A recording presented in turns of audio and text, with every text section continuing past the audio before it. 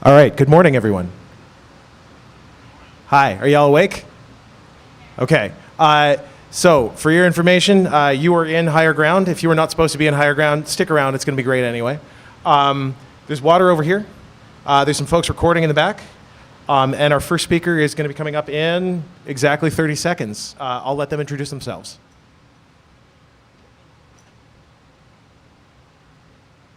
Good morning, everyone.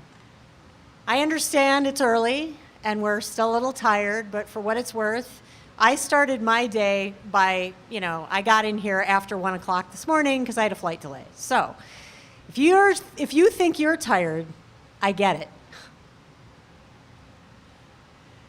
I'm gonna give it just a minute to let folks file in because we're not quite at 10. But while folks are filing in, and I will do my own little intro thing in a minute, who here is in forensics now? Anybody? Who wants to be in forensics or is sort of curious about it? Most of you. All right, cool. I always just like to know my audiences. All right, it is now 10 o'clock. We will get started. So here's what we're going to talk about. And this is really weird. I'm not used to having to be like this, but I'm going to tell you a little something about myself, and then I'm going to give you a little scenario, because everybody likes scenarios. They're much more interesting than just data. And then we'll talk a little bit about what digital forensics actually is, how you can get into the field of forensics, what the daily work is like. We'll sum it up, and then I'm happy to do some Q&A afterwards. So this is me. My name is Kathy Ullman. I'm also known as Investigator Chick. And I've been working at the University at Buffalo for over 26 years. I've been at the security office for a good chunk of those. I started in that office in 2009, but I began in the IT support sysadmin space. I volunteer and I'm on staff in a lot of places, and I love sloths. This is the most important thing on this slide right here.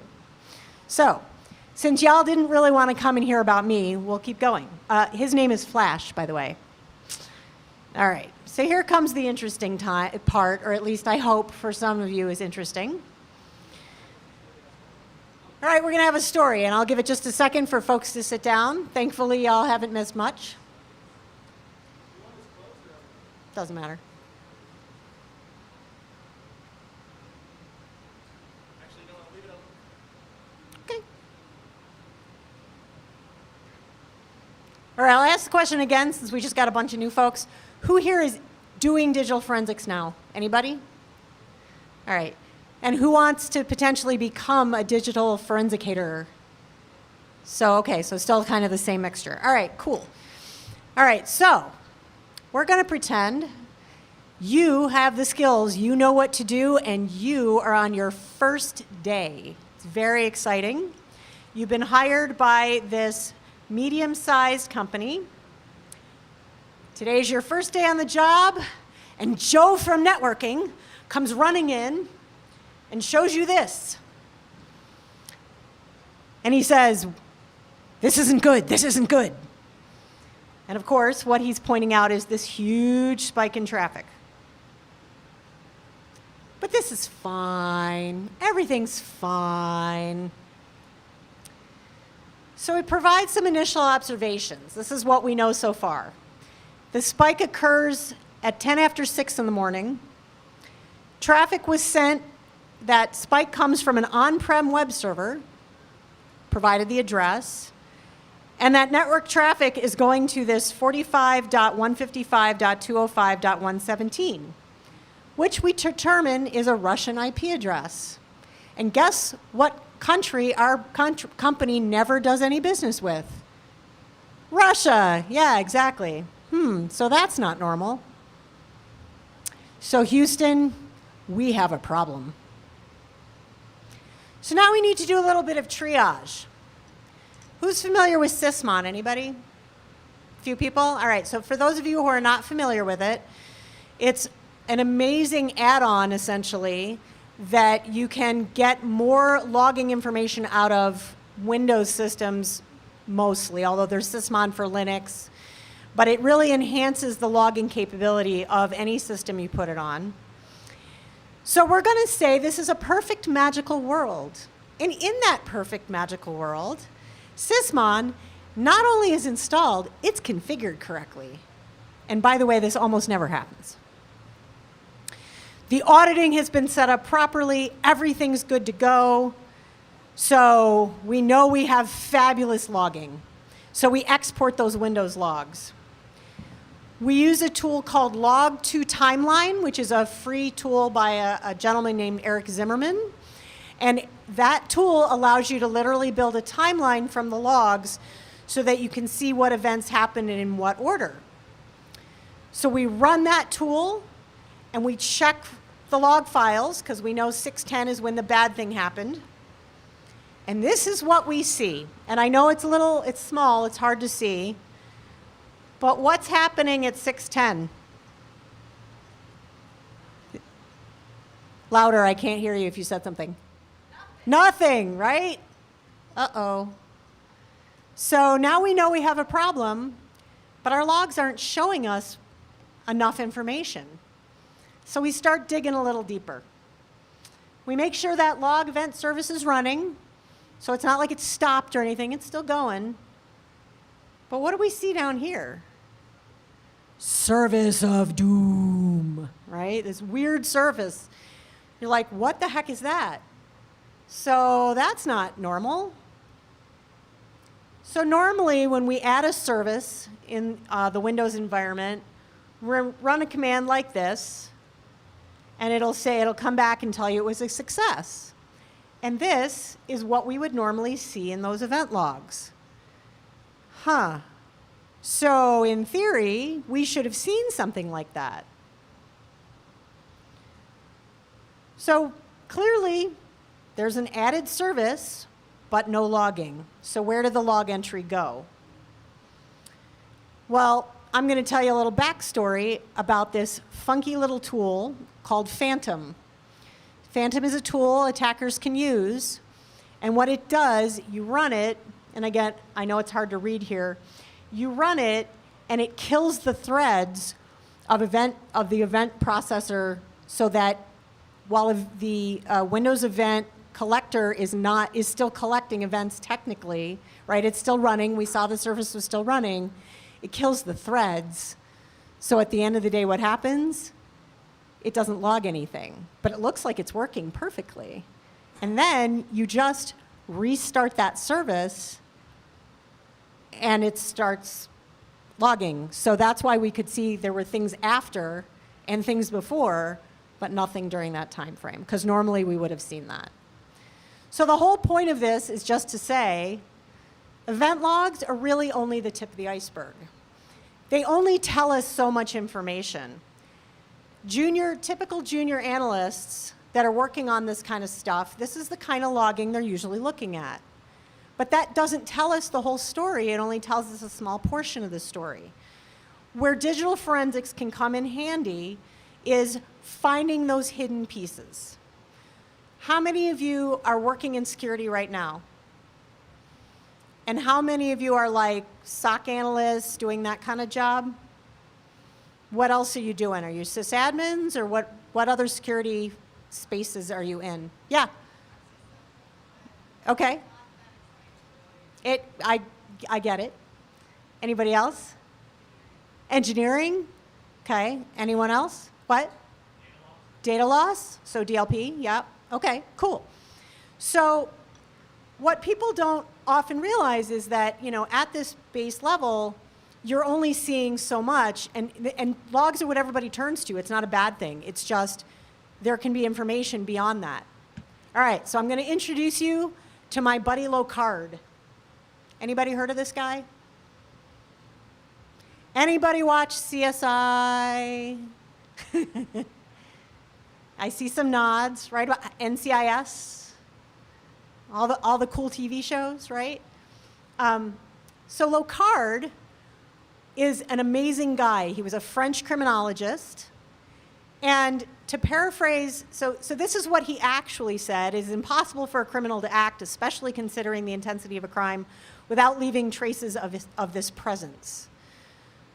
So he's one of the early folks who figures out that if, in fact, there has been some badness that happened, every contact leaves a trace. That is sort of the paraphrase that we get from that.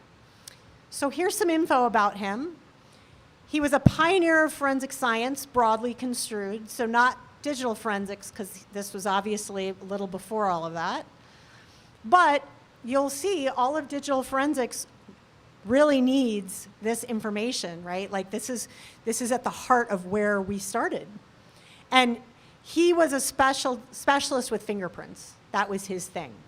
So I love showing Locard because all the things you see when you watch these TV shows and they're doing any kind of digital forensics or any kind of traditional forensics, a lot of it started with Locard figuring out that the contact leaves a trace. So now we need to talk more broadly about what digital forensics is. So digital forensics is this branch of forensic science that, of course, deals with digital devices. It's often in relation to computer crime, but it's not always. So I have told you I've been at the university a long time. My specialty is DFIR. I do cases, everything from employee relations issues. I work with the university police sometimes on things that sometimes become criminal cases. But I also do, some benign stuff like this machine suddenly crashed, we lost things, but can you recover this data, right? And the goal is to investigate in what we call a forensically sound manner. Now, what is interesting about digital forensics, anybody know anything at all about traditional, and when I say traditional forensics, I mean stuff like DNA or fingerprints or trace evidence. I mean, you know a little just from seeing it on TV, right? If I take a sample and I'm doing forensics on it, what happens to the sample? What? Louder. It changes, right?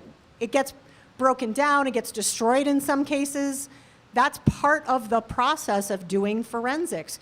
You see on the shows, they put it in a test tube and they put some kind of liquid and then it spins around or whatever. If you're doing fingerprints, you're lifting fingerprints. If you're doing chemical analysis, again, you're sort of adding things. But you are changing that sample. What's weird is that in digital forensics, we are not supposed to change anything. We are supposed to take a pristine image of a drive, as one example, we'll talk about this in a second, and not change a thing. But in today's day and age, we have to change some stuff, and that's a challenge. But it's just, to me, I like to bring up this distinction that we are the only type of forensics that has that requirement. Now, DFIR, right? Digital forensics and incident response.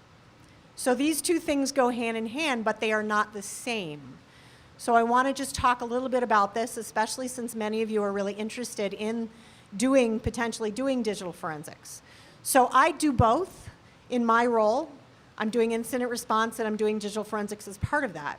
But they really are separate areas.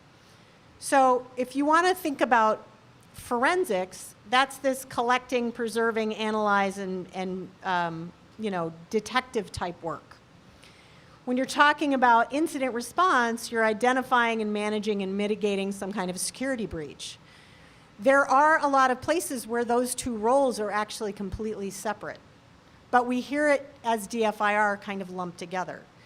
So if this is something you're interested in, you need to decide, am I somebody who's interested in both these pieces, or do I only want to do forensics? Because there are jobs that only are one or the other.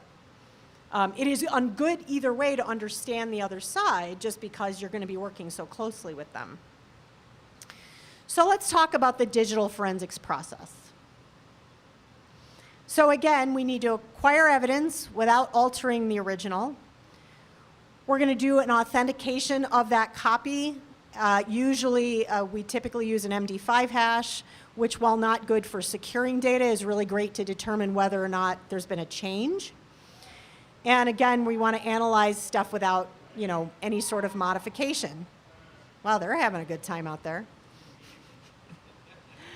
So this little gizmo down here is called a write blocker, and when we're doing this type of digital forensics, which is disk-based, and we'll talk about some different types in a minute, we often use these devices so that we can connect to the drive, pull the drive out of the machine, connect it to one of these little gizmos, and it protects from any writes happening to the drive, so it won't change anything.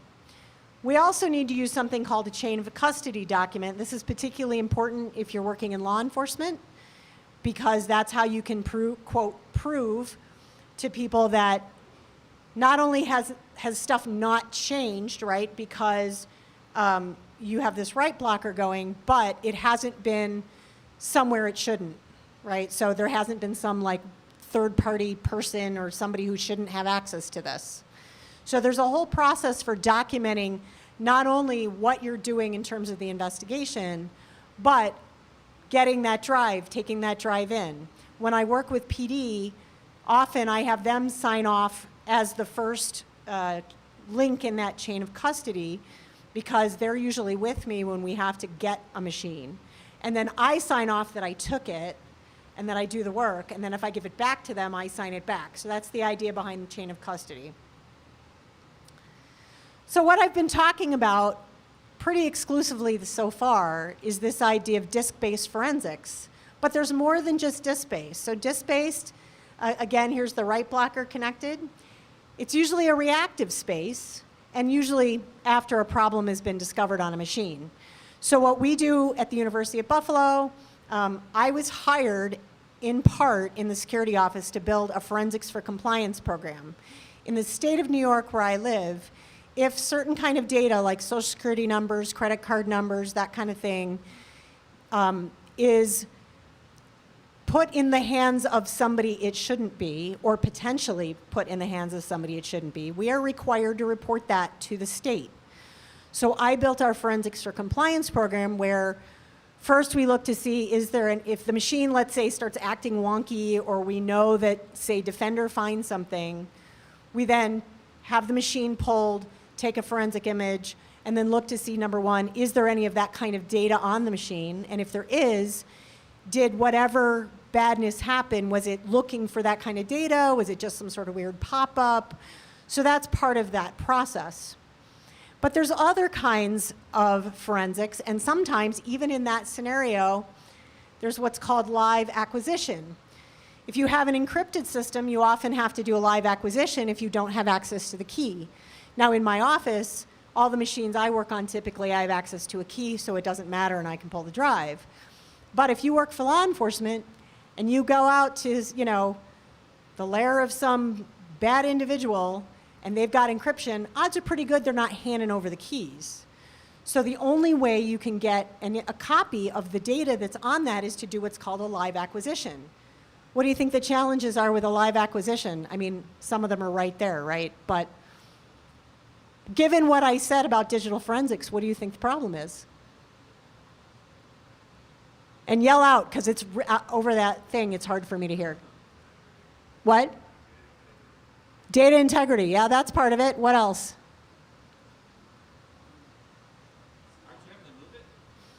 You don't move it per se, but you're going to alter it, right? You can't not alter it because you are getting a live image, which means you are plugging something in to a machine that's running. You're going to make changes. So what's really important is that you document the heck out of all of the things you do. Ideally, every command you type, the fact that it's connected to something, all of these kinds of things.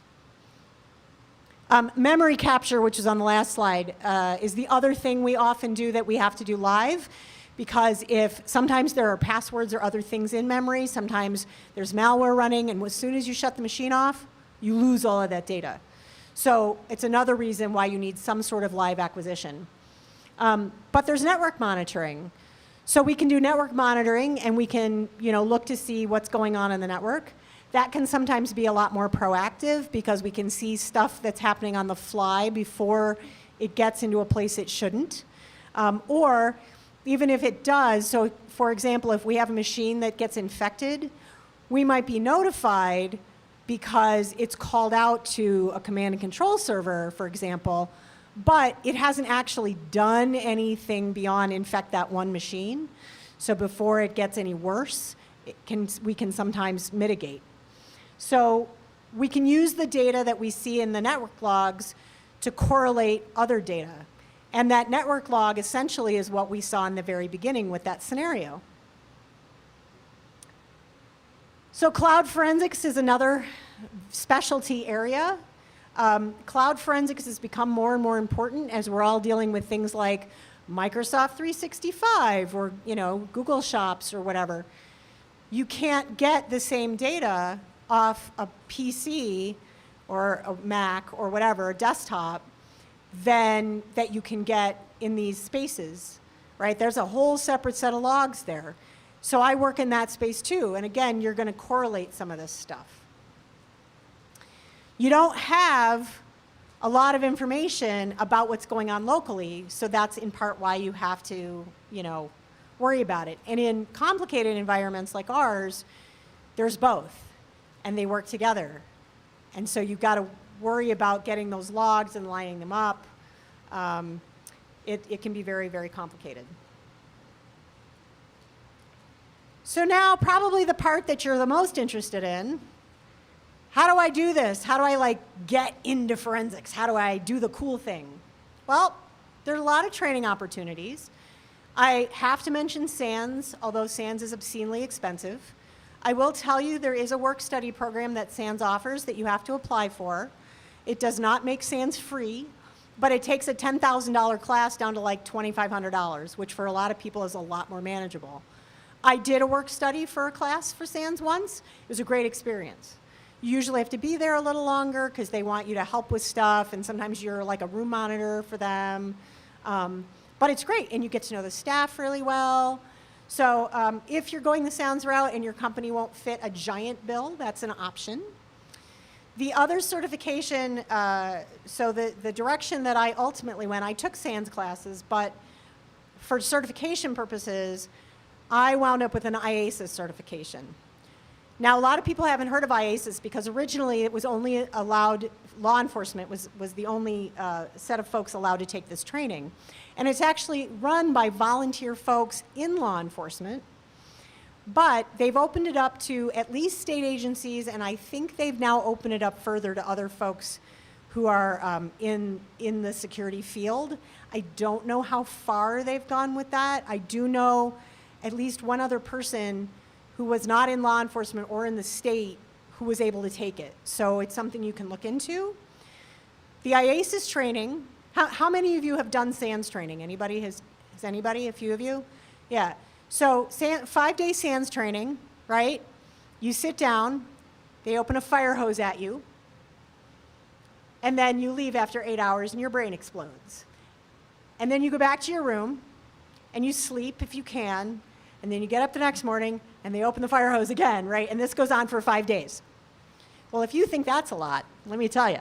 So IASIS is 2 weeks, but it's like $1,500 by comparison.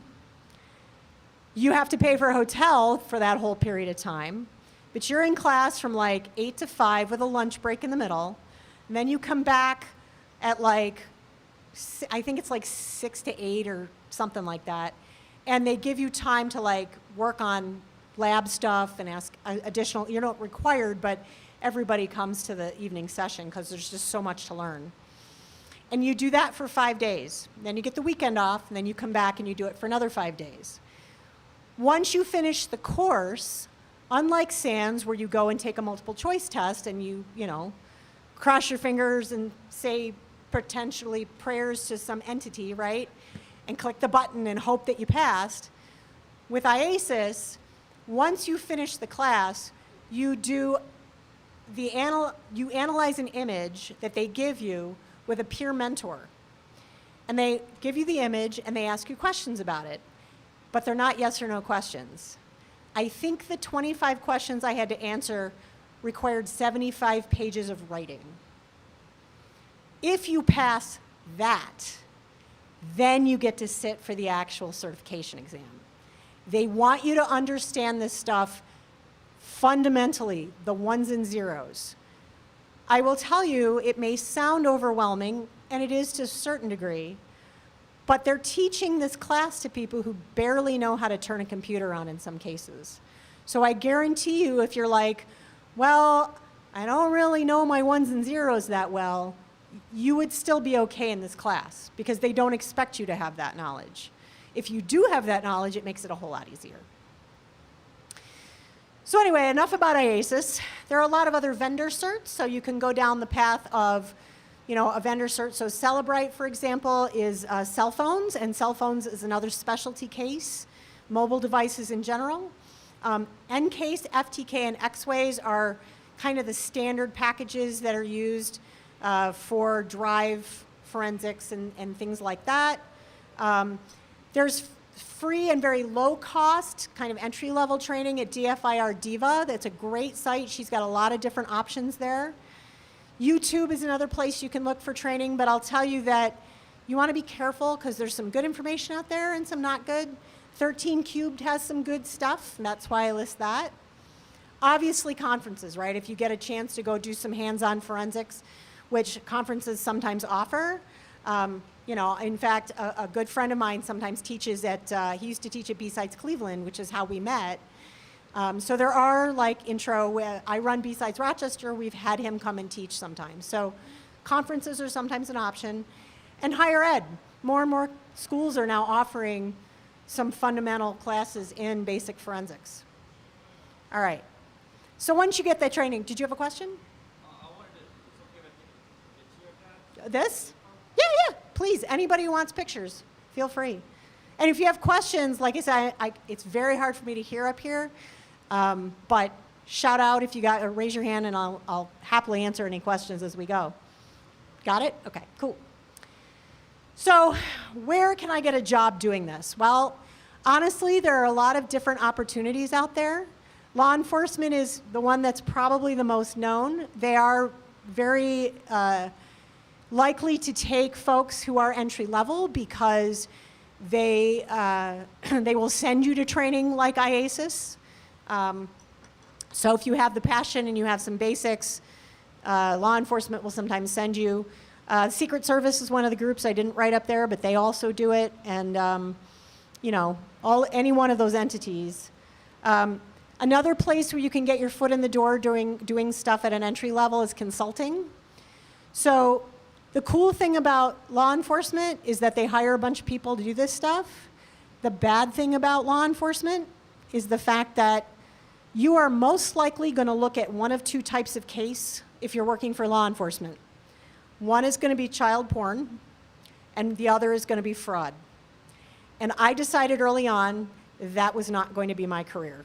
I just, I tip the hat to the people who work in both those spaces because it's definitely needed and it's a great opportunity, but it is not something I can do.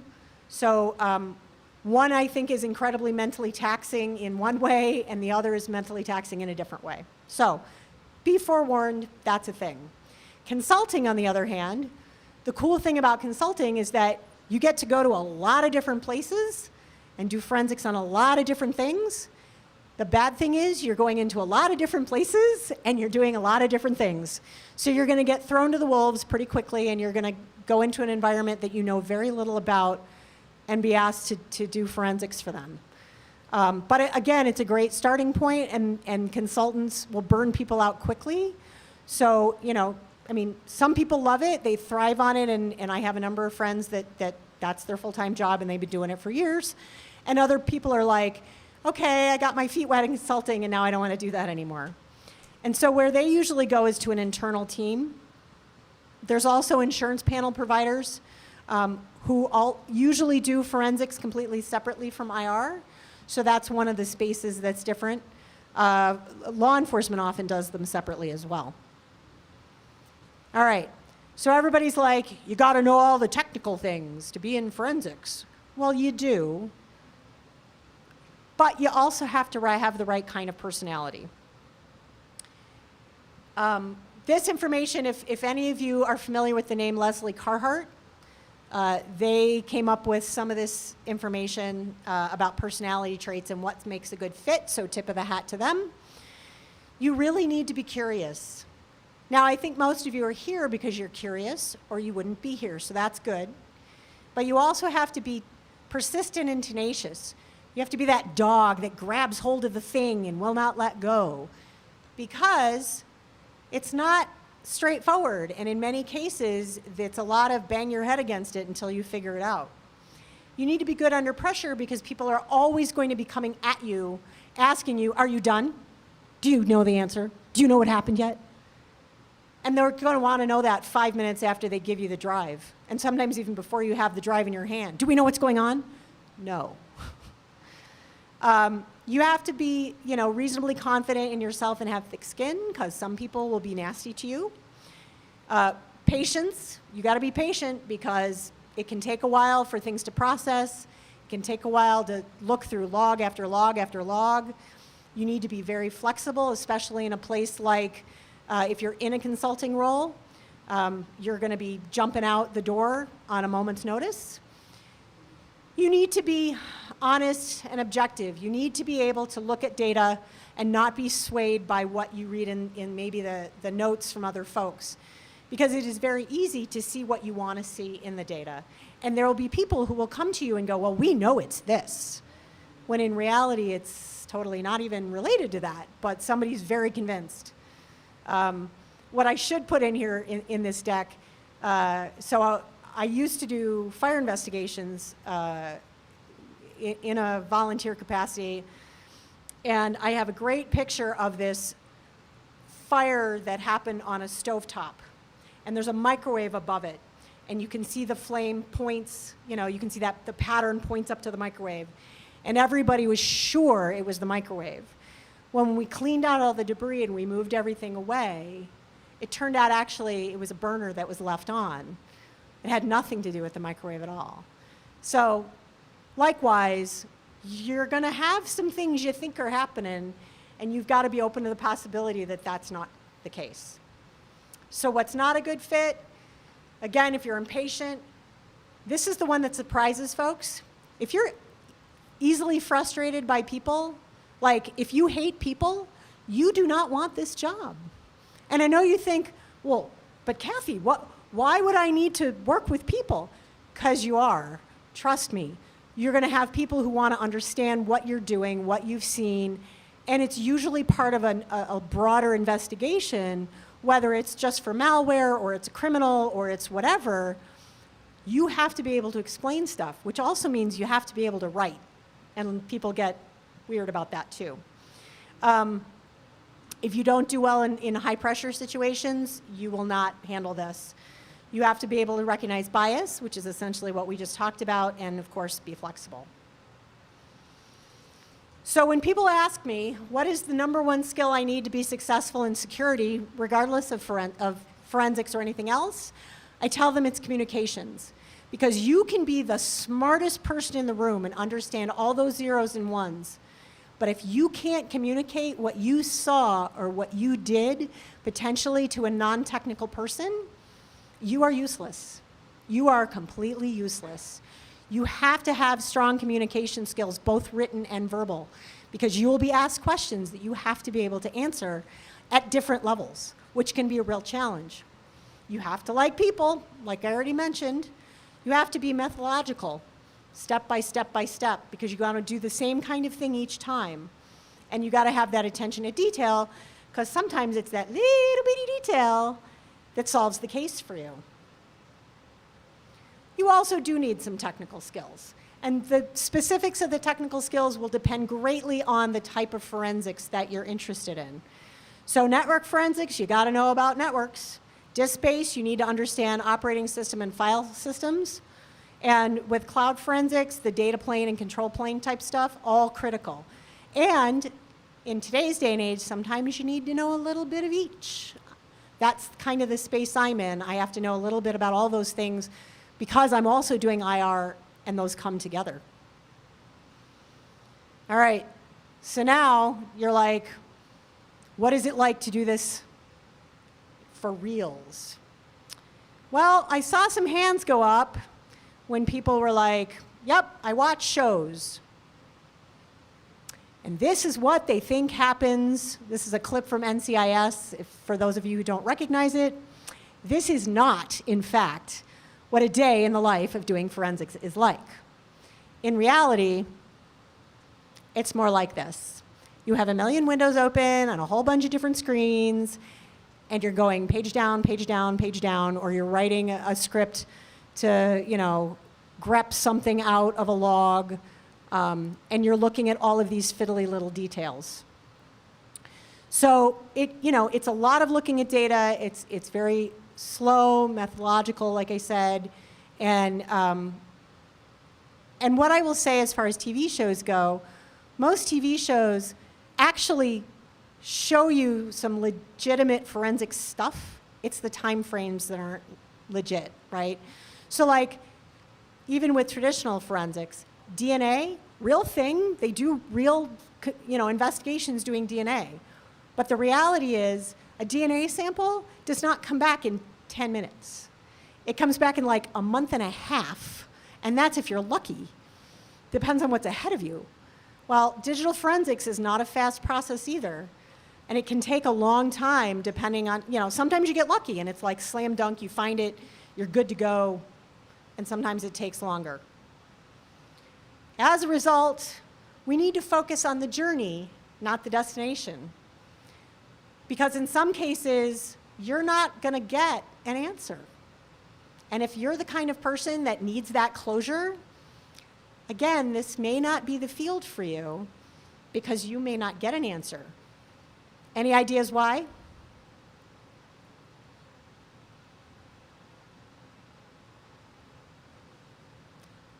What were we missing in the very beginning?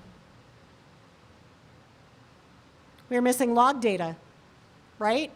And I told you in that scenario, we had the best possible log data. Well, what happens when you're like, I want you to do forensics on this. Okay, give me your logs. What logs?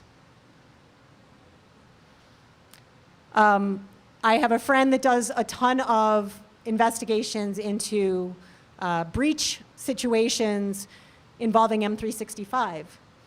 And the default now, in theory, are to have logging turned on. But again, in theory, right? And you have to set up logging to be a lot more detailed if you really want to get the kind of data you need. But it also could be like, oh yeah, we found evidence of the bad thing that happened like a year ago. Do you have logs that go back that far? Probably not. So you can get to the end of a forensic investigation and somebody says to you, well, what happened? And the answer is, I can tell you I see this, and that's all I can tell you. It can be very frustrating.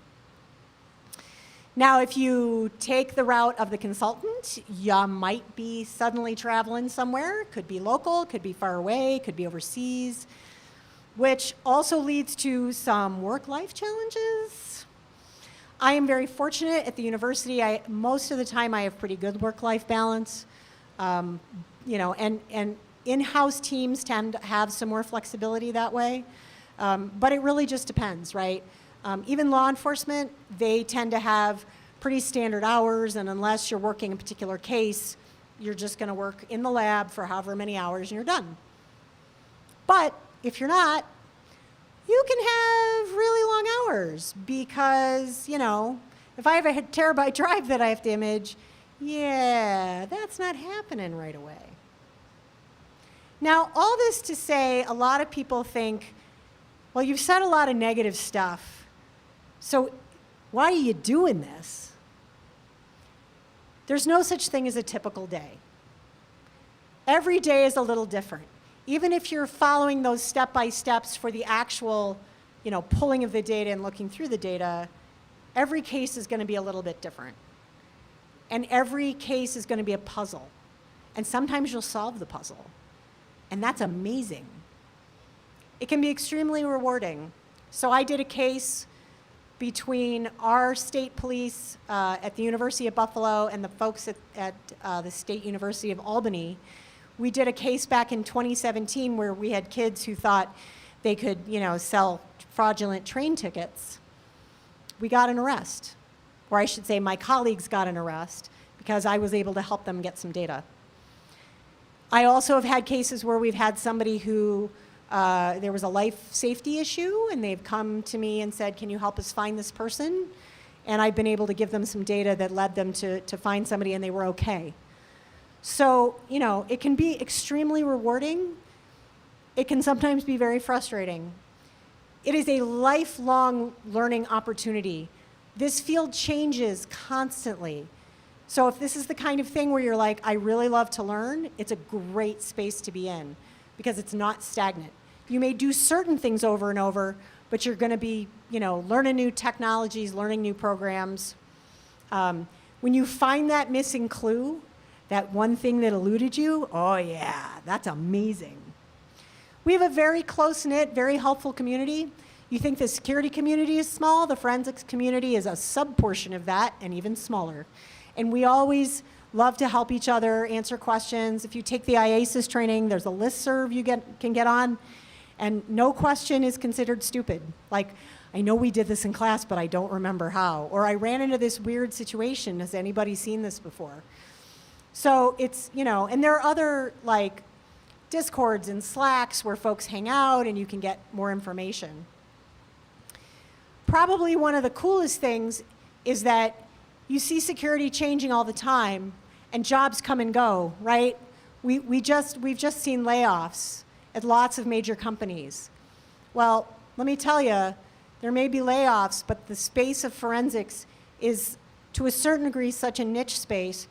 We're always going to exist and there's always going to be a need. The way forensics is done and the details of who does what and how things get processed may change. We used to, in the early days, we did a ton of disk-based forensics. That was almost entirely what we did. But then we started doing memory forensics. And now we tend to do triage. So I have a tool called Cyber Triage that I can run against an image, and it'll pull out all kinds of data for me. And that can be run on a live machine with, again, documenting the crap out of what you did. And you can determine, do I even have an issue here where I need to go further because it can take so long to image a machine. So it changes regularly, but to a certain degree, it's a future-proof field. And I'll sum this up.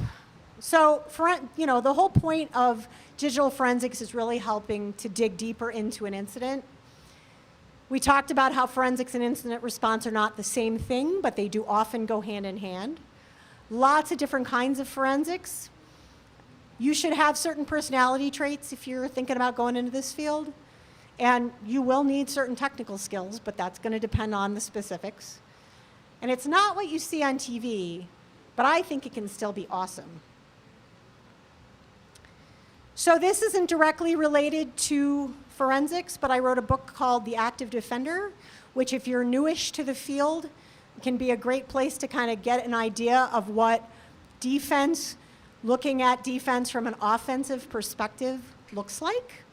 It is all the things I wish I'd known when I started in defending security stuff that I didn't know. So I wrote a book so other people would have that information. And I see folks taking pictures, so I'm going to give it a second here. All righty. I end with this slide, and then I'll open it up for questions. So my degree started out in music industry. I didn't even work in the tech space. So I honestly, I didn't go where I thought I would go, where I intended to go, but I think ultimately I wound up exactly where I need to be. And with that, any questions?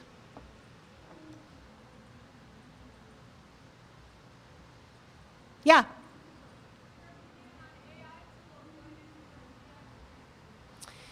My opinion on AI tools in the DFIR space. So there's been AI in everything for longer than people realize. All of your EDR products have had some form of AI for a long, long time. What I will say is you have to be very aware of what the limitations are. You need to double check things. Most of these tools have, again, some form of AI built in, but you need to know where the flaws could potentially be, because they could tell you an artifact isn't actually there. So if you use a tool and it says there's something here, you better double check and make sure it really is there. So, I think they can be helpful in some ways, but I think we need humans that are using their brains to make sure that what those tools are doing, we can explain. And that's one of the things, by the way, about the IASIS training, is that it is set up such that if you're on a witness stand, you can explain to somebody why you get an answer and the person on the other side gets the answer, and they're different answers, but they're both right. So, yeah, it's about understanding under the hood. Any other questions?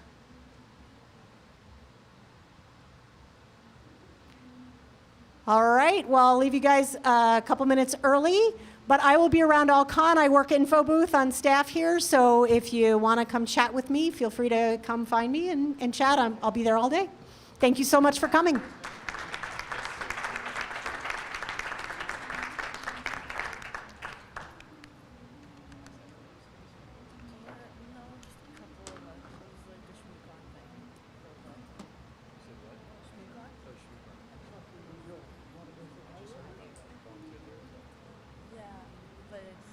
Hi. I volunteered at the last one. Thank you. No. Oh, phenomenal. I went to Northeastern. Yeah, so did I. Oh. Okay. Yeah. Yep. Yep.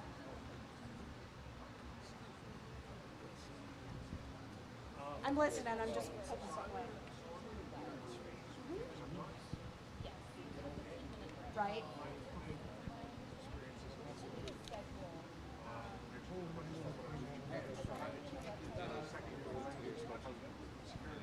Yeah. Yep. Hello.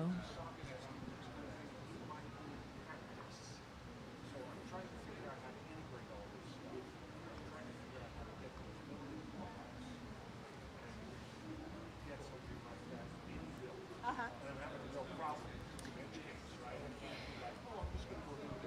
Yeah, I mean, so the fact that you have an accounting degree makes me think, there are people who are forensic accountants. That's why I interned where I interned. Yeah. Nothing came in. Oh, that's too bad. And so a lot of it, it's just like accounting, there's a lot of, you can't get it unless you do it, Yeah. and you can't Do it unless you get it. get it with a little bit of Yep. so, it's supposed to be some people. Oh, is it?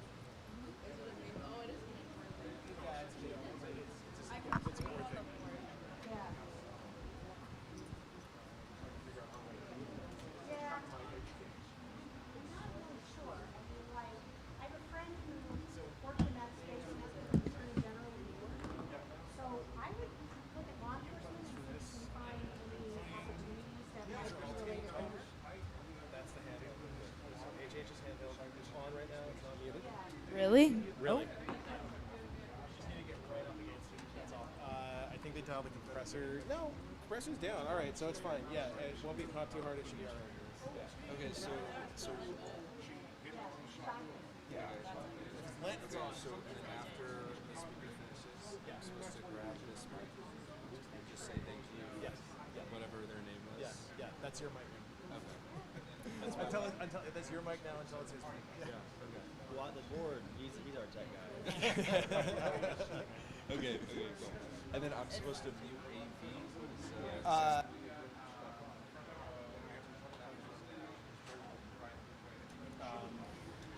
Yeah. So that is the podium mic. I'm gonna go That's what she's that been way speaking. just because I want to make Free sure that tabletop Plenty of time to set up. Hello, it's good to see you. They're not going to ring much, but they're not going to ring at all. Usually they're pretty well compressed. You could also turn them off. That's basically it. AV would be the PC. So the computer she's plugged into, but it's not going to be a thing. Okay. No. Actually, if you want to turn it off at the mic. Yeah, it is the mic. Every one of those. Okay. Awesome. All right. Cool. I think I was reading, so I just thank the speaker. I just say thank you for. Hello, hello. Okay. Hello.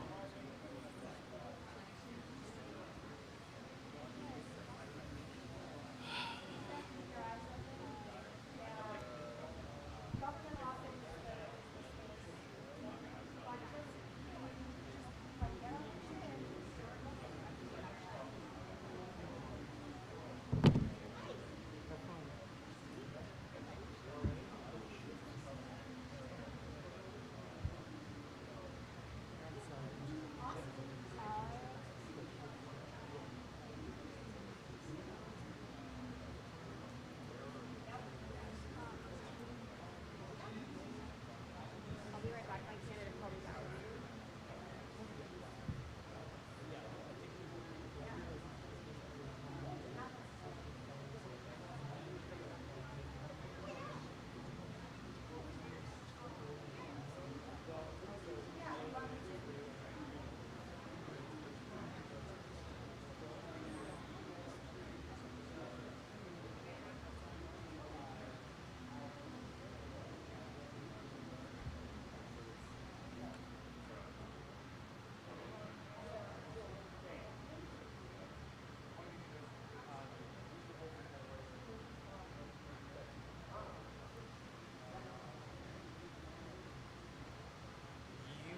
I think we're supposed to have wristbands for people who are looking for jobs, correct?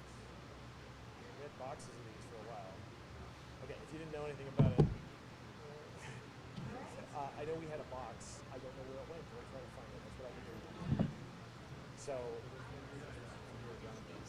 yeah, well, the schedule. Hello, hello. We're doing it in between talks. So this is going to be an interesting session. All of it is kind of lived in real life. So I'm also going to share some templates, which again I'll show then as well. So there are a lot of templates which I have used in my career. They are around project management. Yeah, this is just a general conversation. So That's okay. We have this thing for the clock. okay. Yeah, we'll not get started, but feel free to scan this. You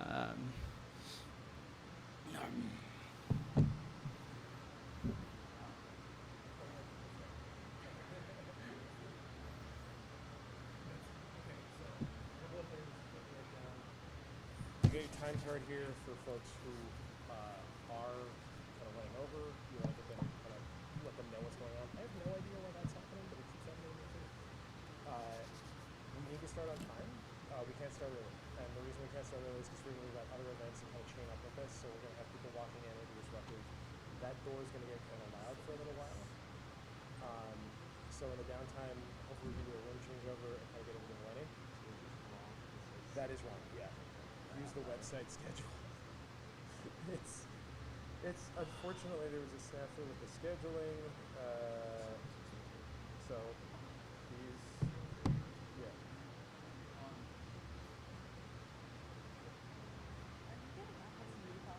Yeah, constantly. Yeah, so this is our 11 o'clock, and then we've got a huge break, which is where the resume reviews are supposed to be happening. And then after that, 2, 3, 5, 6. Yeah. Yeah. Yeah. Yeah.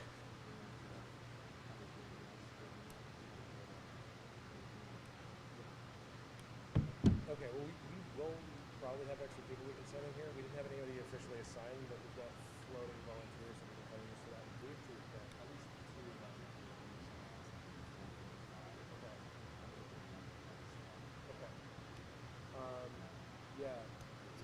should work. I'm gonna be out, like literally, I'm gonna be out front. So, yeah, I'm not gonna be too far ever. You will need to introduce the next speaker. Kind of soon. Yeah. But yeah, otherwise, I think this is just running. This is our live stream. Yeah. So don't touch it. Leave it as you can find. Folks from Source of Knowledge are handling that for us. You know where the mic is, and the resume reviewers should come in and check in with you. If they don't, they're going to check in with me and also. You do whatever you like. I would suggest that. Artemis, I need you to just kind of stay here and keep an eye on things for a bit. I'll set up the floor. Is that okay? I have a little paper for those who are able to do your names. Perfect. How long? How long? 30. Yeah. Until we get everything settled, 30 is for control. I'll swap you out with somebody else. What's that? Okay. You guys okay here? Yeah. Excellent. All right. I'll be back.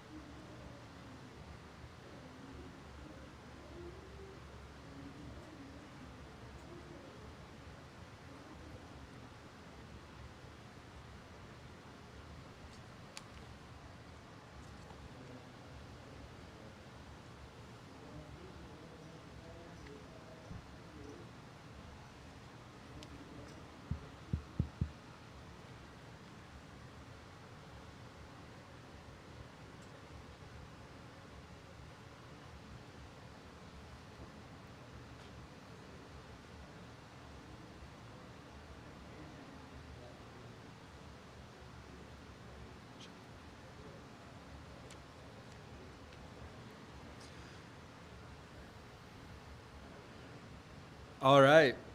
Good morning and welcome to B-Sides Las Vegas Higher Ground. This talk is Building High-Performing Security Teams by Anshu Gupta. A few announcements before we begin. These talks are being live streamed, and as a courtesy to our speakers and audience, we ask that you check to make sure your cell phones are set to silent. If you have a question, use the audience microphone so YouTube can hear you. Make sure to point at the mic in the audience so people know where it is. As a reminder, the BsidesLV photo policy prohibits taking pictures without the explicit permission of everyone in frame. These talks are all being recorded and will be available on YouTube in the future. Please move over to this side of the room or closer together so that we can accommodate more audience members. With that, let's get started, and please welcome Anshu Gupta.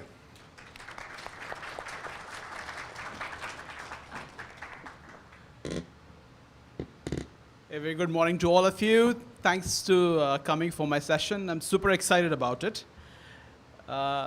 This is a topic very near and dear to my heart because, as you grow in your career, it's not just you anymore. You're responsible for your own team, for their development, for their growth.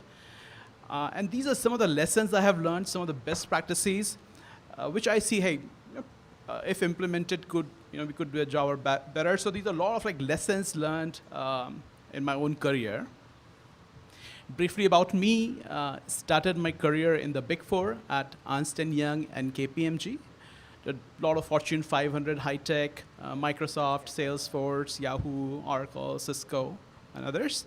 And after that, I was Chief Security Officer at 6 startups, Coupa, which went IPO, HelloSign, which got acquired by Dropbox, Varo Bank, and so on.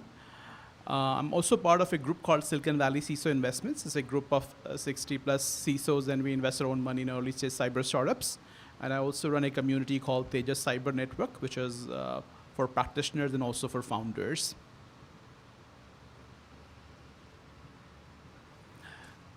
So before, when you think of a security leader, it's very, very important that the leader himself or herself have a good idea what their management philosophy looks like. So for an executive, they should have an opinion based on life experiences and not just any random opinion. It should be backed by fact. So when you actually interview a security leader, the first thing you look for is, can this person articulate a well-defended opinion? And second is, what does their philosophy look like? So for example, this is my personal management philosophy, which is inspire. Can I inspire my team to be better versions of themselves, both personally and professionally? Educate. I think of myself as a teacher, which is, I have learned a lot of things technically, management. Can I impart that knowledge to my team? Empower. Can I empower my team? Maybe guide them, maybe give them that initial nudge, but empower them to take their own decisions, make their own mistakes, grow in their career. And the last one is focus execution, which is, at the end of the day, we are hired to do a job, and how do we make sure that we deliver business value? The other key thing for a leader is, which is, what does your service motto look like? And I'm thinking this is my personal, I'm sharing as an example. You could have your own service motto. Mine is visible, which is we are not hiding anywhere. The security team is there to help you. Accessible, we are not just hiding you. You can actually reach out. We have channels. This is how you reach out to us. And service oriented, that at the end of the day, how do we help you in case you run into an issue, there's a security incident, or we need to help the DevOps team or the cloud team, and so on. How do we help them do their own job while managing risk for the business? I think the first few slides are going to focus on hiring, because when we say team, you have to build a team. And to build a team, you need to hire the team.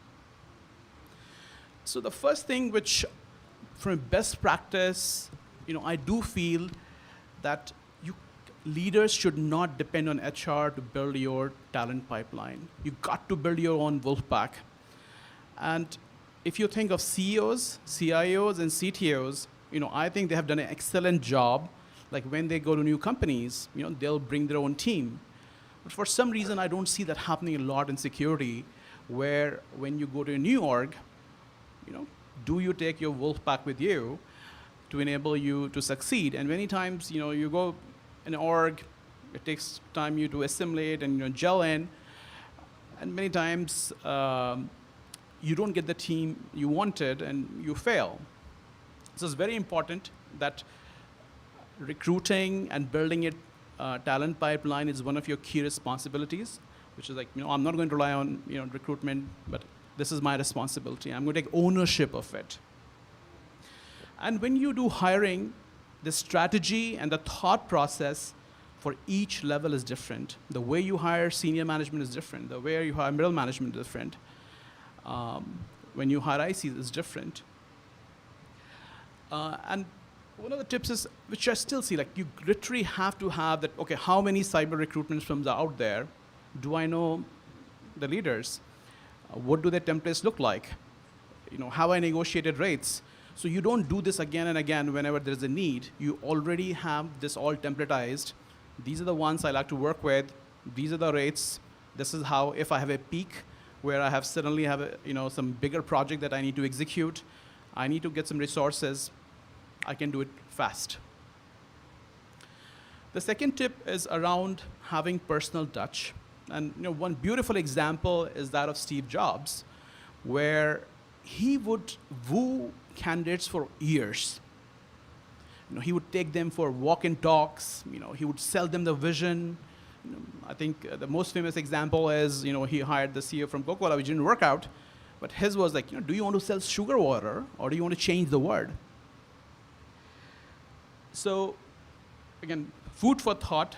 Like, how are you bringing that personal touch to this hiring process, where it's like, I want to work with you. It's like your brand.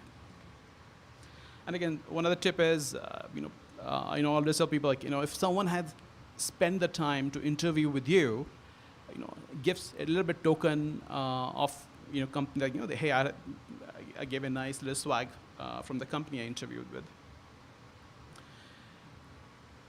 This is, again, I don't think this is done well. Like, pretty much, like, right now, we are one of the most, targeted environment for hiring, and I don't see people utilizing it well.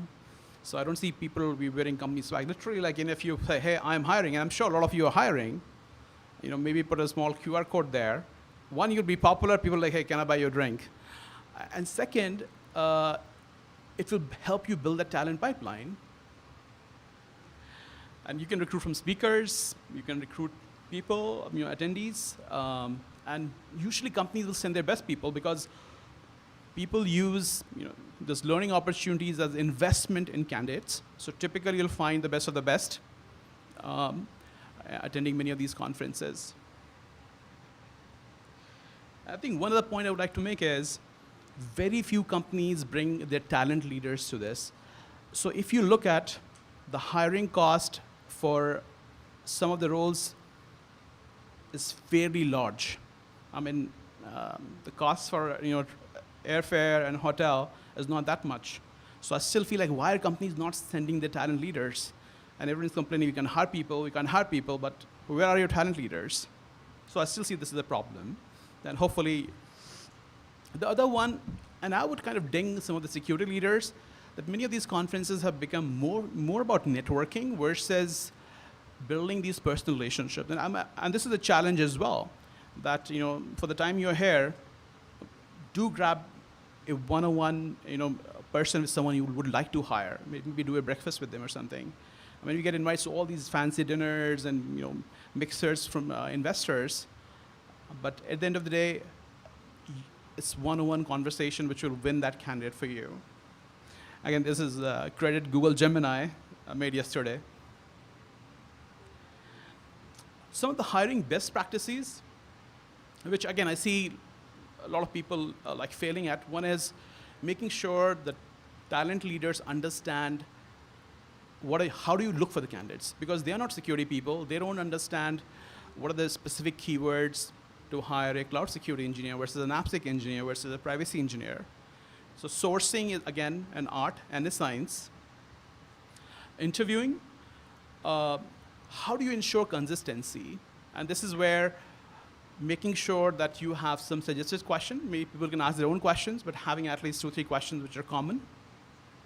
Having a proper kickoff meeting. Just like literally hiring someone is a mini project in itself. So when we do projects, we have a kickoff meeting. Similar when you're hiring someone, having a proper kickoff meeting with everyone, going, hey, what are we going to interview for? What is this role about? And how are we going to go about it? Shadowing, I don't see it happening again a lot, which is having a recruiter sit through an interview to see what are you looking for, how do you interview people, so they understand your style, and otherwise a lot of time just wasted, and that hey, we are not finding the right person. Again, encouraging people internally or within your team to make sure they refer good candidates, which is responsibly. You want to hire people you want to work with, and you also want to help the company. It's not just within the security team, outside as well. So I do feel, referring is a win-win situation for everyone involved. Some best practices around building the talent pipeline, organizing security meetups, not at other locations. If you're a large org, can you do it in different countries, different offices? Then it comes to branding, which is, people say, this company's security team. How do you build that brand? So I'll tell you, in engineering, people have done a great job. I'll give you one example. Like the Uber engineering team pushes out amazing blogs. And to this day, I actually go and read them, and I have bookmarked them, because they have built a brand that we publish high-quality technical content, high-quality original content. And they do meetups as well. So similar, I feel like, why are security teams not investing in building the brand? It could be through a blog post. It could be through maybe YouTube videos. The job description could include what kind of open source work the team has done, speaking at larger conferences, because you want to basically say, these are the kind of people that you get to work with. Internal talent pipeline, again, I think an area I feel like a little bit ignored. And I have found QA people to be some amazing AppSec people. They need a little bit training, but they have turned out to be excellent AppSec people. New grad hiring. So the good thing is, this is actually from NSA. They have published the Center of Excellences, so some universities have already been organized. And again, I think every security leader should know the professors in each of those universities. And a real sign of maturity is that, can you just not hire even domestic talent? Can you hire, there's some really amazing universities doing amazing research work. Like Europe is really good on crypto. There are tons and tons of research going on. Can you hire even international talent, the best of the best in the world? Okay, now you hired the talent, but how do you retain and motivate to stay? And honestly, the good people, they can move whenever they want. If a person has specialized, put in the time and effort, they are never wanting for a job. And they're usually very self-driven, so you can't micromanage them. And basically, you give them the problem, get them started, they'll get it done. So micromanagement is not a good idea. The other thing I would say is understanding what their motivations are. And everyone, and this is actually I would say general human behavior, everyone is driven by different things. Some people are like, hey, I have skills, I want to get paid top dollar for it. Some people are like, no, I'm looking for name recognition. Some people are like, is the company investing in my learning? What kind of learning budget they have? Someone could be, I want flexibility. I don't want to move. I'm happy here. The company allows me to work from home. I'm able to do my job. Whenever I need flexibility from my family, the company is very friendly. Why would I move? Maybe I get a little bit paid more somewhere else, but I like the culture. I like the flexibility. I'm going to stay here. So every person is different. So understanding motivations is very, very crucial if you want to do retention. Everyone is different. Okay. The other thing which I feel is, from a security leader perspective, is not well done is leaders don't publish how do I operate document. And it's not just you. I mean, you could ask your leaders as well. Like, you can publish yours too and maybe put it on the Drive, Team Wiki page. And these are some good components of a good how do I operate document, which is like, what are the outcomes you own? Maybe this is a security transformation project. Maybe there was a breach, and now you're brought to basically take the company to the next level in terms of maturity. What time zones you operate, what works best for you. So for example, like, some incident happened and someone slacked you, like, hey, why didn't you text me? So both for regular communication, for emergency communication, you got to know what does the communication protocol look like. So, I highly encourage, putting something like this for you, for your team, and publishing it. So one is about you. How do I operate as a leader? Second one, how do we operate as a team?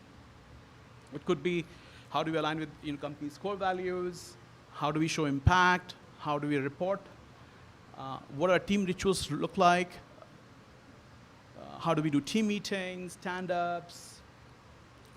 Is there specific reporting formats, and so on? Onboarding best practices, and I do feel that there's a lot of opportunity for improvement here, which is really understanding what the company business is. And there's some best practices around. Sales does a great job because they need to sell. So they literally have a boot camp where say, if you have to pitch the company to a customer, this is exactly your script. And usually it's like a one-day boot camp. So maybe the security person attends part of it, where it's about the product. You don't need to actually learn more of the sales op, which is more on how to do POs and whatnot. But you can attend part of the sales bootcamp to re-understand both the company and the product. Or maybe sit on a sales call with the prospect. A lot of leaders actually do that, primarily at the C-level. But it's not a bad practice to bring this to other security leaders as well for key positions. The other thing which I feel could be done better is, a lot of people say, okay, I'm going to give you a 30, 60, 90-day plan and what I want from you, but they don't do a good job at how do I really assimilate you. So what does your week 1 look like? What does your week 2 look like?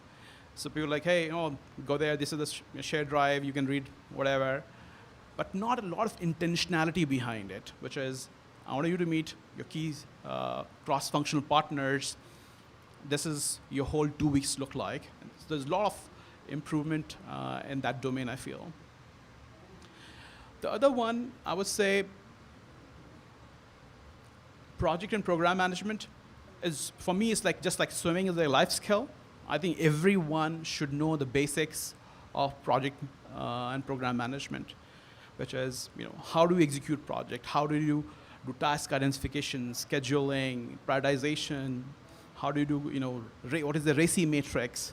So apart from technical skills, which is, I can find vulnerabilities and so on, and I can help remediation, how do I actually run projects? So especially when you're hand-holding someone for leadership roles, this skill, I think, is a must-have. Again, some of the tips, how do you can become better and making sure that you're not just swatting issues, but taking a step back and say, what does the whole picture look like? Execution, getting started. So again, many of these projects is, let's get started. But when we say get started, you always started with straw man. So these are some good templates to have, a checklist, maybe a technical design document. So you iterate. So you don't just do it at the end. You start with the start man and you continuously build upon it. People are keys to the puzzle. So the biggest thing is understanding, I think the biggest challenge I see, both, not just in professional life, people say, hey, why is not everyone like me?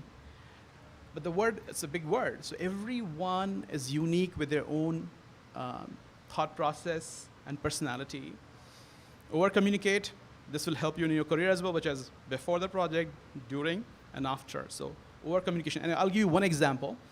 So everyone knows the pen testing has to happen once a year, but I feel still a good job is not done in terms of communicating. Hey, block these many hours in your engineering plan because pen testing will happen in Q4. We'll typically find 5-7 issues. So this is a good example of over communicating, which is I'm not just planning for my team, I'm also thinking about you, where my work impacts your work. Celebrating communicating wins, embracing feedback, and so again, when this is a good, like Amazon, which is time to disagree but commit. So when everyone has agreed, we execute. Come from a place of curiosity, which is start with a question, not an opinion. Asking a lot of clarifying questions and giving kudos and credits with due. And I think in what I call positive parenting. So what happens is when a kid misbehaves, you say, hey, don't do it. But when a kid behaves well, you say, hey, you did a good job. Here's the candy for you. I think similar tactics could be actually used, in business context as well, which is you encourage good behavior and you incentivize it. High-performing teams.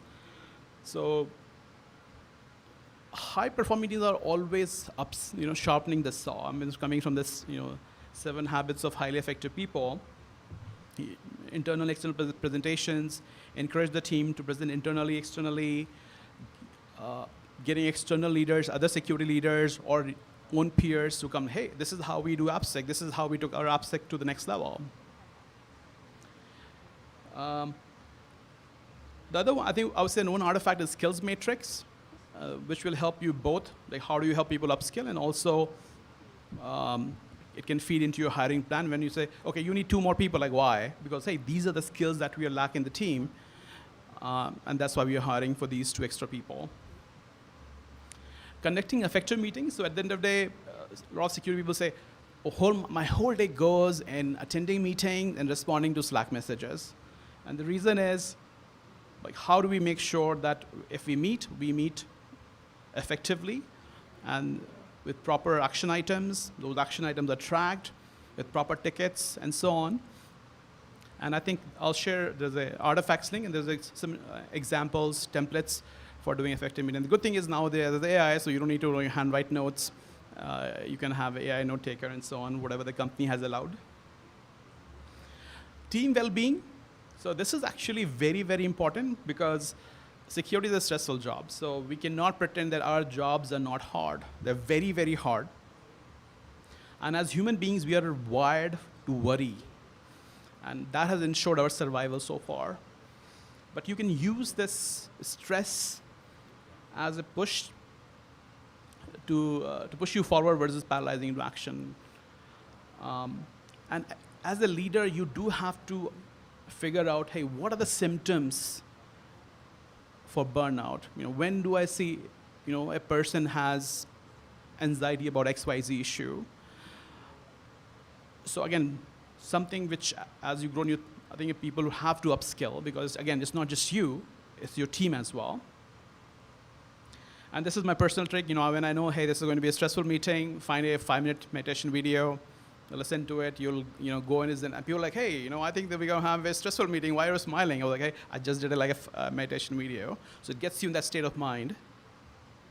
Communication types, you have verbal, non-verbal. So what is being said and what's not being said.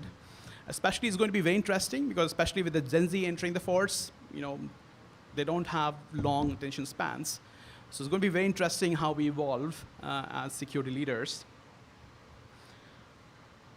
And there's some lessons to be learned from the advertising industry. So whenever we communicate, we're like, how does this email make someone feel? So for example, like if there's a classic example, a Japanese ad didn't say, hey, we have quality products. So the ads were, how do I make you feel? When you see these visuals, how do you feel? So there's a lot of interesting lessons that security teams can learn from the advertising industry when it comes to communication. Active listening, being comfortable with silence.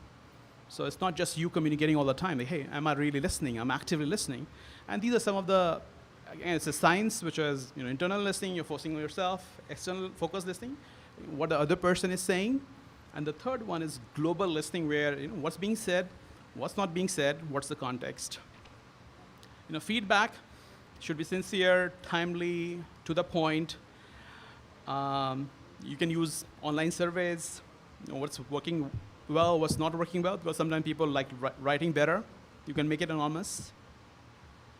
Customer-centric, which is making sure that you're serving your customers well, for both internal and external. Conflict management. So I think we are getting close to the time, so I'm going to finish quickly. Again, conflict is part of human experience, so making sure this will happen and being prepared for it. So we can't say that, hey, we'll never have conflict, we'll have conflicts. Managing up, the key point here is that you should be pushing information versus information being pulled out of you. And there's a beautiful tip on executive communication: be brief, be bright, and be gone. Some of the performance management pillars. I think the tip here is maintain your accomplishments tracker, which is what I've done, back it with metrics, and so on. So this is the link for a lot of artifacts. They're both around team management and artifacts and templates which I have developed over my career. Yeah. So that's it for today. I really appreciate all of you being here.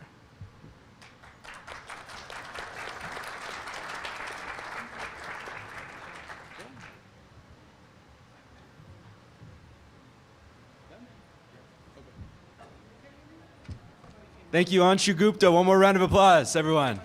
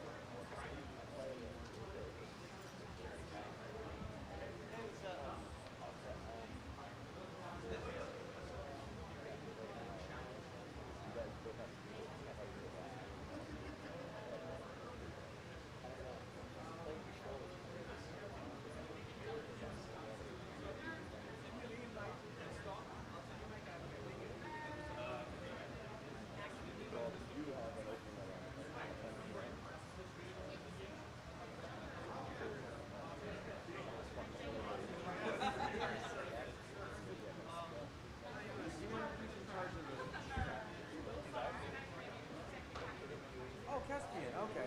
Yeah, he's like me. Oh, you do that? Oh my goodness, I've seen him on video calls since. Yeah. It makes me feel a little older, but very proud that.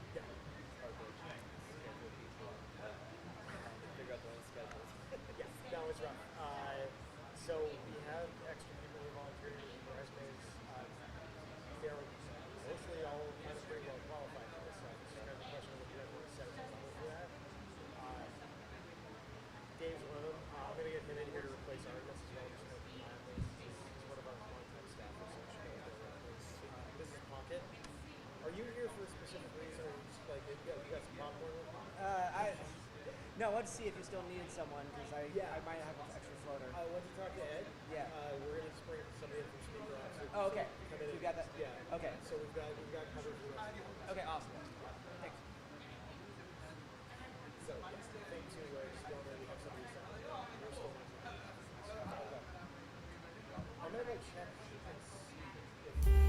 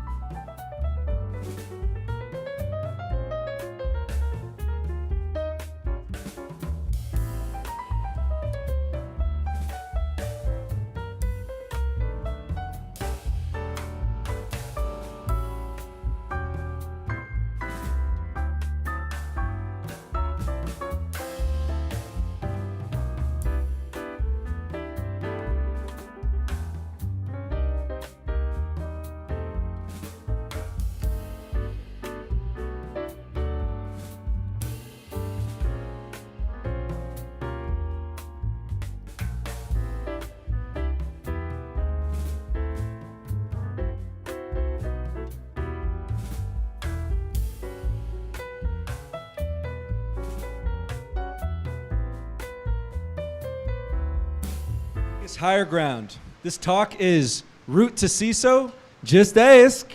Yeah. By Chris by Chris Rides, Johan Balaguer, Yonessi Nunez, and Jeff Briner. A few announcements before we begin, brought to you by Code Red Partners. These talks are being live streamed, and as courtesy to our speakers, we ask that you check to make sure your cell phones are set to silent. Towards the end, if you have a question, raise your hand and we'll bring you a microphone to you so YouTube can hear you. As a reminder, the B-Sides Las Vegas photo policy prohibits taking pictures without the explicit permissions of everyone in frame. These talks are all being recorded and will be available on YouTube in the future. Please consolidate and move closer together so that we can accommodate more audience members. With that, let's get started. Please welcome Route to CISO, Just Ask. Thank you very much. Hey everybody, who was here on the Route to CISO one that we did last year? Anybody? Hands up? No? Okay. All right, a couple of people. So, in terms of what to expect, this is completely Q&A. Right? The whole idea is I have some questions here, but I'm not planning on asking them if I can help it anyway.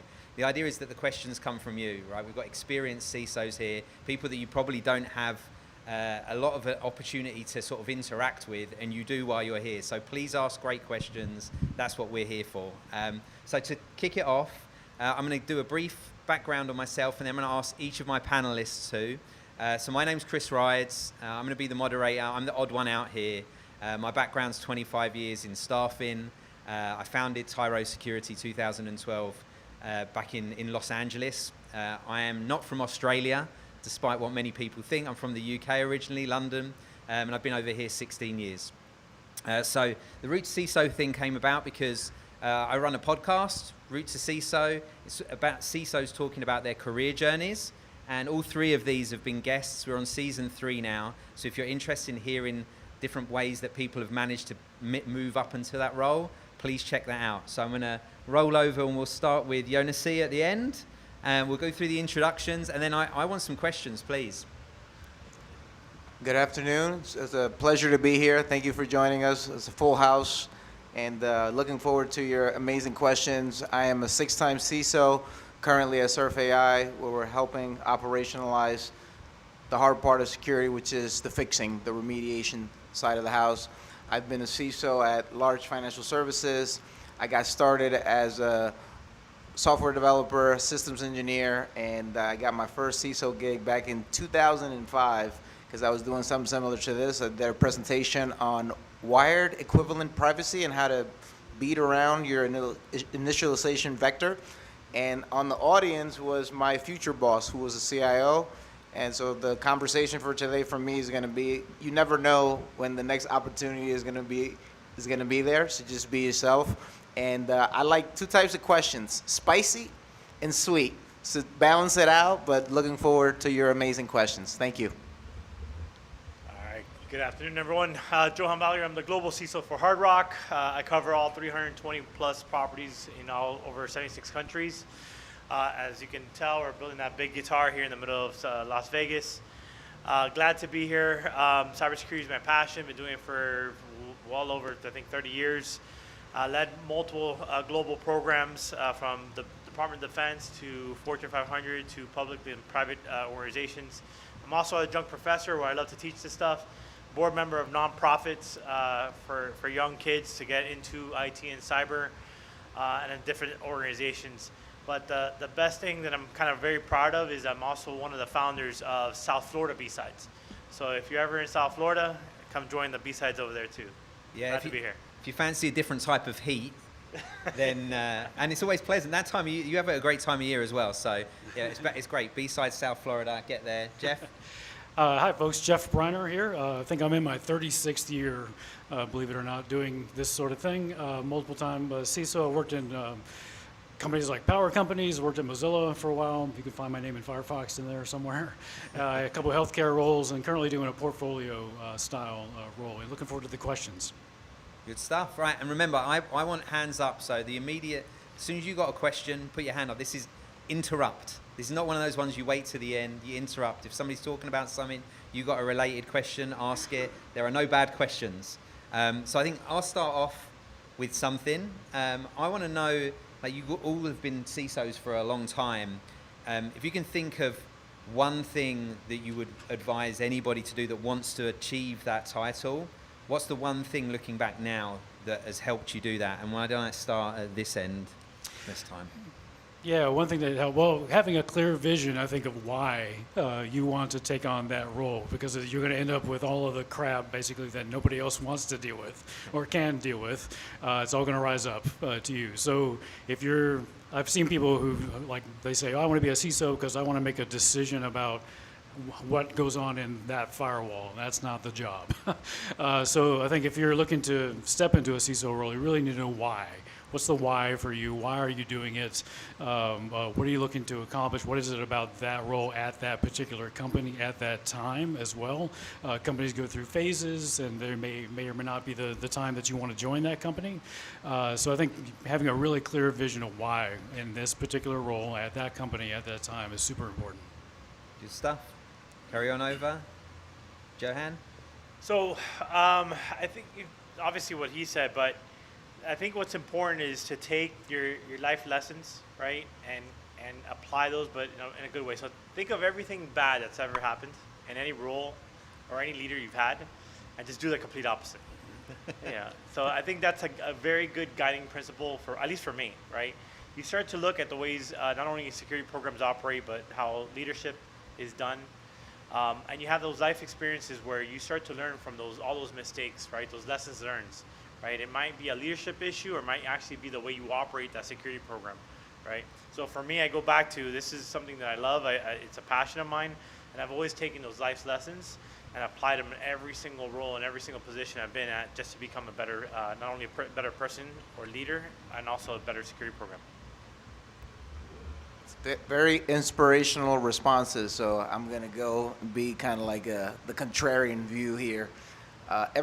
Most people that I knew back in the day that wanted to be a CISO, by the way, that title wasn't really used back in the day. It's a fairly recent and new title.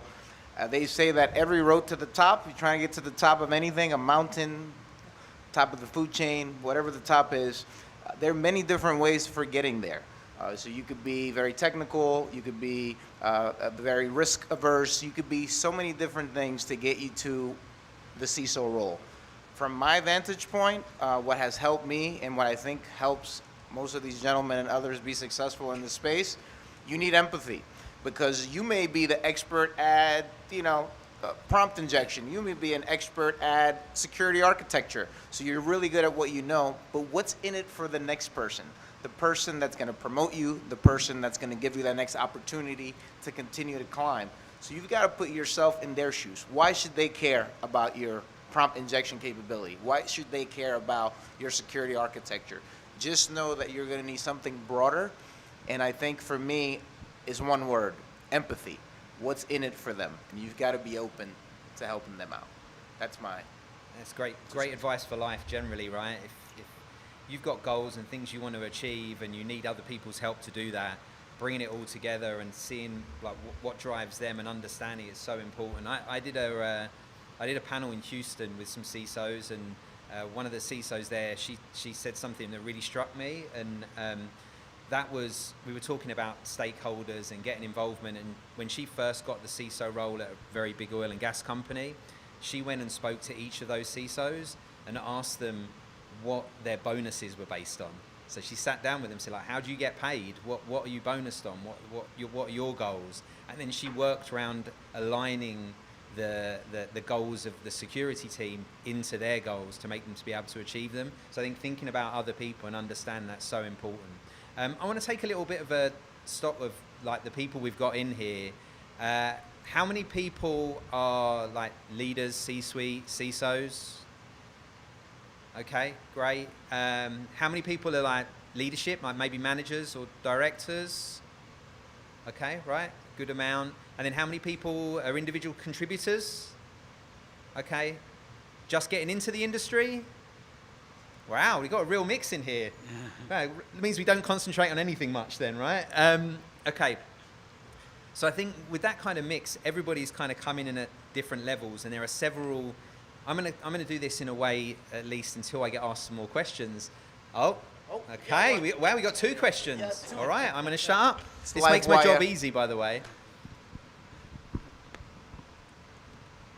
So I've got a question that ties in with both what Yonzi was saying and what Chris was saying.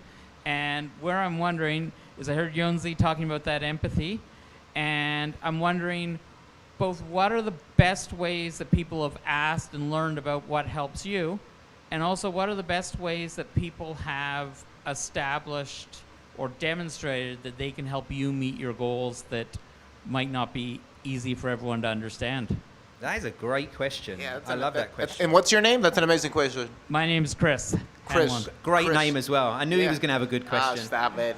All these Chris's sound alike. So I'll just fast forward. So on season 3 of Route to CISO podcast, I get voted off the island. So it's a little spoiler there. But Chris, it's a really good question. What has helped me specifically, and when I mentor others, is about giving. So we talk about leadership, and sorry for the history lesson here, but a leader to me in 2026 has been flipped upside down. Back when we were nomads, a leader was someone that gave of themselves to help the crew, to help the tribe. Today, a leader is someone that tells you what to do, which is the wrong thing. So when you start raising your hand and saying, I got this, on something that's gonna help either your team or your company move forward, you're going to be working on your brand. And when you deliver positive outcomes, right? Because it's not just saying, I got this. Now you got the responsibility to go deliver. You will find that the next time that something comes around and Chris says, I got this, guess who they're going to pick to lead? So I always feel like I don't know everything, but I can go find out. So you need that excitement. You need to bring that attitude of can do. And the leaders will notice this is someone that can help the rest of the team. When you're adding value to more than just yourself, your brand grows. And for me, not to get too on karmic connections here, but I feel when you do good things happen to you. And saying I got this and delivering positive outcomes is, for me, the road to the route to CISO. I'm going to jump in there real quick. So that's a perfect example. The one thing I tell everyone is the worst thing you could ever do is be out of sight, out of mind. Right? If you're out of sight in your mind, you might be the best worker, right? The hardest worker, the best worker, but if you're out of sight and you're out of mind, no one knows that, right? You need to showcase your skill set. You need to step up, right? A volunteer to not just within your department, but within the organization. I'll give you another example. There's someone who joined our organization, not too long ago, and that person stepped up. And they started to demonstrate that they wanted to be in a leadership. This is an individual contributor, not a leader. Wanted to be in a leadership position.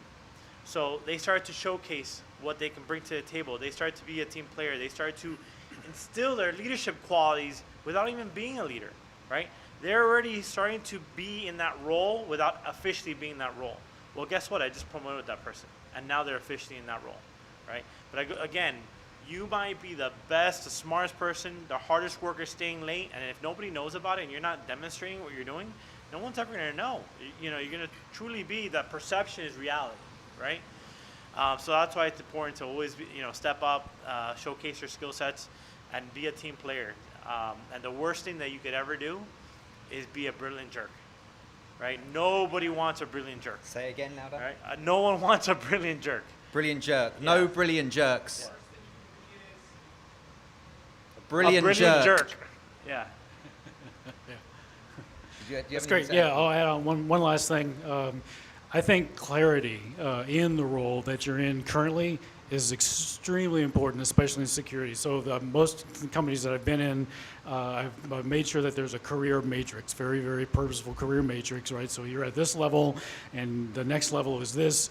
Here's what that looks like across a bunch of different properties of your job, right? What kind of decision-making authority do you have, financial responsibility, et cetera, et cetera, et cetera, at this level and the next one, and then we meet every quarter or every week or whatever the cadence is that you want to talk about what the next level looks like. So that clarity of role is super, super important. You either need to get it, you need to ask for it, or you need to create it, one of those three, and I've done that in every role that I've been in, basically. If it's not there, I go create it, make sure that we're in sync, even if I'm not the leader, right?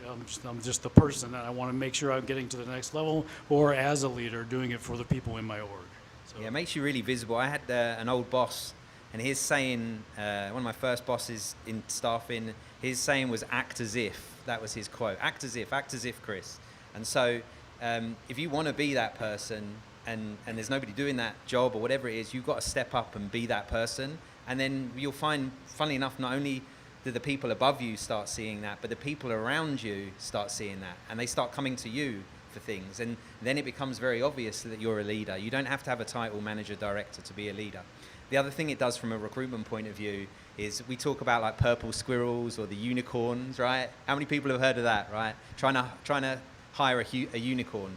The reason these people become unicorns and very hard to replace is because they take on these other jobs. So they come in to do one job and they take on these other skills and other jobs, and all of a sudden they're doing a mix of jobs that not many people can do, right? So it's great for the longevity of your career and your opportunities. So next question, I think. So I've heard many times that, yes, to go into management, you need to step up and start taking on those responsibilities and those roles and start leading. How, and you were talking about the employee you had. Do you actually have examples on how that, what that looks like? And also, how do you prevent stepping on people's toes? Because if I start bossing around my coworkers, that's not going to get me very well liked. That's a good question. I don't know whether one of you guys want to talk about that. Yeah, I guess I'll take that on. And what's your name? Kristen. Another Chris. What is what? I told you, all the best questions. You know how what? many more Chris's? Is this like a setup? Like the Chris's are taking over. Perfect. Hide your kids. Hide your kids. By the way, my son's here. I hired him to take pictures. I said college tuition or pictures. So he's taking pictures today. Disappointed you didn't name him Chris. Just No, saying he is Brandon. He is not Chris. So Kristen, it's a really good question. I think you always have to have, they call it emotional intelligence, whatever the case may be. Listen, golden rule still applies, right? Do unto others. Being transparent and being helpful are not mutually exclusive. So there's a future and the path where you can help others, right, and do more. And it's not like you're impinging upon them. That's not to say that people are still not, they're still going to be upset. No matter what you do, people are going to be upset. But as long as you know you're doing the right thing and you know what the right thing looks like, I don't need to tell you what that is. You know what the right thing is when you see it. So do the right thing. Be transparent, be open, be helpful. And sometimes, yeah, you're going to piss some people off. That's just the way it works out. But you have to be convicted, because part of you being that helper that's going to move up the ranks and be someone that's helpful sometimes necessitates people being unhappy. But it'll be the wrong people that will be unhappy anyways, so do the right thing, Kristen. That's my advice. Great advice. I'll give you asked for an example. I'll give you an example from the first job that I ever had. I was right out of college. I didn't even know how to change the paper in a printer.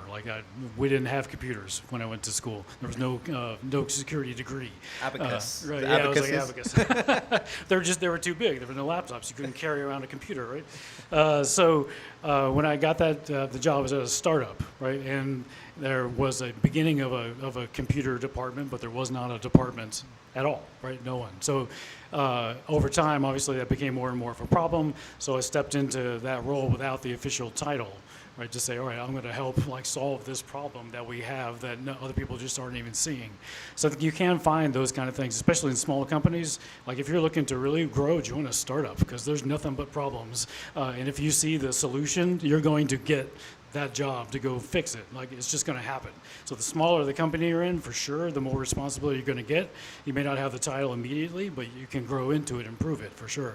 So there's lots of those kind of opportunities. Yeah, it's a consistent. For the Route to CISO podcast, I've interviewed a lot of CISOs, and it's very consistent that people have seen opportunities, not actually an opportunity, they've seen a challenge or an issue and nobody's stepping up to do anything about it. And those people are the ones that move up in their careers very quickly. So there were some other questions, hands up. Okay, lots more. Yep. Keep them up and we'll get round as many as we can. No, if your name is Chris, Yeah. No more questions for put Chris. Two hands up if your name's Chris. I'll get to you first. Hi, my name's Jordan. There you go. Is your middle name Chris? It is not. It is something else. Do which you I know won't anyone disclose. named Chris? So kind of a question that cuts across some of these things you've mentioned here. So how do you approach technology adoption? So let's say someone wants to bring some new AI trick into the SOC and implementing that, like in terms of risk assessment, supporting a champion or being the champion. And I guess a follow-up one to that as well, if I can get a second one in. What are the major pain points that you would experience as a CISO in doing all that? Okay, technology adoption. So, yeah, I can start off with that. So, I'm a full-on believer that what works today might not work tomorrow, right? So I'm all about trying something, and especially if something doesn't work today, like it's broken, it's not effective, it's inefficient. I'm all about failing fast and changing tomorrow. The issue is time, right? We have to appropriately assess it, ensure that it's secure, ensure that it works with the business, meaning it works not only with the ways of working, but that it doesn't cause an operational constraint. So the approach I take, and going back to anybody can bring anything, we do have a tech adoption process within the org, but what I do personally when I hear about, especially hear BSides or Black Hat or DEF CON anywhere, right? And I hear some new technology or a new startup or anything, is I look to see if number one, if it's something that's viable and that's something that makes sense for our org to try to solve one of our issues. If it does, then I quickly do an assessment myself, a quick meeting, understand. From there, I just take it to my team, and I'm hands off. I give it to my team and I say, hey, look, I believe this might be a good solution. I think it's going to solve one of these XYZ problems. You guys look at it. I step away. Why? Because I never want to shove a product down my team's throat or the organization's, right? So I want to make sure that they are truly vetting it without the pressure to say, oh, look, my boss is pushing this on us and making us buy this. No, it's their decision at the end of the day. It's worked very well, right? But I think organizations, their procurement process, their tech evaluation process has become very, it's not in tune or in line with the latest threats and risks to organizations, where I think they have to adapt that process. Thankfully, in my org, we have a good process where we can quickly evaluate and adopt secure processes that work for the business, are part of the ways of working, but also don't have an operational constraint or an operational impact. Yeah, I've got an early technology example. There was this thing that came out when I was at my first job that I was talking about called the internet. It didn't exist. And then I remember giving email addresses to people, and they were like, what is this and what am I going to do with it? Like, I have no idea.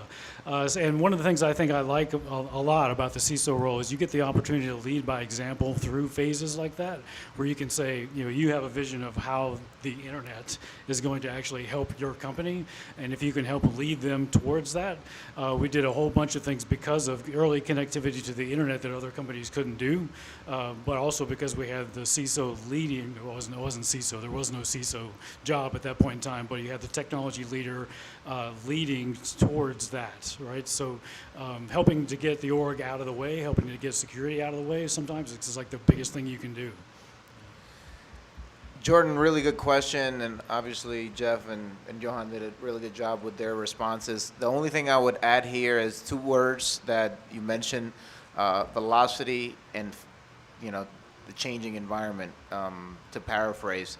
I would say that I was lucky throughout my career. I worked for one of the big financials, and we had hired someone specifically to be the emerging technology and innovation lead, which then led to a group. In this age where we are right now, where velocity is king and key, velocity being what it is, I feel that you have to have almost someone that's impartial, that's looking at this new technology. So whether there's a human that's excited about it or a group that's excited about it, it behooves every organization today to have that person, that group, that can impartially intake technology and see where can it fit in the organization, because things are just moving too fast. And I'll echo something that Johan said, is what got us here is not going to get us there. And at the speed and velocity that we're experiencing right now, it behooves us to have someone that's impartial to the problems. I think impartial and confident is probably confident in their own sort of decision making as well. Because I think about, and I'm going to be the first one to say the magic 2 letters AI, but if we talk about human in the loop and AI coming into the coming into the world, and we must have a human in the loop. If that human in the loop has been told to make the decision when to step in and when to let AI do its thing, and they make 10 great decisions, when they make one bad one, if everybody comes down on that person, all of a sudden will they ever step in again, right? So I think having somebody that's confident, educated, got experience around the decisions they're making, but is impartial, and is so important with all of this sort of latest technology.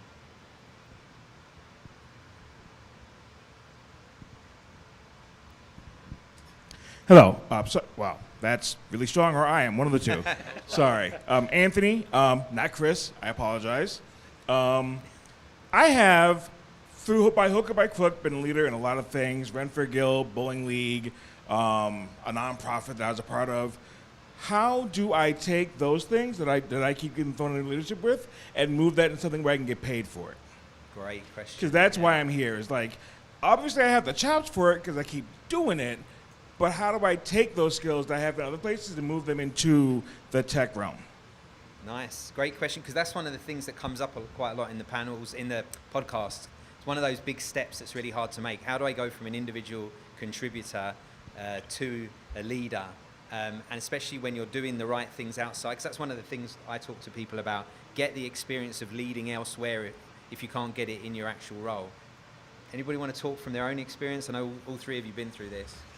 Yeah, sure. I'll take a stab at it. I think the important thing is to know why you want to do it, and to get comfortable. For a lot of people, the move from like individual contributor to the leader, they forget that their role now has completely changed, and they're accomplishing things through other people.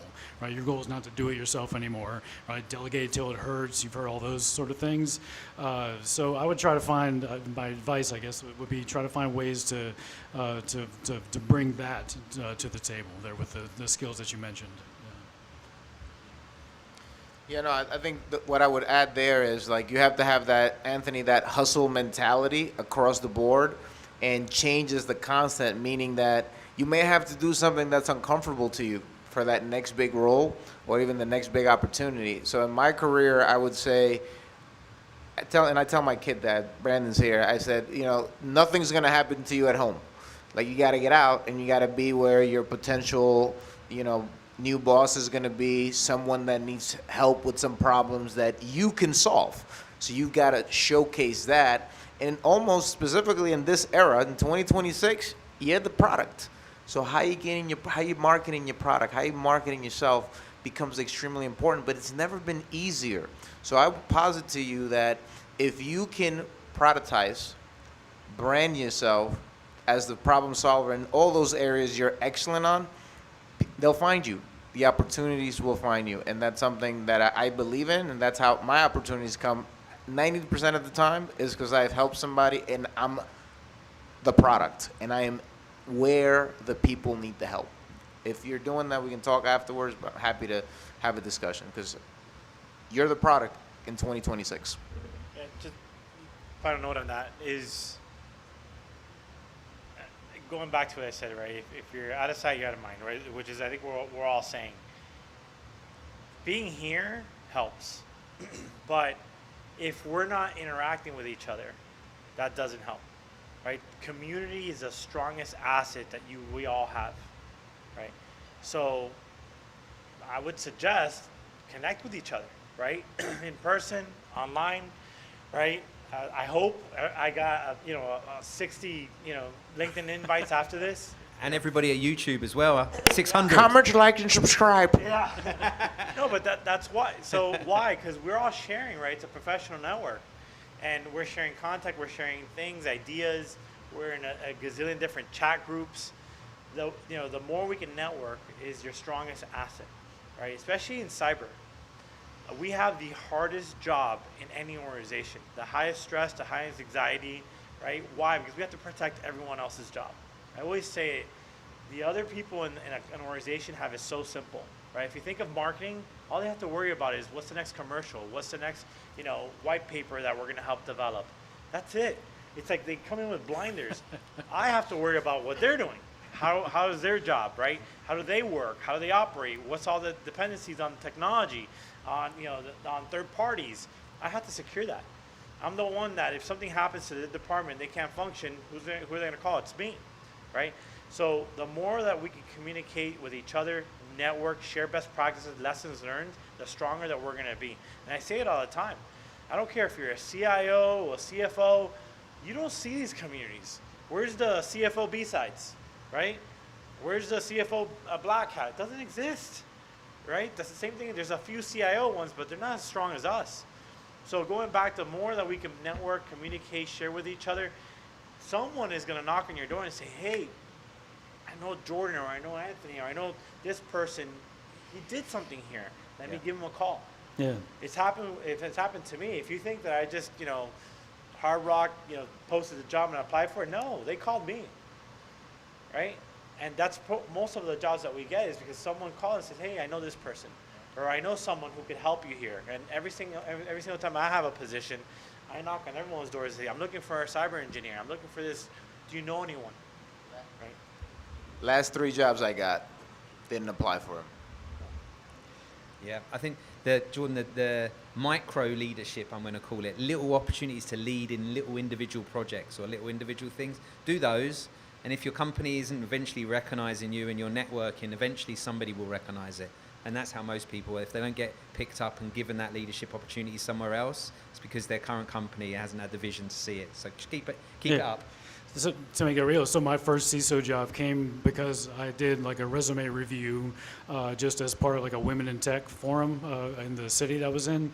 And then like a year later, one of the people that I met through that said, hey, will you come and be my boss, be the CISO of this company that we're working at, right? So, and that's happened to me multiple times now, where it's just someone that was either on a team or left, or I met through something else, asked me to be their boss. Let's get some more questions. There's one there. Yeah. This is good volume. Name is James, mid-career individual contributor. Direct follow-up to the previous question. For ICs that are mid-career in organizations that in the current climate refuse to hire junior personnel, can you augment your answer? Because there's no one to delegate to. Great question, James. I want to call you Chris, but I'm going to call you James. As soon as that's your name, I've got my own thoughts on that, but I would love to get yours. You're the experts of this. You're the ones that are hiring the people, right? I can start with some. So it may be time for a move. It may be time for a career change to some other org, right? Like if your org is not fitting you, the company's not fitting you, don't be afraid to move. When I moved to Mozilla, it was not a lateral move. It was down in pay, in title, in everything, right? But it was the start of something that I could have never done at the previous company. So like there's always a reason why you should take your next job, and sometimes it's not at the same level as the job that you're at currently, and that's okay. Yeah, find somebody that supports like bringing through entry-level companies, because we haven't got enough companies that do that, right? I'm chair of the industry advisory board for the National Cybersecurity Training and Education Center. Wow, that's such a long title. But basically, it's all of the community colleges, like 480 members, all of them that are teaching cybersecurity. And I've been helping for over 10 years, like talking to them, building curriculum, helping to make sure the curriculum's forward-thinking. It's a little bit easier for the community colleges to move quicker than some of the big ones. I'm on UNLV's board here as well, but yeah, that's always a challenge, like trying to find people that will give them opportunities and internships. But the companies that do have such an amazing success with it that they continue doing it. So we do need more. I mean, you guys want to talk about that at all? Is there anything that you've been involved in, projects, that sort of projects or that sort of thing? Yeah, no, what I would say to that, James, is that there hasn't been a better time in, I think, my lifetime where you can be more as an individual contributor, whether you're augmenting yourself with agents, etc. I think if you can go and showcase your ability to solve problems, that should get you to the front of the line. And as was mentioned, sometimes, one human's waste is another one's soap. But are you in the right rooms, right? Then make sure you're actively being in the right rooms, because sometimes opportunity can knock from places that you may not seem like the correct path. And as I mentioned earlier, everyone has a different journey. Are you in your journey allowing for it to happen to you as well? So I think you have both the opportunity of what you can leverage, but also you got to put yourself out there and know that you have to take risks. Like another thing that humans were very good at, and I can tell you across most of the leaders that I talk to day in and day out, is the ability that you have to take risks. And sometimes you have to take a step back for the next two, and you have to plan for that. So just get accustomed to being uncomfortable and know that it's risky. There's a good saying, I'm going to end on this quote, James, I think it's important. They say that on the paths, on the heights, the paths are paved with daggers. It's not easy being up here once you get to the top, right? So just flat out, you have to be ready to that discomfort. I'm gonna add two things to that, right? One, there's a saying that says if you're the smartest person in the room, you're in the wrong room, right? And what does that mean? That means that if you're not growing, if you're not learning, if you're not being challenged, then you might be better off in a different department, maybe different room in the org, or a different org, right? And the second thing is that in my journey, so I was in a position where I was leading the security architecture of a global organization, right? Every single property in the world. And I got presented with an opportunity to join another Fortune 500 company where it was a unique opportunity to work for the internal audit department, reporting to the chief audit executive. Why? To become the subject matter expert in cyber to help the org with cybersecurity, ensuring that they're doing the right thing. That is one of the best positions. It was actually a downgrade from my last org. I took it, and it was the best position in my entire life. Why? Because I got exposed to corporate governance. I got exposed to the board. I was speaking to not only the board members, but in Europe, the non-executive directors. What I gained through that position set me up, for success for now and every other role beyond that. So sometimes you do have to take a lower level position where you're going to get exposed and learn so much more that's going to help you in the long run. It's just something to think about. Great. Okay, lots more questions to get around. Where's the mic? You pick. I think you were next. You was next. Oh. Sorry, you next. Yes, Right. my name is Steven. Hi, Chris. Yeah, Sorry, thank you. Stephen. Yes, Yeah. thank you so much. I really respect and honor four of you guys. I respect leadership a lot, and I know it takes a lot to get here. So, my name is Steven once again. I'm a security engineer. I've always aspired to be a CISO, sometime in the future. And I find myself doing a lot of mentorship, like training, like maybe I go to high school, I teach them how to code and stuff like that. I find bringing down the complex things, like I find it interesting to demystify things and bring it to the ground level so that people can understand. And he talked about empathy, right? I align so much with that because everybody has a story, and you've passed through certain things, you've overcome some obstacles, and you can put yourself in certain situations as the next person or someone who's lesser than you, not if in the code lesser than you, but you can see the challenges that they are facing, maybe, let's say technically, maybe on security, they're not able to figure something out. You can be able to give them advice or give them some hints to overcome the problem. So long-term, with my long-term goal as being a CISO, I find myself interested in learning so much. I'm a very curious person, but I desire to grow more in my, let's say more I'm a people's person, but I really want to be able to combine both the technical skills and also get into build more mentorship and also relating with people at that high level. So from your experience, what would you say was the spotlight for you, or was the key element that drove you to this position, and how can I showcase that going forward in my career? Nice, Stephen. It is always a mix. It's a juggling the two skills, the That was soft or power Stephen, skills. that with was the a technical, right? compounded question. I'll do my best to distill it. It's a good one. Thank you for the shout out and appreciate it. So if I can distill what you said, engineering background, I have an engineering background as well. Got my doctorate, actually, wrote my dissertation on vulnerability management. Lo and behold, it's like one of the top problems we have right now. It's like almost 20 years ago now. I'm aging myself. The only reason you can't see how old I am is because my gray hair fell off in the role.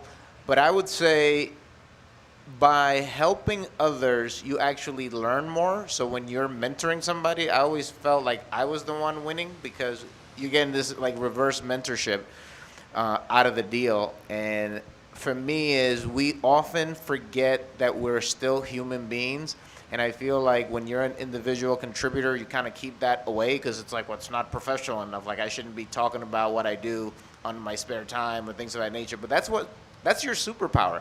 And the older that I've gotten, as I've gone through the ranks and through my experience and career, the more I was myself, the better the things ended up happening for me. So what I would say right now is, like, if you want to break that threshold, it wasn't until I was being quote unquote more authentic that greater things started happening to me. Opportunities, positions, advisorships, you name it. Once I started being myself, more of myself, and bringing more of myself to work, because work is just a life. People talk about work-life balance. I think that's BS. No such thing. That's like human. How can you measure a human on two things, like a balance, a weight and a balance? You can't do that. It's about harmony and being harmonized. And I feel that when you are harmonized and you bring that harmony with you, people respect and relate to that. And at the end of the day, your job is to inspire others. So if they see how harmonious you are, who do you think they want leading whatever department you're in? I want the person that brings the harmony, that brings harmony to the team, that has this can-do attitude, and it's inspiring others to do more. That's what a leader should be doing, inspiring others to do more. So my recommendation, sorry for the long-winded answer, is to bring more of yourself in and helping you with that barrier that you, because it sounds like you're doing all the right things. Now you gotta just own it more. Takes a lot of energy to be somebody you're not, right? That's a big waste. Imagine all the energy that you could do and put into just being yourself. You've even got to worry about acting this way for this person or being this way because that's what you think that people expect of you in your career. That's a lot of energy. And I think the people, as you get further into your career, more experienced, you start realizing I haven't got the spare energy to put into that. And if I put it into the stuff that I enjoy, actually this might take me where I want to go. So you guys want to add? We've got so many questions. Maybe we'll get some more questions. He had one. Yeah, this guy's been, his hand looks like it's going to fall off. He's had it up for a long time. His name is probably Chris. He told me, he was whispering, my name's Chris. That's why I was going to point him out. Hi guys, I'm Chris. No, this is Akash. So Akash, my nice to meet question, you. nice to meet you. I'm loving the advice so far. So very exciting session. So I wanted to ask, I feel like I have kind of this mental blocker. I don't know if other people feel it too, but when I, like at my work, if I think about going into leadership, it's something I want to do. But like even in my immediate team, I think I have people who have been doing it for like 20, 25 years. And let's say I'm 7, 8 years in. And when I think about like becoming their boss, it kind of feels weird to me just because of the age. And I feel like it does come up like mentally at the back of my head, even though people see me more in a leadership role than them, and like there's some people who just want to be ICs, right? So which is great. But I find myself mentally thinking, oh, how will I lead them, or how will they look up to me as their boss when they have so much more experience than me, and probably also know more technically than me because they have been doing this for so long. And I had a similar example last week, a little different, but someone reached out to me saying, oh, will you be my mentor? And they had kind of joined the similar time as I had joined, or a little bit later, and I was like, oh, how can I be your mentor? Like, I just joined around the same time as you did. So like that was the first thought in my head, but I was like, oh, damn, someone asked me to be their mentor. Like that felt cool, but I also found myself having this thought. So just like any thoughts around that, or how I can remove that mental blocker? Yeah, you need to get rid of that. It's roles. Think of it as a role. When that first company I talked about, when I joined, I was like 21. I knew nothing, right? And I'm leading people, not because I knew more than they did, but because it was a startup. There was just too many problems to solve. Someone needed to lead just to be able to take that role, right, and lead it in a direction and support it. So think of it as roles would be my advice, not length of time in a seat, knowledge, because like the role could be you need to shield the team from some political issue that's happening, right?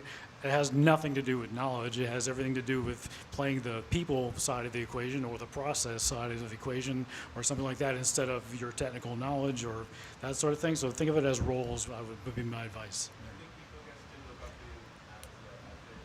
Yeah, what you're describing is imposter syndrome. Yeah, you are. That's what you're Yes, describing there. yeah, And yeah. everybody has it in Everyone every has element it. of Yes, what we do, I have. right? Yes.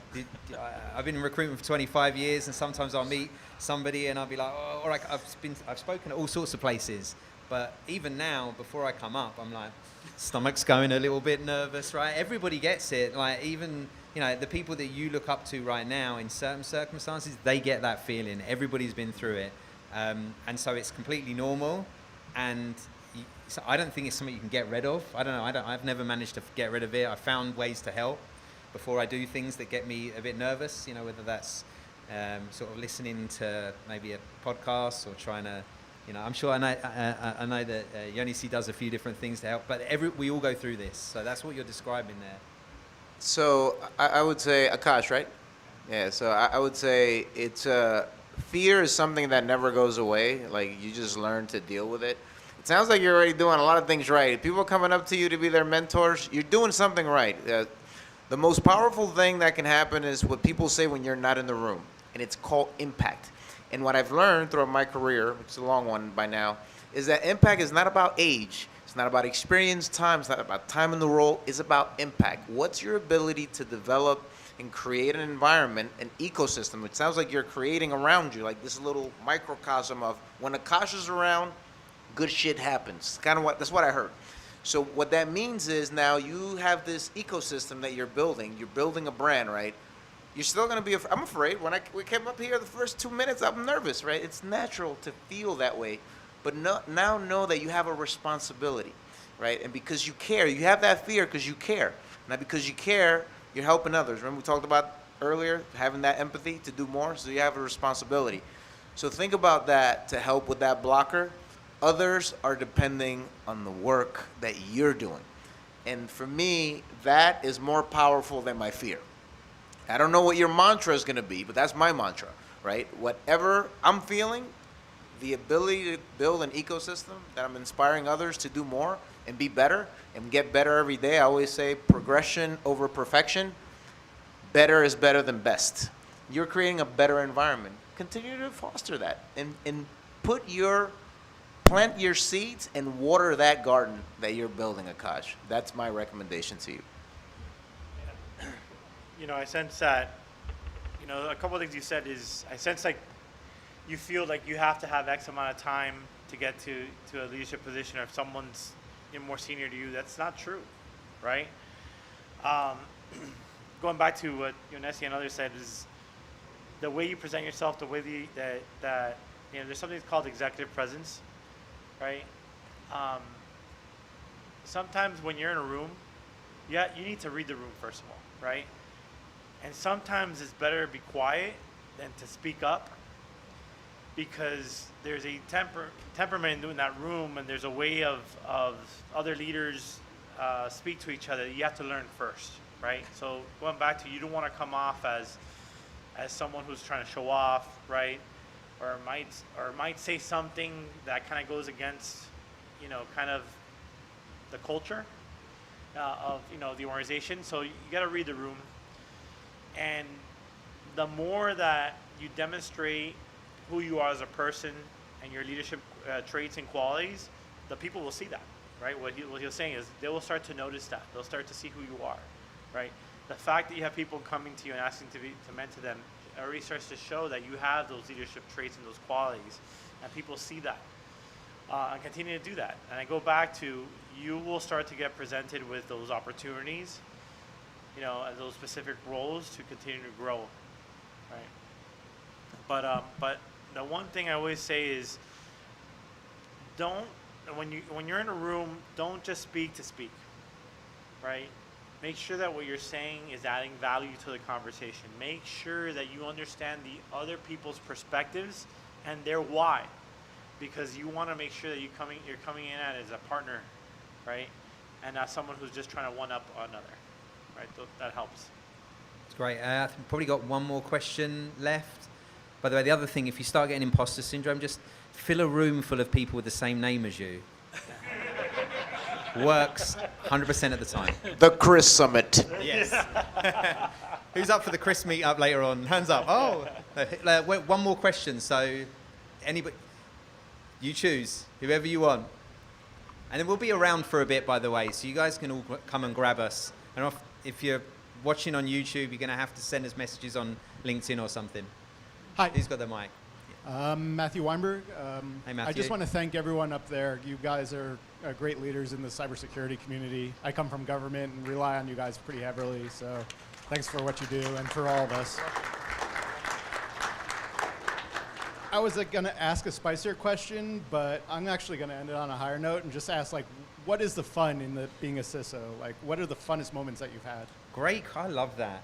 Got to end it with a big positive question like that. That you said, I'm sorry because it's loud. What's the fun thing? Yeah. The funnest thing about being a CISO. A breach. Nah. Love those. Nah. A lot of people ask, why do we do this, right? And going back to kind of a similar question in the past is, I've asked my leaders, who's next? Who wants to take my job? And all of them said, we don't want your job. We love where we're at right here. You take that. And I was like, well, one of these days I'm going to have to go, Look, my passion for this is that it's never a dull moment. Every single day, it's not redundant. I'm not doing the same thing over and over. Every day is different. It's kind of like playing whack-a-mole, right? But that's why I fell in love with this, is because every day it's a new challenge. Look what's happening with AI, right? 1 week is just helping you being more effective and efficient in your job and, handling your email. And the next thing is just, it's starting to attack another organization, right? It's yeah.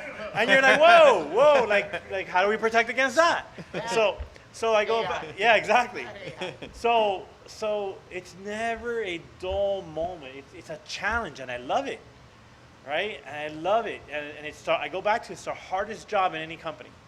But that's my passion. That's why I love this. That's why I love doing this. I love the community. I love the profession.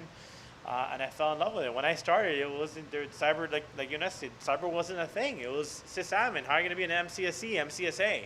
And I was like, oh, I want to be a sysadmin. And then all of a sudden, this, an information security role opened up. And I was like, man, this is awesome.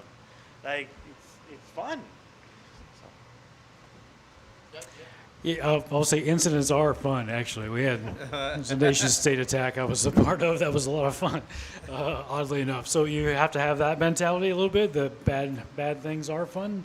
But the more direct answer was kind of builds on what he was saying, was creating things, right? Creating a team, creating a function, creating a role in some cases that didn't exist, creating products, creating things. I think the CISO is one of the most creative jobs in the company when you look at it, because you have to find a way to do the work that is unique every week. It's a different job. It changes, right? In a company at that point in time, with whatever resources you have or don't have, you have to have creativity to be able to work through that. And so for me, that's the fun part. Wow. Amazing response. Great question, by the way. Nice, sweet question to wrap us up. I would say I agree with what they say wholeheartedly. I'll add two dimensions. The first one is, and I'll quote Amit Yaron, God rest his soul. He always talked about that our mission is to protect the world. That's what we do, right? So great mission to have. But at the end of the day, we are the origin, lots of creativity, lots of great problems, but it all boils down to me, to you, to the people we get to do it with. So directly answering your question, the funnest moment for me in doing the job is when I find someone, they look at me and they say, I can be more, I can do more in this amazing field because of the environment you created where I can be successful. So it's about you, it's about us, and it's about the community. Thank you for being a part of B-Sides. Nice. Great answers. I love that question, by the way. I'm going to steal it, and it's going to get into my route to CISO. So if you listen to the podcasts on YouTube as well, you'll see these people, you'll hear about their full careers over 2 parts, over an hour. If each of these people have given up their time to talk about that. So thank you so much all for joining us, and thank you, all 3 of you guys. Thank you all. Let's give it a second round of applause. Bigger round of applause, everybody. Thank you all the Chris's for turning up as well.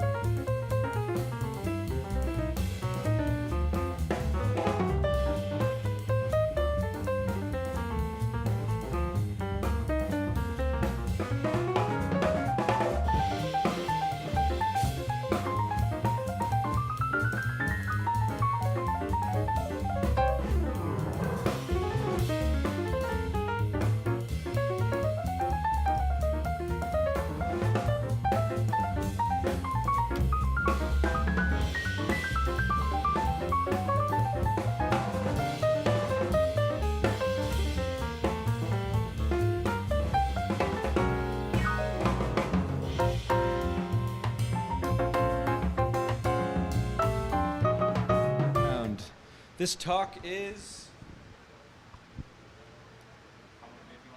Come With Me If You Want a Job by Ricky Burke. A few announcements before we begin, brought to you by Code Red Partners. These talks are being live streamed, and as a courtesy to our speakers, we ask that you check to make sure your cell phones are set to silent. Towards the end, if you have a question, raise your hand and we'll bring you a microphone. As a reminder, the B-Sides Las Vegas photo policy prohibits taking pictures without the explicit permissions of everyone in the frame. These talks are all being recorded and will be available on YouTube in the future.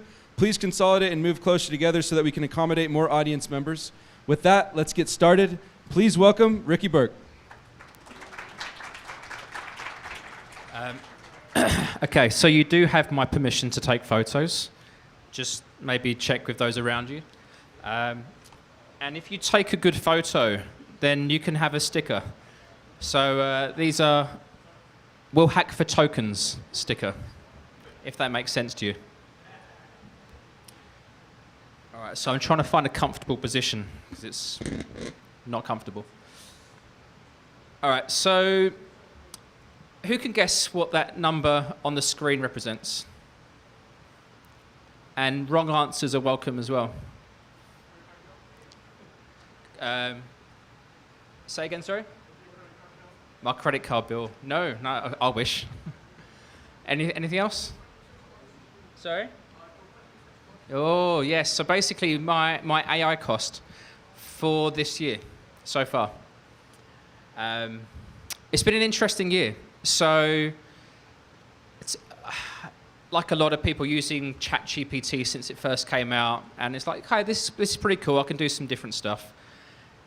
Look, I'm a recruiter by day. Like, I'm not a dev. I've never had any technical skills. I like to think I'm a bit creative, but I've never been a builder with software. And then I ended up going to a security conference I'm from Australia, so there was one in Melbourne. It was an AI security conference. And I had the time finally to step back from my job and do a bunch of research, lots of deep research, thanks to Google Gemini. Downloaded it for the plane, did a bunch of reading, and then I started learning more. I was like, okay, this is cool. Then the conference I went to was an AI security thing, so I got to talk to some friends, learn a bit more. And then I found a new AI tool, and I got lost for about 3 months. I was like a kid in a candy store, and I could build shit. Like, it's insane. Like, the things that I could do just took me down some rabbit holes that maybe I shouldn't have gone down. And also got my kids busy as well. Like, I got to meet some famous people. Call it sloppy if you want, but I like being creative. This may or may not be true. You be the judge. I got my kids into, hey, do you want to create a game? So my son's into Dragon Ball. He wanted to create a game. I'll be honest with you, it was shit. Not his fault. It's like I limited them to a certain amount of tokens, and I was like, do your damage, do your worst, and it worked. It just wasn't as what he was expecting, like a full-on PS5 or a Nintendo Switch game. But it's interesting. My 8-year-old daughter got to play a game or make a game, and that was pretty cool. I made my own. I'll send you a link if you're interested in it all. I actually think it's quite fun. It's a bit like a Space Invader type game. Feel free to ask me after. But there's a link. It's the job market. How are we feeling about the job market at the moment? Sorry? Shit. Okay. Anyone else? Any other answers? Weird. Okay. In what way? Okay. It's not like it's ever been before. How do people feel about that? Do they agree? Different opinions? I'm seeing some nods. Do the recruiters in the room agree? Disagree? Bit shaky. What's the... There's a separation.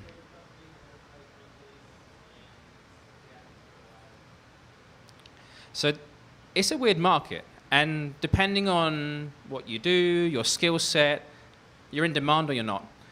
And it's getting, I think the gap is getting bigger and bigger. So we're going to go on a bit of a journey today. I'm going to tell you what you're going to get from the talk. so you know. But essentially, you're going to understand where the money's being deployed. Because I like to understand where the money's going, because ultimately it's going to inform where things will eventually end up most of the time. It'll give you a breakdown of where the jobs are today and the jobs of tomorrow, because we have this understanding of where the flow is going and how you can position yourself for tomorrow. How does that sound? The idea is that hopefully you come away from this talk thinking more positively that it's still weird, but you have some ideas of where you can get to yourself. So just for those in the room, can anyone take a guess where I got inspired by from this picture and title? Terminator. Who didn't get that reference, Terminator? Please don't be shy, put your hands up. There's one. Who else? Has anyone seen Terminator 1 or 2? All right, cool. All right, so do I do the Arnie impression or not? Come with me if you want the job. I wish I had hair like that, not anymore. I don't mind taking the piss out of myself for the benefit of learning. Ultimately, I'd like you to take away some things from this. Maybe the quote has relevance, I don't know. But hopefully some of you will at least have some decent sunblock in the future. So just for context, my name's Ricky. I run a company called CyberSec People in Australia. I'm a cybersecurity recruiter by day. And I'm very lucky to have done these sort of talks and stuff for many years. So running career development programs at Black Hat around the world, doing talks around the world. So hopefully, just to give you some credibility that I think I know what I'm talking about. I've been doing this for 10 years in cyber, and I agree, this moment we're in is weird.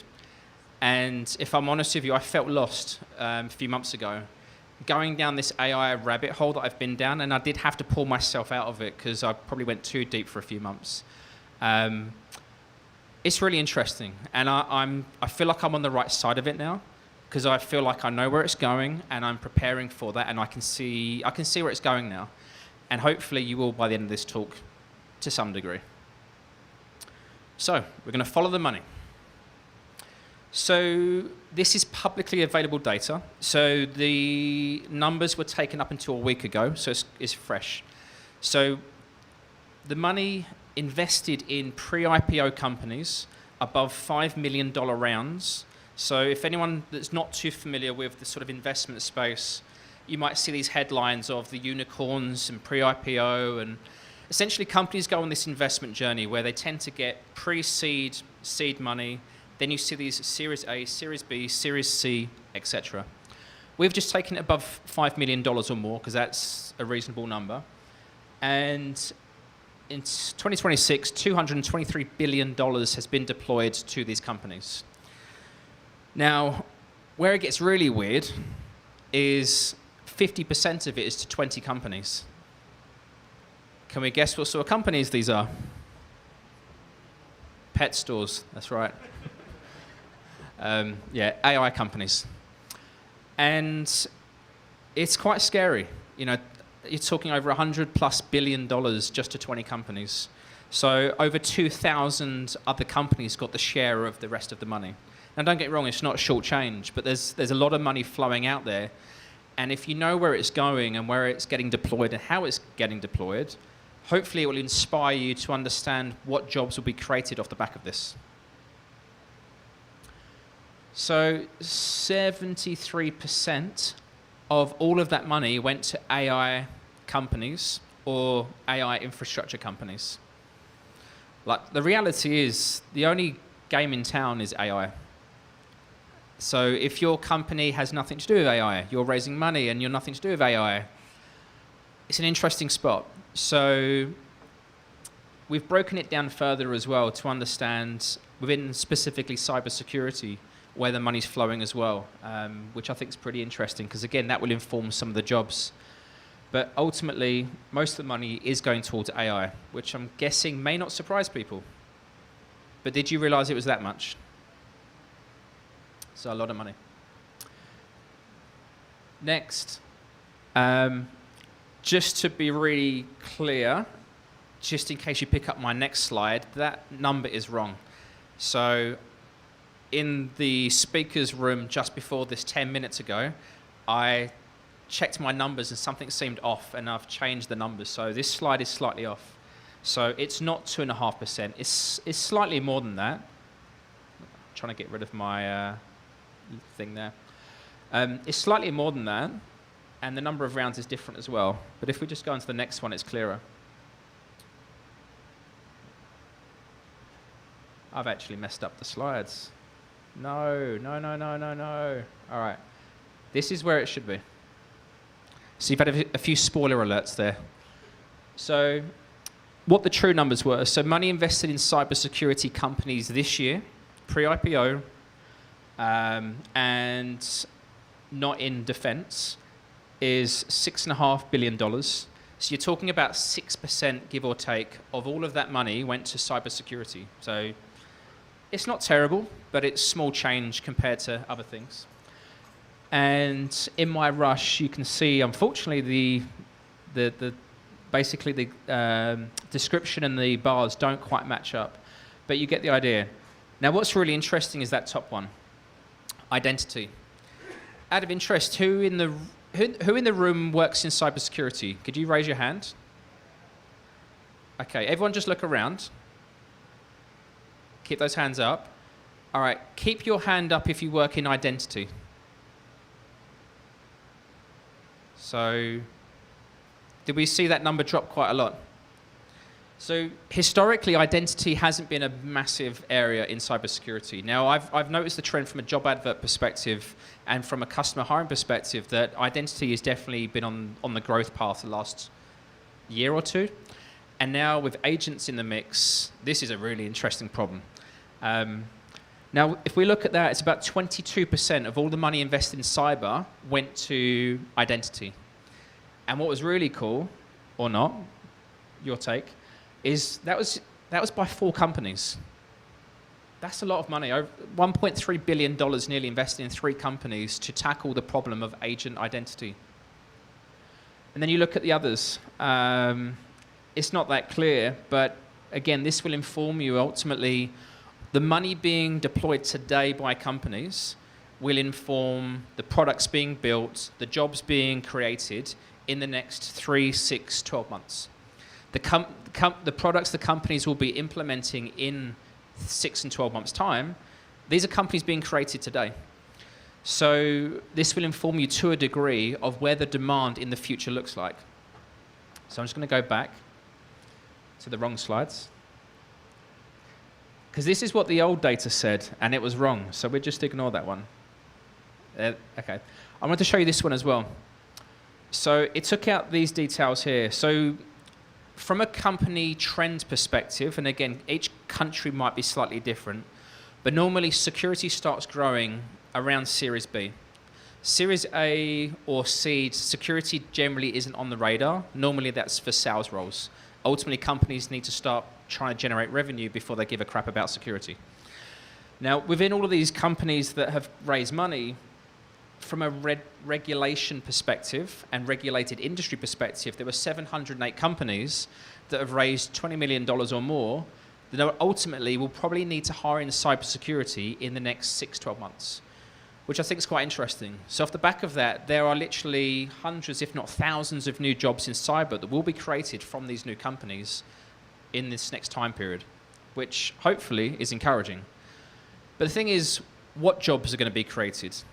Because, and I don't mean to be harsh here, if you're struggling today in this environment to land a job, when things get even more weird in the next 6, 12, 24 months, it's going to get even harder. So the important thing for me is trying to be ahead of where is the investment going, what jobs are going to be created, not necessarily what's important today. So my agents did some analysis, so scraping 4,500 plus jobs just last week, and giving a bit of a snapshot of not every single job in the US, because there's more than that, but a fair number to give us an idea of what's going on in cybersecurity in the US. So of that 4.5 or 4,600 plus, there were 1,800 companies hiring people, and nearly 50% were hiring senior or above. So you may have noticed this trend. If you're trying to break into the industry, it's quite hard. And it's going to get even harder. Is anyone trying to break into cybersecurity today? Okay. Have you been trying for over a year or two? Okay, so it's quite new. Now, what you'll see, I think, a trend is some people will blame AI for this. They'll say that people aren't getting jobs because of AI. I call bullshit, because the industry was not very good at creating entry-level jobs in the first place.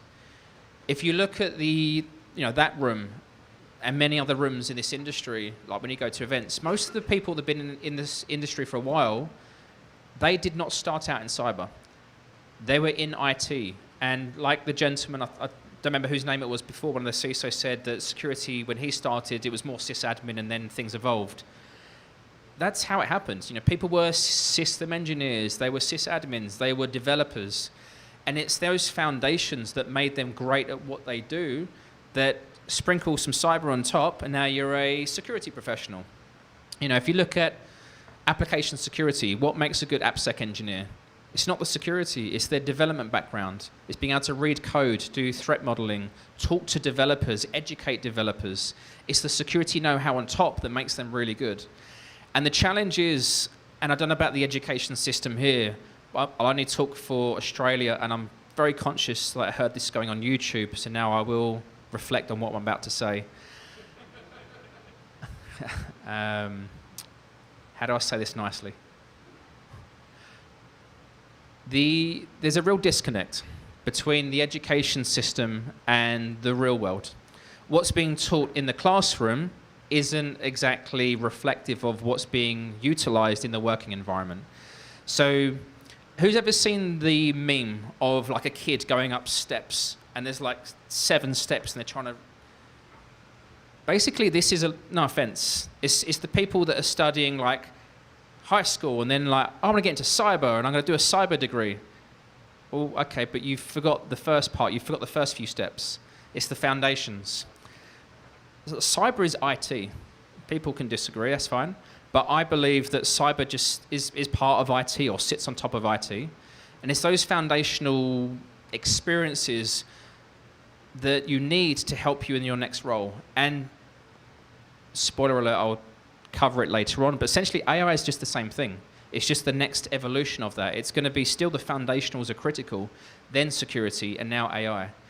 You try jumping into AI and not knowing anything, well, cool. You're just going to have to take everything at face value. And it's the same, unfortunately, going back with cybersecurity. If you've just learnt sort of the high-level stuff of cybersecurity, then you don't have the foundations in IT that really make you strong in making decisions, in working under pressure, of actually understanding how things work and how they connect. Does that make sense? Have I just disappointed some of you students? I'm sorry. I don't like to be the dream breaker.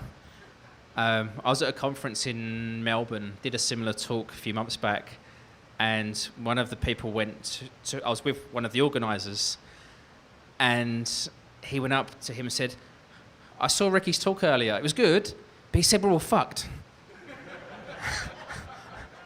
I mean, take away of it what you will. I feel like I'm in a position where, like, the truth is, in recruitment, we get paid to help companies hire people. We don't get paid to hire people at the level of entry. It's the positions that they can't hire themselves.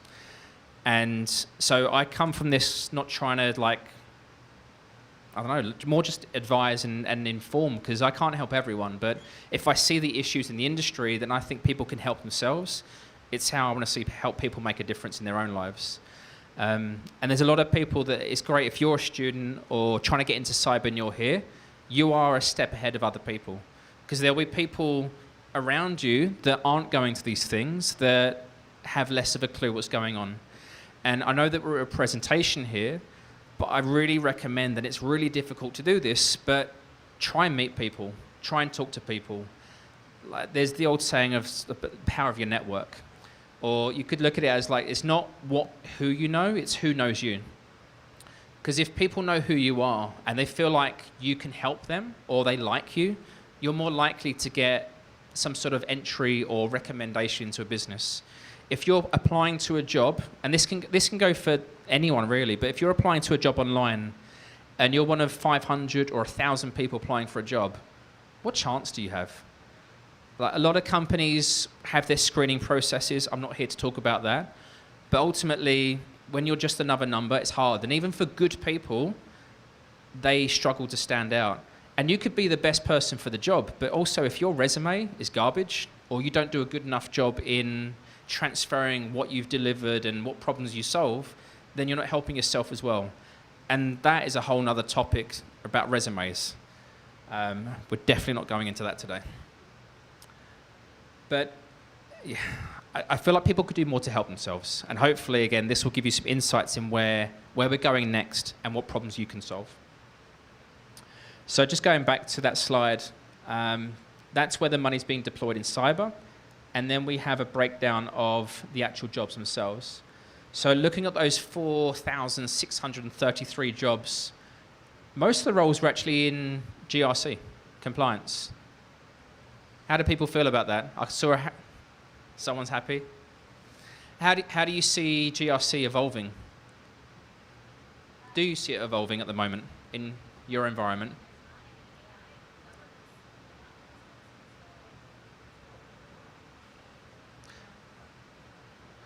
I'm struggling to hear you over the thing, but I think I got the gist.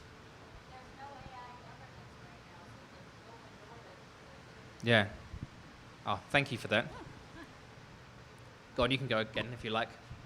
So I think it's because, oh, hi. I think it's because a lot of companies are ignoring AI compliance because it's dragging down AI adoption and AI exploration. So the problem I see isn't that there isn't AI governance. Well, there's a little bit of that for sure. But it's also that the companies don't want to hear the word no. That's not in their AI training. So they don't do it because no one's telling them no, and those that are telling them no are getting pushed out to the side because they want to just hear yes, and they want to grab the next shiny penny and use that, and the next shiny penny after that and use that, and they don't want any obstructions because they have a fear of being left out or missing out. So FOMO is a very big driver, and compliance is the antidote to that, so they don't want it. It's an interesting thing. So most jobs in GRC at the moment, and if you can be a GRC person with a good understanding of AI and ultimately helping companies adopt, would you say you're in a good position? I'd say so. So even from that perspective, there's problems there to solve. And this is where we're going to see this split in the market, where you're going to have existing industry professionals, because the future cybersecurity professionals of 3 to 5 years' time, actually it's a really long horizon, 1 to 2 years' time, aren't necessarily people that have never worked in cyber before. It's just the next evolution of your skill set. So if you are, there's, for example, the unprompted, if you can get in that room for some of those talks, there'll be some interesting ones. They ran a conference earlier this year in March, and there's some really, really good talks online that you can watch. If you can be a security professional and add this to what you're already doing and help enable and help adopt, not be the department that says no, then you're going to be really in demand and really helpful. Ultimately, you get a job if you are useful. If you are not useful, there is no job for you. Like, as simple as that. And I try and think about things in simple terms. Why do companies create jobs in the first place? There are problems to solve. If you can solve those problems, now you're useful. You can't solve my problems, you are not useful. So when a company is hiring, and I know it's not a resume workshop, but think about your resume.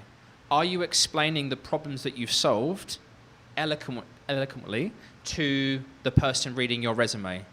And the person reading your resume may not be the security person to start with. It might be talent acquisition, it might be a recruiter. So you've got to dumb it down sometimes. But ultimately, are you explaining well, whether it's LinkedIn, whether it's online, whether it's in the interview, what problems you're solving? Because if I'm, for example, if I can explain to someone that I've just helped implement these functions, these agents, and now we're running different things in our environment. For another company who wants to do the same thing, suddenly you're very in demand. And that goes for every single job here. Now, identity was already, number 3 there. What do you think is going to happen based on the investment data that we saw earlier? Is it going to shrink or get bigger? Sorry? It's going to surge. And let's think about it. Which company isn't looking at AI right now? It's hard not to, right? So every business is under pressure to be more effective, automate more, to start using agents. If you're having agents, you're going to have identity issues. So this is a huge problem space, which is why, going back to follow the money, 20% of all of the money invested in cyber went to that one space. And that's only this year, which I think is quite interesting. There is something that I query on the back of this. Can anyone have a guess? Any grey areas stand out to you?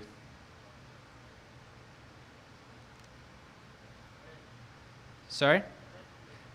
Threat? Red? Red? Red teaming. Red teaming. Where is it?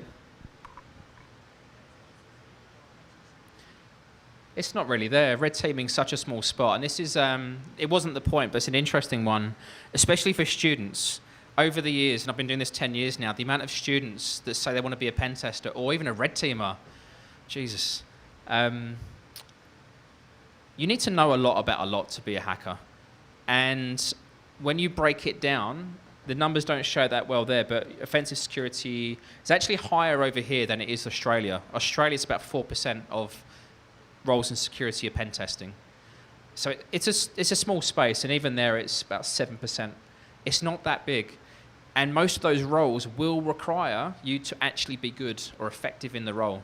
There'll be other jobs that I think are easier to land than a pen tester, unless you were hacking as a younger person and you've been doing this for a while. But if you're like, I've just studied this. Oh, I heard about pen testing for the first time. I want to be a hacker. I want to be a red teamer. There's a lot to learn. The thing I was actually looking at was product security and application security. There's some really blurred lines there, because depending on where you work, sometimes they're the same thing. Sometimes there's different definitions. Ultimately, the problem still revolves around building and code. But some companies will have ProdSec, some will have AppSec. And I was chatting to someone earlier that same team has now incorporated the cloud side of things as well, with platform security. So it's really important that you don't judge a job by its job title. We are awful in this industry, absolutely awful at job titles. Because you look at, say, security engineer. Cool. What type? A lot of jobs will say security engineer or security analyst. So is that security engineer AppSec, or are they CloudSec, or are they a red teamer? I've worked with companies that call all these different jobs the same thing. It's when you look at the actual job description itself and you try and understand. The problem is a lot of companies are not very good at writing job descriptions. So again, the industry doesn't help itself in that respect. But I'll touch on this again, but you don't judge by a job title. Look at the underlying job itself and look at the underlying skills. And that will then tell you which direction to go to. Do we have any questions before moving on? Thank you.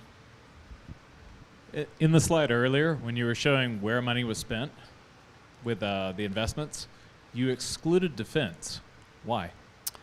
Because the agent did that. I have no good answer.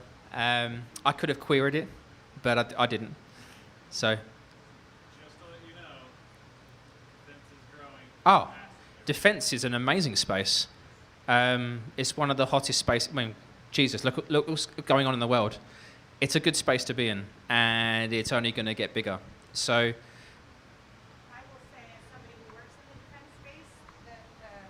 Normally you can hear me without, but I will say as somebody who works in the policy side of the defense space, what I haven't seen so far that we have a deep need for is AI ethics. We have a lot of compliance. We have a lot of rules. We have a thou shall and thou shalt not. We do not have a but should you. And as AI evolves and our tools evolve, we have a lot of people going, well, nobody said I shouldn't. And there's $400,000 that we just pissed away. AI ethics, what are they? Exactly. Exactly. It's a valid question. So I don't know the exact number. It would be a lot bigger if we didn't include defense. But I guess these were specific to cybersecurity vendors rather than industry, if that makes sense. And this may or may not be helpful. This is a breakdown of geographically where the jobs are. So sometimes you can have a really good person, good at what they do, but if there are not many jobs in their location, they can struggle. So 38% of jobs across the whole country in 4 states. And unfortunately, remote work, how do people feel about it? Is it shrinking or getting bigger? Yeah. So does that number not surprise you then? Or does it surprise you that it's that big? So unfortunately, yeah, the whole thing, COVID seems like a lifetime ago. And the tech, the boom that we had back then, different to the one we have now. Jesus, another bubble. Yeah, obviously remote was the thing, and now it's very much gone the other way. And if anything, I'm seeing companies call people back to the office 4 or 5 days a week.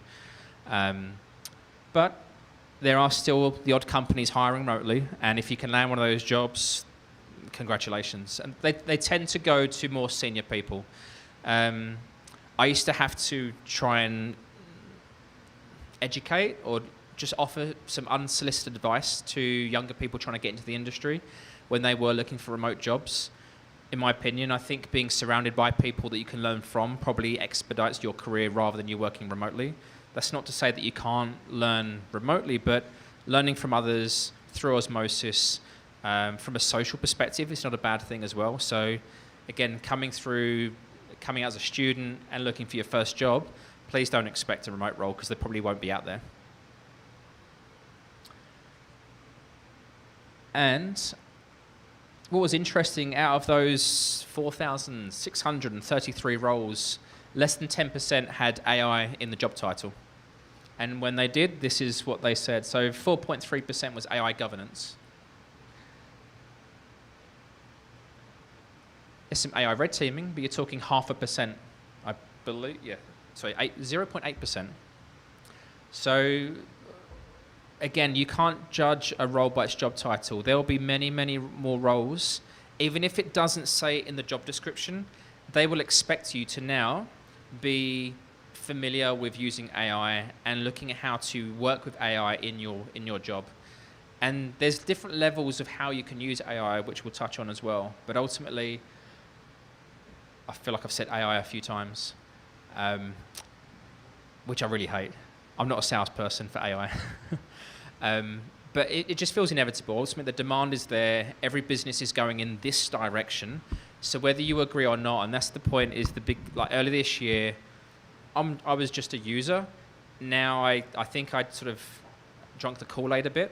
But then I'm building stuff that I couldn't have dreamt of 6 months ago, 9 months ago. There's things that I can do now that make me much better in my job and more efficient. And if I can do that as a non-technical person, then a technical person can fly. But it's how you utilize these things. If you bury your head in the sand and think, well, it's just a phase, then I think you'll be left behind, unfortunately. So when companies are looking at roles, the natural thing isn't we need to hire someone. They are looking at how they can try and automate, looking at the workflows. And you go back to that original thing I mentioned of how is a job created or why? It's to solve a problem. When we think about all our jobs are broken down into tasks. What do agents do? Tasks. So if you can get a number of agents to do particular tasks and good enough, that will replace a person. I think that's what we're seeing already with a lot of companies. So it's about how you make yourself irreplaceable. the way a lot of companies going is they're going to have smaller teams as they go forward. And the ones that are left, essentially you're orchestrating, you're overseeing agents. It sounds ridiculous, but it's already happening. You become an orchestrator rather than a doer. So if you have these skills, then you are very valuable. If you are, no offense to anyone here, but let's pretend you're a level 1, level 2 SOC analyst, and you're not looking at how to make your job or make yourself more efficient in your role, you have a very limited time span on your job.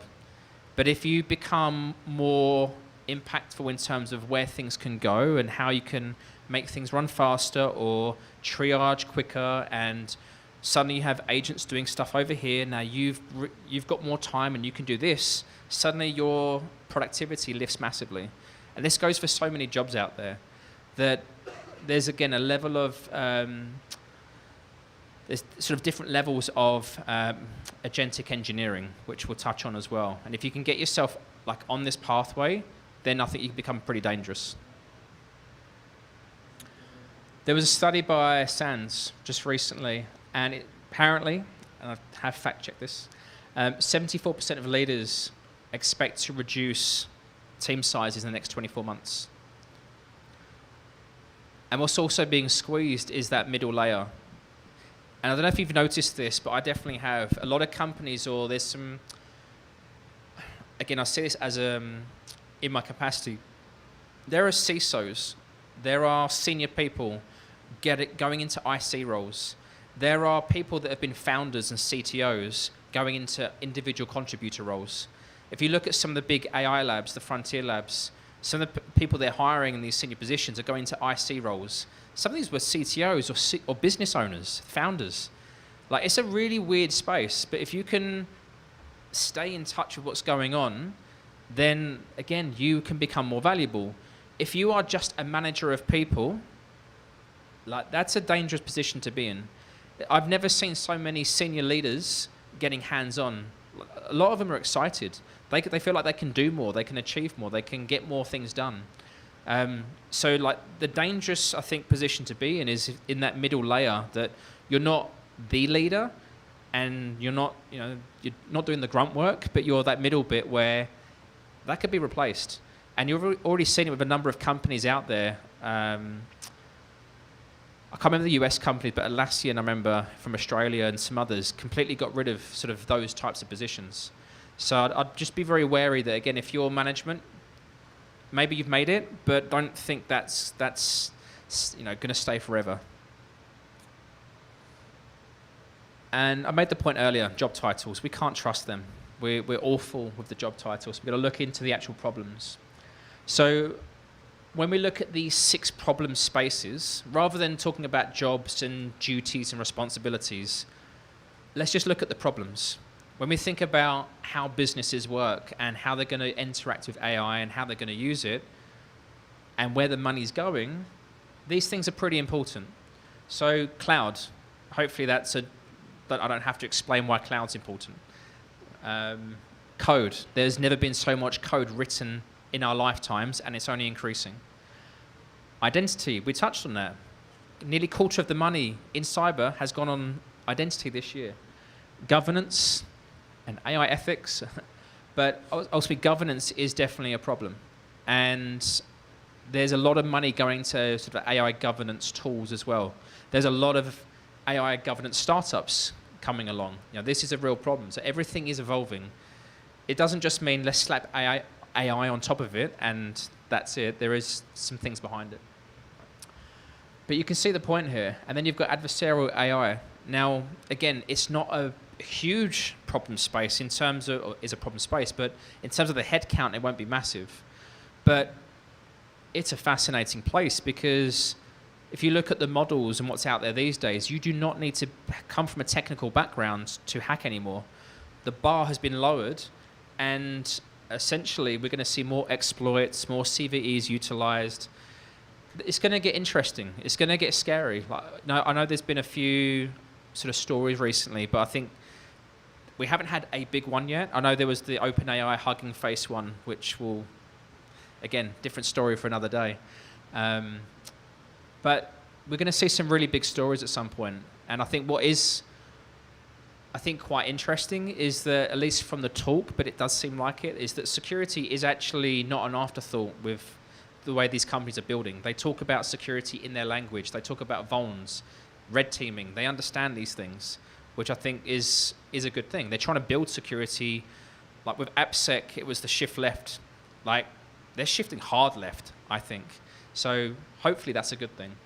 And then detection. Companies need to not just be reactive, but actually detect before things become a problem. So again, that's a big problem space. And sort of going into each one is you can't do everything. You can't be a one-person team, but ultimately, where do your skill sets align? Where does your interest line? Like if you're picking out one of these things, some people might gravitate towards one of them because I was a developer or I was this, and it's a lot easier for you to close the gap. If you've never worked in offensive security and now you want to be a hacker, again, it's quite a big gap. So it's on you to reduce that gap and be helpful. So my advice is you pick a problem, you understand what is your skills gap. Because again, if you're not going to get a job if you are not useful, if that skills gap is this, people will want you. If the skills gap is this, sorry, there's other people out there. So pick the job that you want and learn the skills and be useful. A lot of people, and I'll just sort of go back to people trying to get into the industry, just as an example, is it's really sad because people like have the enthusiasm that I want to get into cyber, and then you ask the question, cool, what do you want to do? Anything. Well, unfortunately, people don't pay you to do anything. They pay you to do a job. They pay you to solve certain problems. And again, if you can solve those problems, you're useful. If you can't, then unfortunately, you're not useful. So if you can solve problems in a certain area, then you're much more likely to get a job. And the thing with security, and people don't maybe realize this until they look at the industry, those in it understand that security isn't one thing. It's made up of all these different domains and subdomains. They all have different skill sets. So yes, there's some gray areas and some crossovers, but skills over here don't always necessarily to skills over here. And that's why you can't just switch from one role to another that easily. You need to know what the job is and have these underlying skills. Just that last point, sorry, build proof. Like basically show, don't tell. So prove that you have the skills.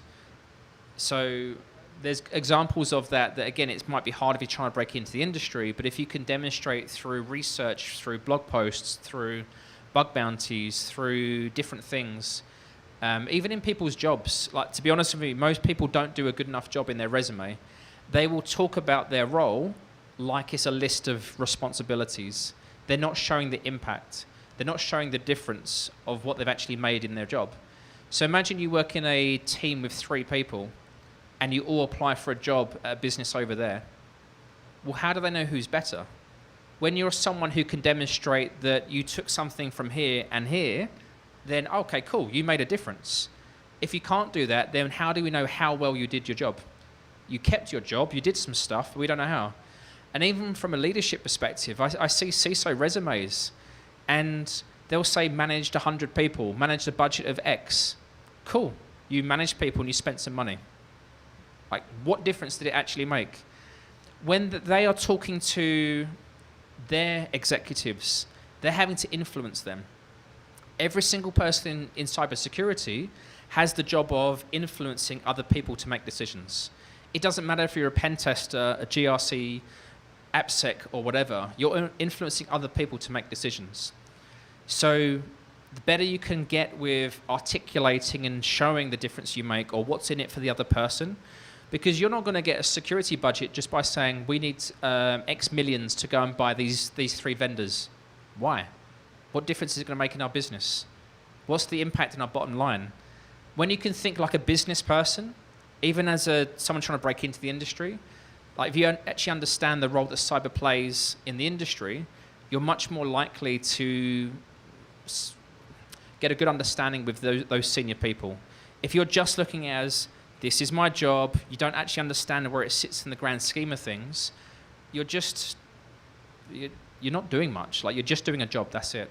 And I think it's really important if you can look at the bigger picture of the impact your job has to an organization, and even if you can try and tie things back from a time or even a revenue perspective, then suddenly people understand, well, you're a bit different. You actually understand the role you play in the organization, not just you're here to stop these threats. But stopping these threats means this happens, which means we saved this amount of money, or we didn't spend this amount of money, or we saved this developer 20 hours time a week because we implemented these tasks. Hopefully that makes sense. I'm going to have to skip through these a little bit. I've just been given the sign 10 minutes. But essentially, they're a bit dark. That red's really dark. Sorry. But if essentially want to be in adversarial AI, the sort of background and showing where you're coming from is pen testing, it's red teaming, it's bug bounties, AppSec and vulnerability research. These are helpful things. Again, for those that perform these roles, are not surprised. But if you want to get into this area, this might be your pathway to go down it. You're going to have skill gaps. So you've got a bunch of things that you need to learn and then prove that you can do the job. Again, if you can't prove it, then why would someone give you a job? If anyone wants these slides after, by the way, feel free to message me on LinkedIn or drop me an email. Governance, same thing. A lot of the GRC professionals today will become the AI governance or agentic governance professionals of tomorrow. So that's your foundational layer. In case you can't read it, it says 15.8%. So if I'm completely honest with you, I was trying to reflect on where that comes from. That is the volume of jobs out there. So nearly 16% is around cloud. I'm just seeing the color scheme doesn't work on this screen. But hopefully you can understand. Again, cloud security, funnily enough, your background's coming from cloud or SRE or platform engineering. You understand how these things work. You wouldn't work in cloud security if you don't understand cloud as a baseline. For those people trying to break into security, does this make sense? No? Does it make it easier or worse? Now you want to be a nurse?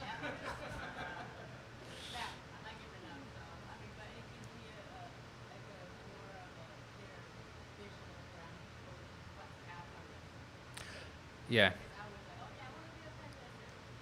Don't be a pen tester.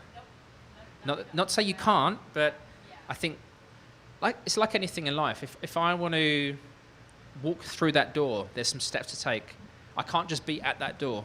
Like, you need to think, well, how do I get there and things like that. You need to think about your quickest way there or the best way there that was the right foundation. So, like, pick something, pick a problem space. And the point of trying to share this data isn't, again, like a lot of people gravitate to pen tester, and then they realize, oh, hang on, only 8% jobs are offensive security. And then within that, they realize, oh, actually, how many entry-level jobs are there? Barely any, because they expect a certain background or skills. So hopefully it just gives you a perspective of, well, maybe that might be easier to get to. But the thing is, you could go down one path, and then that helps you pivot into something else. So it doesn't mean, like, don't go down that pathway. It just means maybe there's another way that might be easier, or you might go down that pathway and realize, oh, fuck yeah, this is really cool. I want to do this instead. Like, just be open. And again, it's like the future AppSec professionals are current AppSec professionals, or they are people with software engineering backgrounds. Like, being able to read code, speak to developers, in my opinion, not a lot has changed. But the tools and the way they utilize them is changing. So again, what is the AI angle to these things? And again, if you can prove that you can work in that sort of way, it's going to be pretty helpful. Detection engineering is an interesting one. 5 minutes. All right. There's a slide I want to show you. Now, what is interesting is the jobs. Only 9% were identity. I think that number will get a lot bigger as time goes on. Those people that can essentially help companies do a lot of work with agents in the future, identity, you're going to be massively in demand, and there's going to be a lot more jobs. So what happens then? Salaries go up. So if you want to be somewhere in a year or two, that might be not a bad place to look. But look at the foundations needed to get there in the first place. So in essence, not a lot's changed. You still need the foundations. It's just there's a new thing on top of cyber, which is AI. So use that as your leverage. And the thing I wanted to touch on is the 8 levels of agentic engineering. Does people know about this? Seeing a few no's, few yeses. All right, I'll just flick onto it and I'll finish on this slide. If you can get to level 4, you're doing really well. If you are got to start somewhere. But again, I'm just giving you that title, 8 levels of agentic engineering. Go research it, go understand more about what it means, and see where you're at. Maybe you're already at number 2 without realizing it. Maybe you are at 0. That's okay. Everyone starts from somewhere. So again, it's not about where you are today, but where could you be in 6 months' time, 12 months' time? And if the whole industry is going that way, it might be a good idea to go that way as well. Because if you go that way, then again, you're not helpful, which means no jobs. All right. Hopefully I delivered on what I said in the beginning. Did I? Okay, awesome. There's like 1 or 2 minutes. Do we have any questions?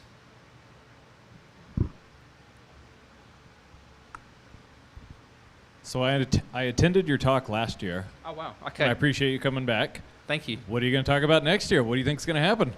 Oh, man. Are we all here next year? I don't know.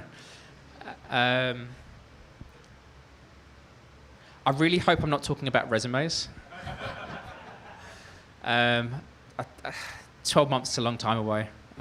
Who knows? I plan to be back here, and if they have me, I'll take me. But what the talk will be, who knows? The world will be different in 12 months. I really hope not in a bad way. But who knows? It is a weird world, literally outside and in security and in general. What do you think I should talk about? Actually, I would love to know about the differences between the US and the Australian market. We are economically, I think, where you guys were at maybe a year, 18 months ago. It's not great right now.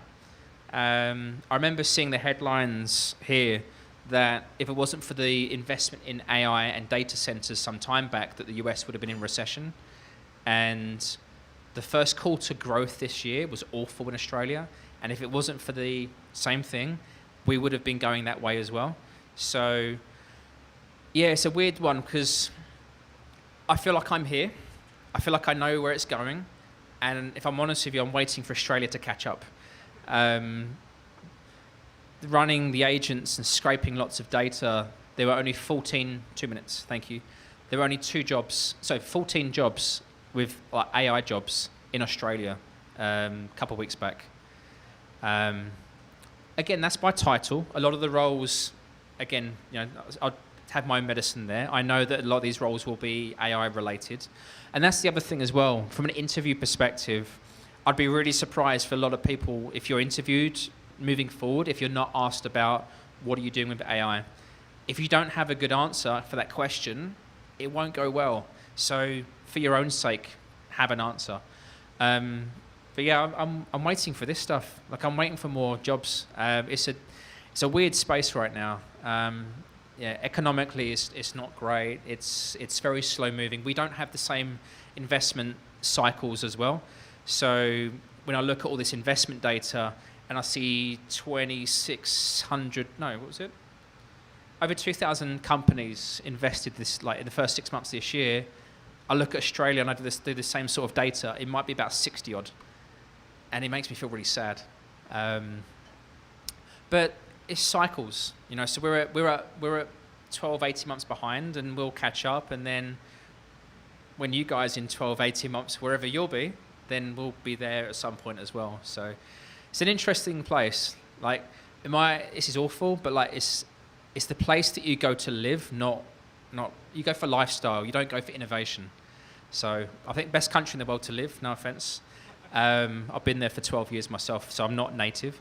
But work-wise, like, this is where it's at. This is where here from an investment perspective, like, it's here in Israel and parts of Europe. This is where stuff happens. Like, in an ideal world, and it's being recorded, but my wife said no to coming here, so I'm making that compromise of traveling a lot. But if I had my way, I'd spend a few years here to be part of this amazing, exciting scene. Stop. Last question. Can I do a question walking out? Okay. So AI is changing our world. You're a recruiter. Do you see yourself having a recruiting job next year? Yeah. At the beginning of the year, I think I questioned that. And I run my own business, which is quite scary. So going down this rabbit hole, and it's like, fuck, we're really needed. Because ultimately, supply and demand. It's going to get hard to hire really good people. And ultimately, trying to tap into those people don't apply through job adverts and things like that. I feel really bullish. So I'm not worried. Like, there's the stuff that makes me valuable is not automatable. The way I've always described it, AI does nothing to the job market except increase the bifurcation. Yeah. It's harder to be on the bottom and easier to be on the top. Well, there's never been so many job applications. Real and fake. Correct. So there's a whole, like, for me, trust is broken from that perspective. So, yeah, I think recruiters good recruiters are extremely valuable. There's a bunch of shit ones. There's a bunch of transactional ones, but ultimately, they are needed in some respects. I think we won't need as many, and like anything, good ones will be okay, and the ones that are not, that did stuff that you can just automate, well, they weren't very good anyway, and they'll lose their job. So, like, the things that I can do now that saves me time is just insane. So I feel really good, actually, which I would not have said 5 months ago, 6 months ago. So I hope that helps. Thank you, everyone. And if anyone wants a sticker. Thank you, Ricky Burke. Who took a photo, by the way? All right, you get the first sticker.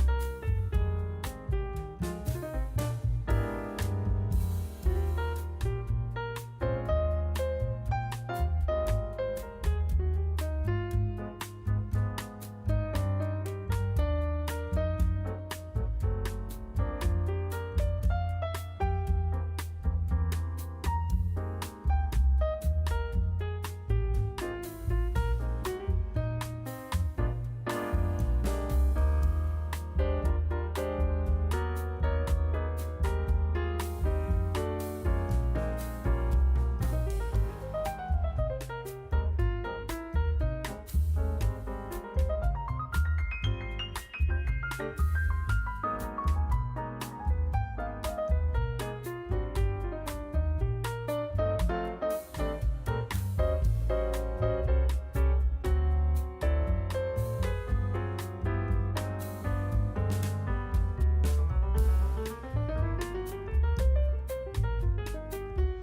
gotta raise your hand. Oh yeah, yeah.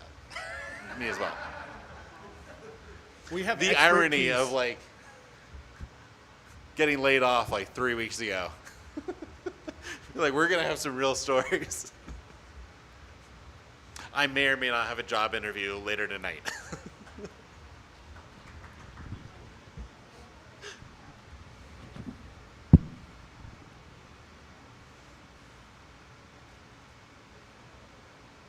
How many people here are going to DEF CON? Okay. Oh yeah. That's a lot. How many of those it's your first time going to DEF CON? Couple. Nice. Liar. If you see me over there on shift, I'll have more stickers and swag. I'm trying not to give it all away today. I've not done a great job, so I've like left some in my room. Same. If it's your first DEF CON and you feel overwhelmed, we have the noob community.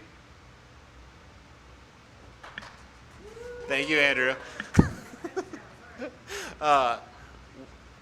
To try to help make it a little easier, because these things are huge and might be scary or confusing. So, Yeah, if it is your first time at DEF CON, especially, like, there's Noob Village, there's Diana, there's Lonely Hackers Club, there's Reddits with varying levels of useful advice. There's a couple of, yeah. I'll throw out everyone that's there in any sort of official capacity, be it a goon or a community leader or a village person or just anyone with gray in their beard. Hi. Hi. How are you doing? I'm good. It's my understanding that somebody made a request. All right, there you go. I'm way over the FDA recommended caffeine limit now. There's But an I've FDA been limit? 400 milligrams. Oh. Yeah. Yeah, it's a lot. Same. All right.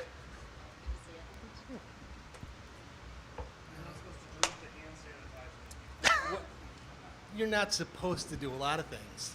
You're not supposed to speed either. Yeah. All right. Ready?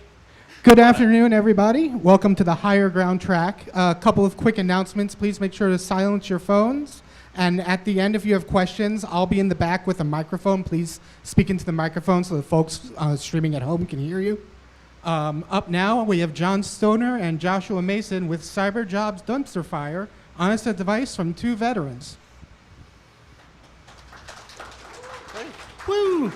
I know we're competing with Happy Hour right now. Yeah. We'll do our best to make this entertaining and useful. It's gotta be useful. There's not a money back guarantee though. No. We'll get started, Josh. So I used to be a pilot in the Air Force, and then I became a cyber warfare officer and basically worked as like a deputy CISO for a couple years. Hated it. Got into teaching, got out of the Air Force, and then taught cyber and got roped back into it because once you start teaching cyber, you meet all the new people and they want advice. And so I became a guy who gave advice. Now I run Noob Village and give talks and do sales engineer stuff and vCISO, and yeah, that's me. I was in the Army, trained by the Air Force at Goodfellow Air Force Base. I did 10 years in the Army. I've been doing work for 26 years, 16 in cyber. I change jobs all the time because jobs suck and get boring. So a lot of work in the DoD, intelligence sector. I was also a government civilian at the DoD Cybercrime Center for a little bit. I'm now over at Mandougal. And I do a lot in the community as well, so you'll see me over at DEF CON. I volunteer a lot with other nonprofits, the Diana Initiative, VetSec as well. I think that's where we met. Diana yeah, Initiative? Yeah, at the Diana. Well, also or VetSec. B-Sides Charm as well. B-Sides Charm. Yeah. Yeah, so that's a little bit about me. I have hired a lot of people, so not only have I changed jobs a lot, I've built teams and done hiring both on the commercial side and as a government employee as well. I have hired fewer, but I've helped a few hundred people get jobs over the years. All right, so there's a lot of things that have changed in the cyber job market. I think in the last talk, Ricky talked about the job market's pretty weird right now. I definitely agree with that. There's a few things that have definitely impacted, which is probably not going to be a surprise to everybody, like the whole AI situation. I think something that's not talked a lot about is the amount of layoffs, both in the private sector and in the federal sector. I think Maryland alone lost like tens of thousands of federal jobs, which has been a big problem for my state specifically.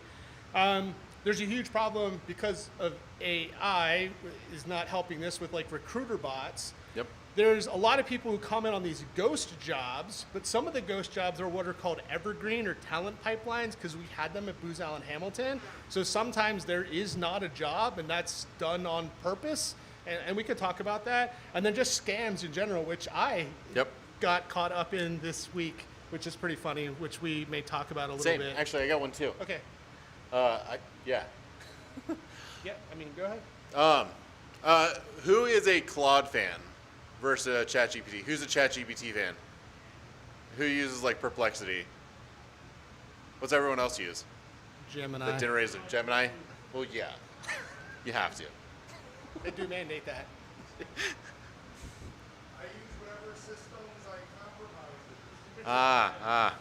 It's a hugging face fan Careful over with him. Nice. Who has used AI to try to get a job? Same. If you're not, and you're trying to get a job, there are ways that you can start using it to make content, to help look over your resume and give you feedback. A lot of great things that are coming out of this as well. My job, I got downsized, ironically, because we didn't have a sales AI, but we did have AI at Synac. That was a big thing. But because the Fed was buying more and more AI tools and less security tools. And that's also something you might see in this market is that if a CIO or CTO has only so much budget, their CISO is fighting now even harder to get cybersecurity tools and services in there against the AI tools. Yeah, and people. So, yeah, before we go to the next slide, I will briefly just explain what evergreen or talent pipeline jobs are because I see this again and again, especially in the veteran community where I spend a lot of my free time trying to help people. So like any really large company is going to have jobs that don't exist, right? So please don't complain about that on LinkedIn. Also, don't complain about stuff on LinkedIn. Like that's what Reddit's for, or Discords or Signal chat groups, because you look really bad because the recruiters fucking check that shit. So like, I will see diatribes on LinkedIn. That's not the place for your diatribe. The diatribe is not on LinkedIn. LinkedIn is where you're selling yourself. That's the polished, happy version. But the reason that exists is because you could have, in the DoD space, right, people are trying to compete for contract awards, right? So that's one big reason in the government and DoD space you have these evergreen jobs, which are potentially not going to result in that company winning the bid, which means the job isn't real. And then just on like the Microsoft Google side of the house, they're always trying to hire the best people. So they're always going to have job recs that are open in case some ridiculous person is looking for a job. They can go hire them even if they don't really have a job for that person. yeah, that one guy on the bus. Yeah. So Resumes are interesting. There is a lot of advice around resumes because you need one. You do need a resume. The irony is your resume is not the thing that's going to get you hired. Your resume is the thing that's going to hinder you, though, if you don't do it right, especially with all the tools that are available now. The easy kills. If you sound like you're in high school, you're not going to get hired by a professional company.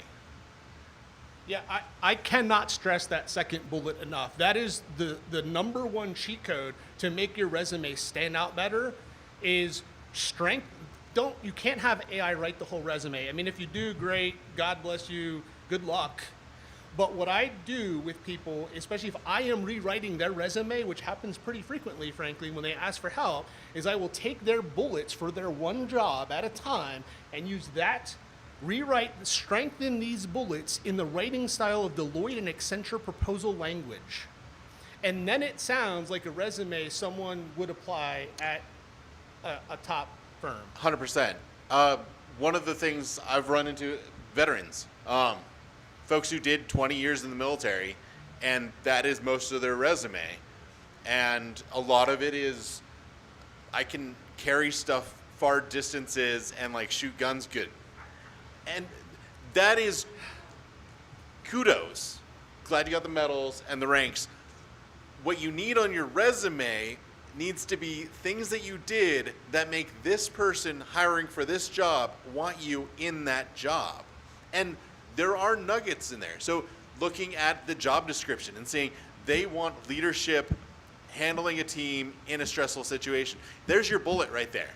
Handle the team doing X, Y, Z to help this with this outcome, using a lot of the same exact words that were in the job description.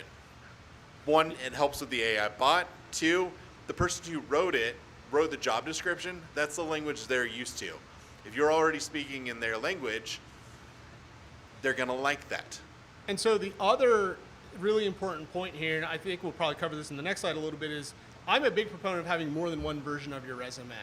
So if you are targeting multiple different sectors, right, the sectors themselves, healthcare, manufacturing, the Defense Department, have different language, right? And so again, you can use AI to help you. This is my, right, brand new out of school, I don't have a lot of experience, and I'm looking, at small startups, right? That's gonna have different language than if you're applying at PwC or Deloitte, right? There's different languages, and that will resonate with the recruiters and the hiring managers in those industries as well, because we use different language. Yeah. Often people will put in their bullets basically their job description of what they just did, which if you say you're a SOC analyst and your bullets are closed tickets, no fucking shit. You're a SOC analyst. We know that. That's not helpful. That's not additive. Pull from the job description. What are they looking for? Experience working in a sim and handling complex situations. Okay, now let's talk about that specifically, an example of that, where you did it, with what kind of team, on what sort of software. If they talk about technologies in there, a lot of people will put I've got skills in both CrowdStrike, Splunk, and Elastic. Do they care? If they say we experience in Splunk in their job description, awesome. Let's talk about that. How you did it, what were the results, using a lot of their language. If you want the job, spend the time showing that you want the job. Yeah, we're going to talk about that in a minute too. One more thing on this slide before we go on, for some red flags. You, especially if you are more experienced in the audience, that doesn't matter most of the time if you're in the job market, right? And actually that can be a hindrance to some degree, right? Because ageism is a thing, AI companies and ATSs are getting sued now because of this.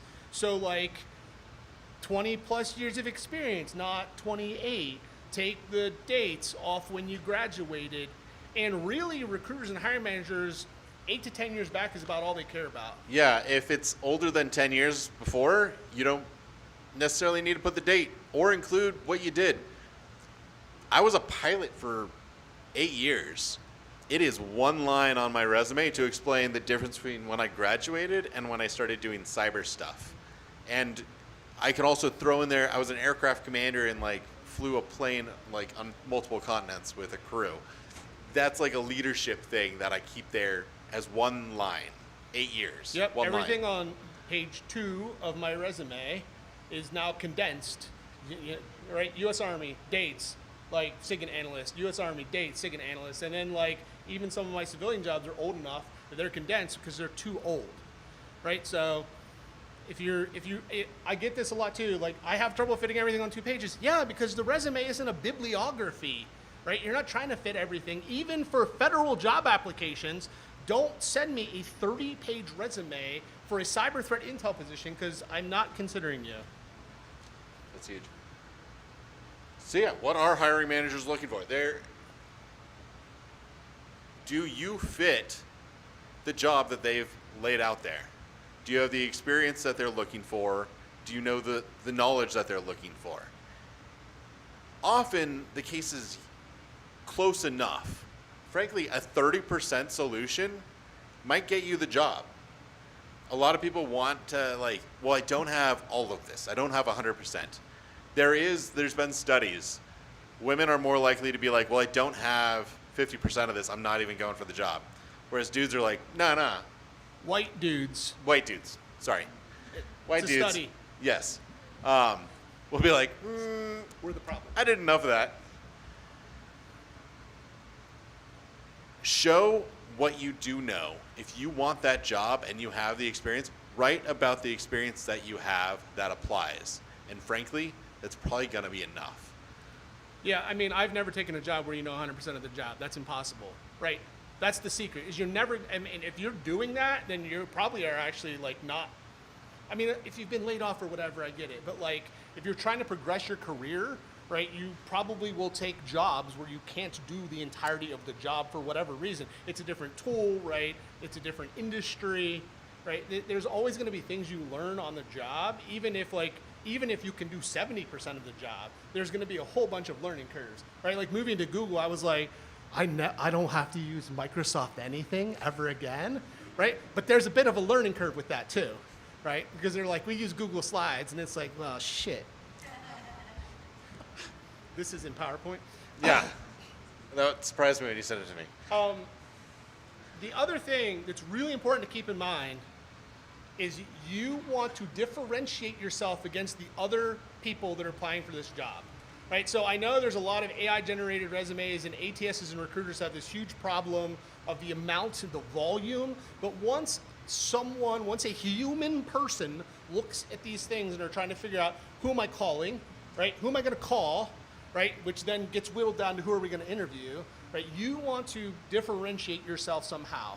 So that is probably different for every use case and every job and for all of you, but that's the thing you want to keep in mind is what's the thing that's going to make me get the call back. I once interviewed someone because they listed they were a Canadian football player on their resume, and they were not a good cyber threat intel analyst, and I didn't hire them, but they got the interview because that was crazy that was on there. That differentiated them because I've never interviewed anybody who played in the CFL before, and I probably won't again.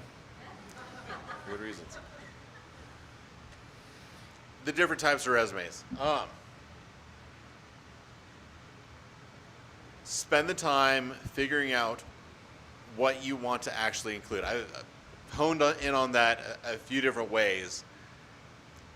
The easy one. Please take pictures of these slides. Actually read the job description.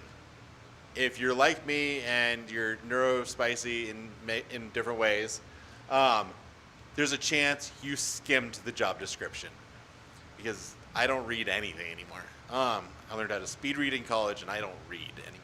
I absorb. If you're gonna write the job, a resume for a job based off the description, actually read it, word for word, and try to understand, picture in your mind, I'm the hiring manager, this is what I said I want. What does that person end up looking like? There's a chance it does fit a good portion of you. How do you explain that now on paper? And the other thing here, for this top line about resume-specific advice, I've hired a lot of cyber threat intel people because that's mostly where I've spent the majority of my time. And if I get a resume and you've listed a whole bunch of pen testing and red teaming skills on there, it's pretty clear that's what you want to fucking do, that you don't really want to be a cyber threat intel analyst. Because if I do hire you, even if you can do the job, you're probably going to leave as soon as you actually get the job you want, right? So I'm not saying you don't have to not include anything, but you want to put yourself in the mind of someone who's hiring for this. What do hiring managers always say? I want someone passionate about threat intel. Great. We all have to work for money, right? But you at least have to fake it a little bit, and that starts with how the resume looks when I'm looking at the resume. Does this look like the job that you want?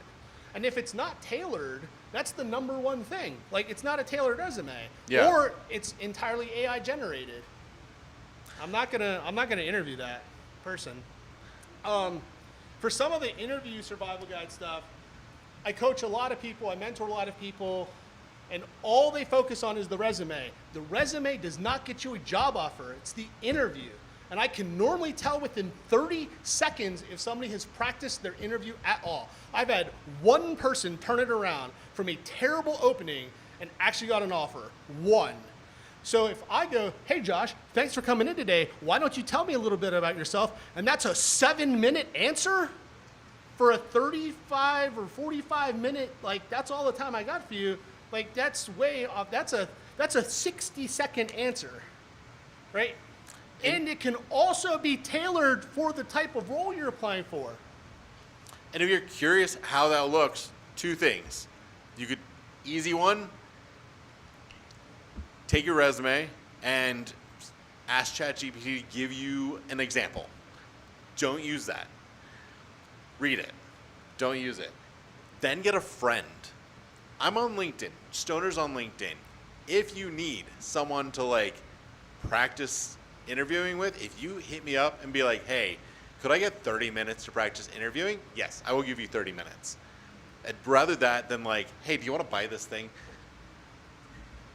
That is what most of my LinkedIn looks like. The other thing that AI is really good with is if you're preparing for an interview, or even if you're trying to practice like the couple questions the recruiter's going to ask you on that first phone call, the AI is pretty good about like, hey, here's a job, I have an interview for this. What are the top 10 technical questions you think I'm going to get, right? And then practice that. Practice those questions. If you're like new, you're going to get, you're right, and it's like a tier 1 SOC job. They're going to probably ask you a bunch of port questions. Can you explain TCP/IP handshake? What's the difference between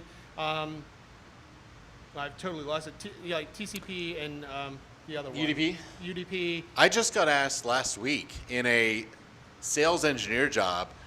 He's like, okay, well, you said you're technical. There's a requirement. I got to ask a technical question, like explain DNS. I was like, wow, I haven't talked about DNS in a while. And I finally got to like root servers. And he was like, all right, cool. Like, if you are a technical person, make sure you remember some of your technical stuff. And practice it. And just know that there's definitely a contingent of smart people who are involved in the hiring process who are assholes, who believe the best method is to ask you a question until you can't answer it. That's a terrible interview technique, but it's very common in this field for some reason. Where like they'll do like, and then what about this DNS? And can you explain DNSSEC? And how does DNSSEC work? And you're like, what the fuck, bro? It's a SOC position. I'm not a DNS engineer. Yeah. So, but you should be aware that that interview technique exists, so just so you don't like freak out about it. It's a terrible technique. There are a couple good books out there, and frankly, if you need one, Chris Foulon, I think has 2 by Pact, like Volume 1 and Volume 2 of cybersecurity interview questions. And if you need a copy of that, I will bug Chris and get you one. One last point on this slide real quick, red flags. If you're a veteran, please don't list sniper training on your resume unless you're applying for like a JSOC position, because like I doubt the Children's Healthcare Center is really interested in that skill. Read the room on those things. But honestly, and obviously this depends on you, because there are no rules for your resume. You can do whatever you want. But like if your religion is really important to you, then like leave it on there. But like just know like some people aren't going to interview you, and it can be more innocuous stuff too. Like I've seen resumes where like I volunteer at the food bank, right? Well, I guarantee somebody's going to be like, I don't want someone that does that, and you're just going to get tossed. So yeah. like the more seasoning you put in there, the more someone might like or dislike what you've got. Yeah. So just know that. Just know that that's a thing. Next slide. How do we stand out as a candidate? This is what I think matters the most. I say in cybersecurity, if you want to get a job, the most important thing is who knows you. A lot of people say who you know. That kind of gets you there. It's who knows you and how do they know you. Reputation ends up being everything. So you are here. You've taken a huge, amazing step. How many people have connected with at least 10 people on LinkedIn today? That should be way more. And if you're not on LinkedIn, then that's like a core part of jobs. Like, it's just the way it is. There were a lot of you were looking for jobs. you all should try to connect with 10 people in the next 24 hours. The other thing on here is like, especially if you're more junior, right? You're trying to differentiate yourself, right? I've hired a bunch of junior people, right? So they all had degrees. Some of them went to a college I've heard of. Some of them went to some place I've never heard of. I don't know that that matters a whole lot. Every little thing might matter to a different hiring manager, but like, do you attend B-Sides? Are you part of IC Squared, ISA, the Diana Initiative, Women in Cybersecurity, right? Is any of this, do you have projects? Is there a blog? Do you contribute to open source? Do you do any of the other things that tell me you're passionate about the field, or that like you kind of care a little bit, versus somebody who's like, I had an internship at Deloitte when I was a sophomore, and now I've graduated, and now I'm looking for jobs. And things double down. Like, if you are volunteering places, if you want to be a goon at DEF CON, do you know who you're going to meet? CISOs and hiring managers. And it might be your first time. And guess what? They're nice people. And you're showing up to help. They're going to have a positive opinion of you. Who here has volunteered at a B-Sides? Who here has volunteered at 4 B-Sides this year? A lot of the same hands. If you show up, people notice. And people, if they like what you've provided, when you provided it for free, they're going to be like, well, what's this guy like when we actually give them money? Last point on this slide here is you should be aware of personal branding, whether you care about it or not. That's your decision. I did not always have a mohawk and have earrings, and I've been told multiple times my mohawk is unprofessional, which is really interesting because it's not sentient. But it's right. I know I'm one of the few white guys that have this issue, but I know it's a big problem with women specifically, right? We got a lot of women that get judged on their hair color, nails, a bunch of other fucking bullshit. So again, if you're like laid off and you can't pay the rent, right? Maybe you want to rebrand and pretend to blend in. Like money to pay the rent and get food is most important, right? But if you can be your more authentic self, that's awesome. I totally love having a mohawk and having earrings and like getting more tattoos. That's fantastic, right? But if I suddenly needed a job again in the Department of Defense, I would probably shave my fucking mohawk. Would probably be the first thing I needed to do if I needed to make sure I had money for my family, right? Because it's an image thing, and people are biased. There's also, most of the jobs I've gotten in the last 4 or 5 years now are all based off of my brand. For some odd reason, I've got like 48,000 followers on LinkedIn, which is like a number I like to share because I don't understand it at all. I share some information on how to get jobs, and I do stuff like this, and that is my brand, and people now know like this guy is passionate about cyber and helps, and they go, hey, do you want to come work here? You don't need to go. I don't even do that much, but if you share what you're doing, if you're Ginger Hacker on YouTube or Stoner on your Goon's name tag, and people know you based off of your brand, that helps a lot when you go, I want to make some money. Can any of you help me? Yeah. Yeah, it's just something that you want to consider. It doesn't get talked about a whole lot in this world, I don't think, so I wanted to call it out.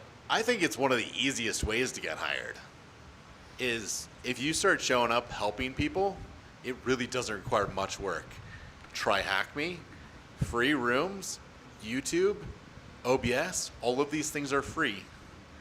If you do a Try Hack Me room and record yourself on OBS and then put it on YouTube and share it on LinkedIn and Instagram, there's a chance you're going to help somebody, and then people will go, that guy knows how to pen test. Or if you go through like the SOC analyst stuff and you show all of the things that you've done, you now have evidence of, I know how to do this job. Look at my YouTube video where I analyzed an incident and worked a whole ticket all the way to the core. Yeah, I also tell everybody right now you should get some kind of AI in your resume somewhere for most jobs nowadays, like something. There's a bunch of LinkedIn learning that's free. Like, do something, get it on your resume, even if it's just using Gemini or ChatGPT or whatever. If you're a developer, you probably want to have like Claude Code somewhere on there. Like, you need to also like read the industry. So like, even if the job isn't like calling out a lot of AI, right? I am familiar with AI is probably a good thing. That's probably going to come up in the interview to some extent. Would be my last overall piece of advice. Yeah. If you can pay for like Claude Code for a month, go fuck around and build something and ask it to like try to solve a problem and work with AI to solve the problem. Get a couple GitHub repos of like something where you're like, dude, guys, I made something cool. Check this out. I used AI. I did a thing. It gets expensive if you keep going, but do something to show that like you've played with it, that you're comfortable with it, because it's gonna come up. One quick story before we take questions from me. I got caught up in a job scam this week that I fell for at first. Right? They're like, hey, you look like a good fit for this CrowdStrike VP role with a salary around $800,000 a year. And I was like, Jesus Christ, yeah, let's talk about that. And it was all the warning signs, like urgent, confidential, from a Gmail address. And about an hour later, we'd figured the person they were impersonating died in 2021. So they still had a LinkedIn profile that was active. But I work at Google, so I've gotten their account suspended at this point, but I literally fell for it because it was too good to be true. And it was too good to be true. So the scams are out there. Like, there's a lot of scams. So be aware. I know it sounds too good to be true. It probably is. I got one last week too. It was like $300,000 to be a VP of sales, and they had perfectly scrubbed my LinkedIn. Yep. To know like your experience as a like flight commander and for Special Operations Communications Squadron. I was like, so either you or your AI read my LinkedIn and pulled things out of it. Nice work, but it was someone who I could look up. So I went to look them up on LinkedIn. The first thing that it said is, my account has been used for a lot of scams. If you're not getting it from @this company, it's probably a scam. And there was a link to Teams in there. And I was like, well, I'm going to play with this and see where it goes. Like, okay, yeah, I'd love to learn more. What, can you share the job description with me? It was like, oh yeah, click on the Teams link and that'll get you everything you need. I was like, report. But yeah, that's most of the advice. I wanted to have a lot of time for questions and answers because I know we normally get a lot of questions and answers in here, so we can have the microphone go around the room for whatever you got for us. All right, wow, nice. Okay. You had a point about be enthusiastic, and I've been having to do these screener interview questions where you record your response. How do you be enthusiastic when you're uploading videos of your responses and nobody to talk with? So as someone who's recorded like over 200 hours of video for classes that the company required us to be like energetic, some jumping jacks, some like videos of puppies, and then like spend a little bit of time like in the sun to get your vitamin D up for the day. Don't do it tired. Don't do it late at night. Don't do it uncaffeinated. Be like the best version of yourself. Treat it like you're going into an interview. Like, think positive thoughts, and then if you have the ability to like write your answer to it before you're going to record it, there are a few different websites that'll let you like run a transcript and like teleprompt, record copy versions of it before you go live. And then I was in choir in high school and college.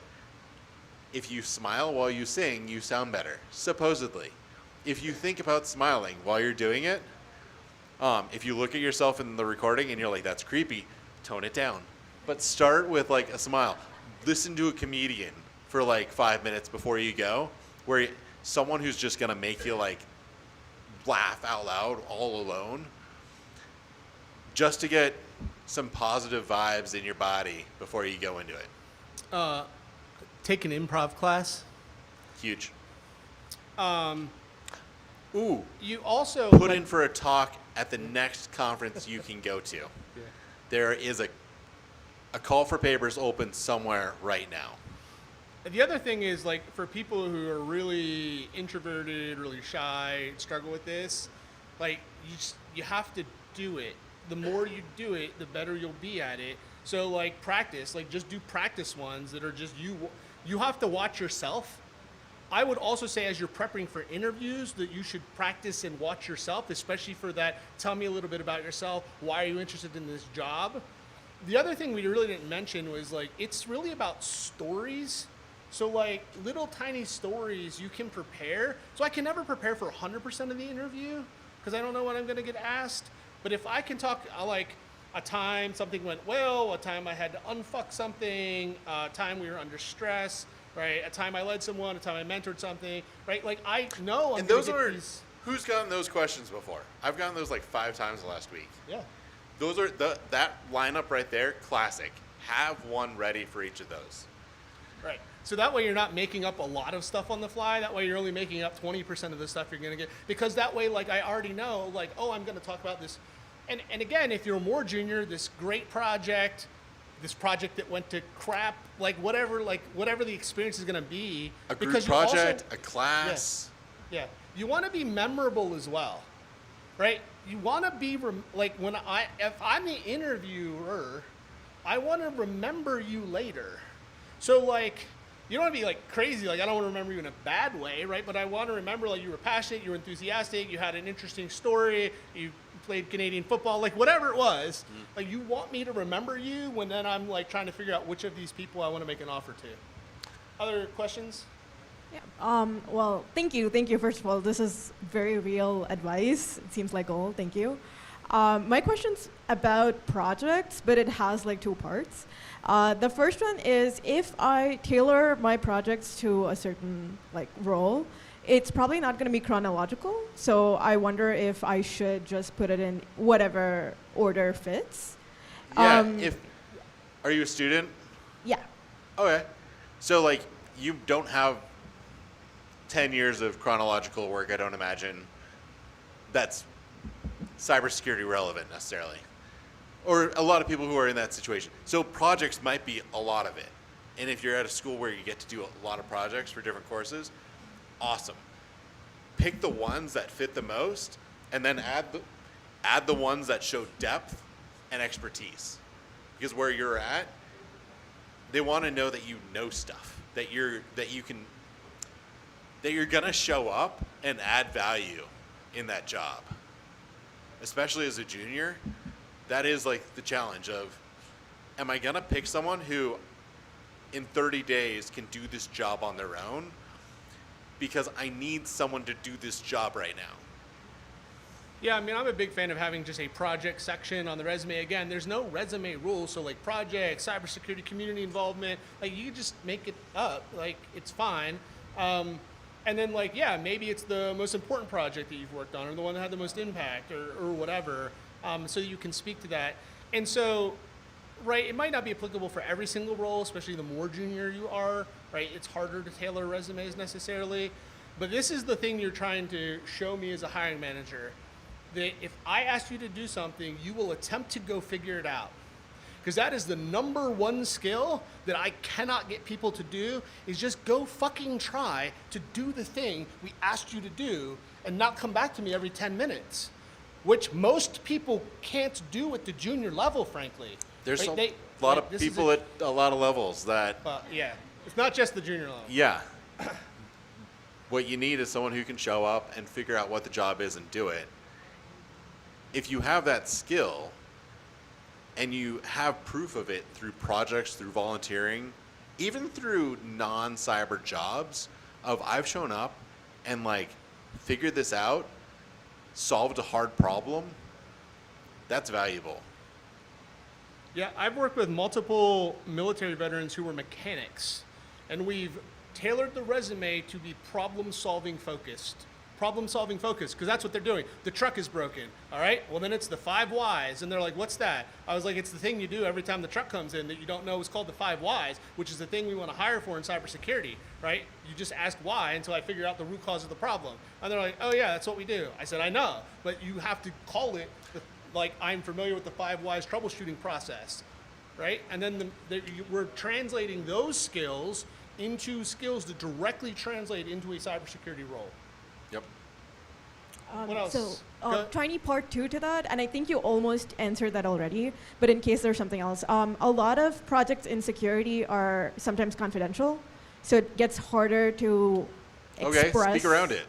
Speak Like, around it. Don't share the specifics of it, but was it a cyber threat intel analysis? Was it incident response? Okay, share that. Like, you don't have to share the client, you don't have to share the situation, you don't have to share like any of the facts of it, but you handle the, you know, incident response for a client that led to, I don't know, whatever it led to. Better preparation for right, next I time. was part of an incident response team for a large Fortune 250 organization that took 3 weeks to remediate the incident. That's awesome. If you've done that. Sick. Next. A little bit of a just a little bit of a dumb question, but I want to ask it because I'm curious. With the people that you either network with on LinkedIn or just like at these different events, have you actually gone back out and reached back out to them at some point in time? If they've done what now? Have you gone back out and reached out to any of the people that you network with on LinkedIn? Like just anybody that you've met on LinkedIn or at any of these events at any point in time? Was there a reason why? Well, normally they reach out to me because the numbers don't work that way for me to reach out to everybody I meet. But like normally if I get somebody who like wants time, if they like want a resume, I try to make time for people. No, there's like 20 folks who I'm not great at it. There's a lot that I have to keep track of. But 20 folks who will pop up on LinkedIn or in Discord or on Signal and be like, oh, hey, how you doing? I'm working on this. There's a guy, 2021, he was getting out of the Army, or out of the Air Force. He was an ammo troop. His job was to like order the parts for missiles that got loaded onto F-16s. Not cyber. Like his big thing that I was talking with him about at the time, because he was getting out of the military like 6 months after that, was like, okay, have you worked with databases? He's like, yeah. And I solved like everyone's ability to like log in and access this database that we all use. I was like, wait, are you the admin for that? He's like, yes. I was like, that is very different. You have IT admin experience. He's like, but no, I'm just an ammo troop. I was like, shut up. I need you to hear this and then say it back to me. You have IT admin experience. Now he's doing cyber threat intel, and he has put out a blog where people subscribe to it, and he almost got hired at Google last month. It's almost impossible to get hired at Google. I know, he did. He tried. The other thing I would say is this is also why we stress like finding a community, right? So that you can ask multiple people, right? So like like when you reach out to someone, like even if it's one of us, like we can be very busy, and like so if like you're part of a community, whether it's VetSec, the Dian Initiative, like there's Discords and Slacks, right, where you can ask a lot of questions to people. It's also important to get formal or informal mentoring that way, but that's why like you want to build your community of support as well, so you can ask all these people, hey, can somebody look at my resume? Does somebody have 10 minutes to like do an interview prep real quick? I just got a phone call, right? And that way you're asking a broader group of people to support you. I think that's really important. Yeah, and the more communities that you plug into, the better your chances of finding a person who's gonna be like right there to ping things back off of. I've met a lot of great people that have mentored me little bits here and there, but they're the few that like we really jive, and they're the ones I go to for mentorship. One of the things on the slide was to not overcomplicate your story or resume, but what about, like, I've been like in and out of the military, and like I've started school, stopped school, switched schools, and sometimes I have like a hard time of like being able to tell a very cohesive story when it's like it hasn't been cohesive or sequential. Your highest level of education, when that finished, if you want to include it, if it's like an associate, cool. If it's certificates, cool. If it's a master's and you've got like a bachelor's at different points, cool. You don't need to put like started at this time at this school, finished at this time. The one that you think might be most impressive for like a school thing, if there are blanks or like times in between jobs where you went to school or you handled family stuff or you took time off for mental health, okay, leave it, like put the dates of the stuff that you did for like jobs that are relevant. And if someone comes back and asks that question, be prepared for them to ask that question. Yes. Life got hard. I'm human. I'm part of a family, and we went through some shit. I decided to do this. I decided I really wanted to do this then. And Yeah, you're be able to tell the story. You're gonna want to work on the verbal story because people are gonna ask.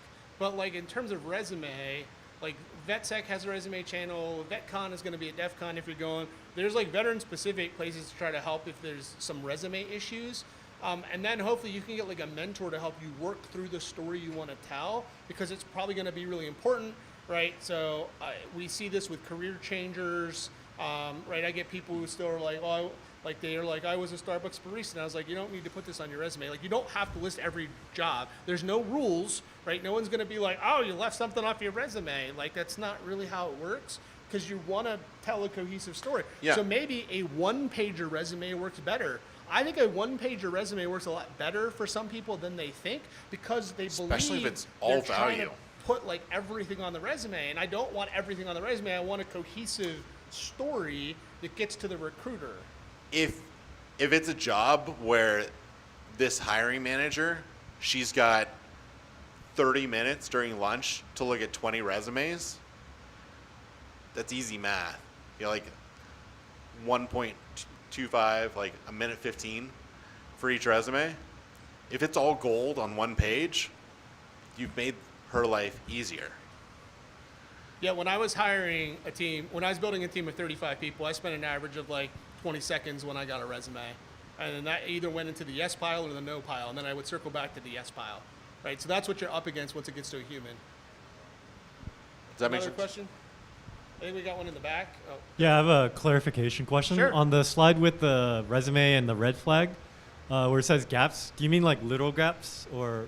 No. I mean, like, you're going to have to figure out the story. Like, if you took time off, if there was a family emergency, if you got laid off, you'll need to explain whatever those gaps are going to be in the resume. So just be prepared for that, right? I've seen some people try to, like, be really creative and, like, put, like, father or mother and, like, list that. Like, you don't do that. Like, you can just explain that. Like, don't try to invent the fact that, like, you took time off because you had a kid. Like, I wouldn't list that on the resume, right? Like, Yeah. Don't overcomplicate it. I guess this is becoming a popular topic. I was going to piggyback off the gaps, and I might have a double whammy, so sure. Maybe I'm just being silly, but it's a gap and a career change, and I saw both were listed as it's complicated. Okay. So the gaps being filled with learning projects and certs, and I've been getting a lot of, not in exact words, but basically it's not good enough if I'm even being called back. So I don't know if I'm just making things hard for myself. It's one of those. If you made a big change, I went from flying to cyber. It's a big change, and people go, why? I had a mental breakdown. I'm going to share that with you all. I don't need to share that in a resume. I had family stuff come up, and every hiring manager I've ever met that was cool with it was like, got it. You switched career fields. You're killing it now. So that's what matters. Yeah, I just needed a change of scenery. Right? There's lots of politically correct ways to answer these questions if you don't want to give the actual truth. Yeah. Right? Like if you've been divorced, bankrupt, got laid off, fired, like we could come up with a way to answer these, but that's part of that preparation. It's part of the interview prep of how am I going to explain, right? Like I've changed schools 6 times or whatever. It was like, well, I'm not a good student, right? Like, well, that's probably not what we want to say. Or like, right? Like I didn't get along with my professors because they were all dumb, right? Like you can't say that. Right? So it's still like, why do you want this job? Because I need money. Like, you're not allowed to say that, even though that's actually the reason you've applied for the job. Yeah. I mean, if it was, you know what? I didn't have a lot of direction in my life, and I had a great mentor who grabbed me at one point and turned things around. And starting in 2018, I started doing this. Like, that's a good fucking story. All right, I think we got maybe like one more question. He's had his hand out for a while. Well, you need to. There's people online. Could you give an example of the Deloitte proposal language bullet points? Like on your resume, just having strong bullet points with Deloitte proposal language? There's a few like formulas. People talk about STAR. I don't use it, so I don't remember what STAR stands for. I don't like it. What I like is what, so what, now what. So from my friend Neil Bridges, who runs Cyber and Security live stream, one of my mentors for a lot of helping people out. What did you do? Why does that matter? Why are you telling me about it now? And if you think about like your bullet, like I did this, I did like, why does that matter? It matters because like we closed like 80 tickets a day. I don't work in a SOC, so I don't know if that's a lot or a little, but I'm just giving you an example. And they're like, why are you telling me about it now? Well, in the job description, you talked about like an efficient SOC manager. So like, let's say like efficiently closed out SOC tickets faster than anyone else on the team. Like if you're applying for a SOC 1, I don't know, that'd be attractive to me. But I haven't worked a SOC, so. What I mean is like, the bullets would read like, provided cross-functional cyber threat intelligence support, right, for a national security client, right, in a high stressful situation, right? We want something like that, not like I wrote cyber threat intel reports at CISA, right? See the difference? Like, and that's what we mean by like using that Accenture Deloitte proposal language to like elevate the language at the level that the hiring managers are probably operating at and looking for. And the key there, again, if it's a pen test role or a red team role, they're using the language that they're used to when writing that job description. If you read it and be like, I can write like that, or if they've given me a bullet and you have an example from your job experience that is what they just did, then you just take what they have and you fill in your details to expand it out to say that story. Yeah, if you can spend the time to sort of mirror a little bit what's in the job description, that'll always be not word for word, but like mirror some. I'm 100%. Yeah, it depends. They won't notice. It depends, but yeah. Well, in a lot of cases, the hiring manager won't notice because he didn't write the job rec. That's true. Okay, I think we're out of time pretty much. Well, one more. We got one more question in the back, maybe. I'll throw this out there, noobvillage.org/resumes. I think I've got like 20 videos from Neil and Gerald Dozier and some Black Hills stuff and Wade Wells on resumes. So sorry for the last question, but two-part question. First, you mentioned community, right? Knowing your community. How much do you do like the workforce development process that every county and state has as part of your community? The second part of the question is, you mentioned that you take like 40 seconds when you were building your team to read the resume and decide yes or no. What was the deciding factor in that 40 seconds? So I would say like I don't know any communities that I'm involved in that do anything with workforce development. So none of the ones I'm involved in do any the Dyne Initiative, VetSec. I don't see that at all. So. Well, I mean, there's like job boards, but yeah, but like in terms of like if there's like workforce development frameworks or something like that. No, most community, like state and county, have a workforce development practice, right? So, if you were ever part of a mass layoff, if you're ever part of trying to get into a job force, the state or the county will have a workforce development part of the government that actually helps you with resumes and helps you with. We're in Maryland. They don't really. They help do have people. that in Maryland. Oh, they do. Absolutely. I don't know anything about it. I can't. I would love to get info from you later. I can't speak to that. I know that's that valuable. Whenever I get someone from college though, like this is what the college said, it's absolute garbage. So I don't know if the workforce development's good or not. I can't speak to that. What makes a difference between yes or no? If I'm a hiring manager, it's can you do the job? Does it seem like it's a job that you want? And did you differentiate yourself from the other candidates? Like those are the three things that get you into the yes pile. Right? I've looked at a lot of resumes, and I've looked at resumes and been like, okay, don't tell me what job you're going for. I'm going to read your resume, and then I'm going to ask you, are you going for this job? And the amount of people who are like, no, I'm like, okay, then we have a new starting point. That's the difference. Is like, okay, they wrote this job, like this resume, not for the job that I'm hiring. The one thing that will get you into the no pile, since I hire a lot of threat intel analysts, is like you don't have the same font, you don't have the same formatting, like the resume just isn't professional. Like that's an absolute no. Attention to detail. Yep. It's the first piece of work that you've done for that company. This now sets the standard of like, okay, well, they don't do good work. No. Grammar, all the like you get blue and red squigglies for the past 25 years. Don't have those. Yeah. And then have at least one other person look at it.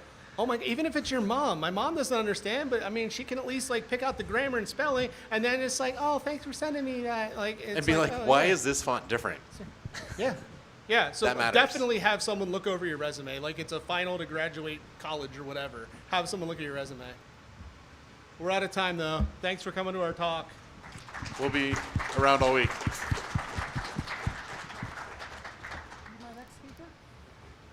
Great. Good job. Come to the front. So we have one wireless mic.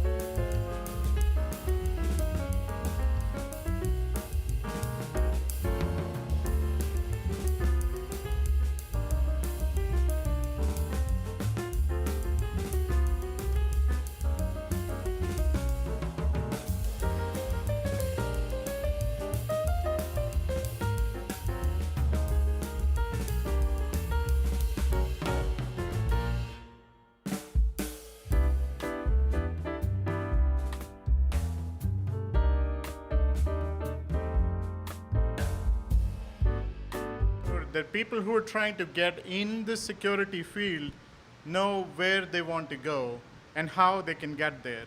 So we've done this.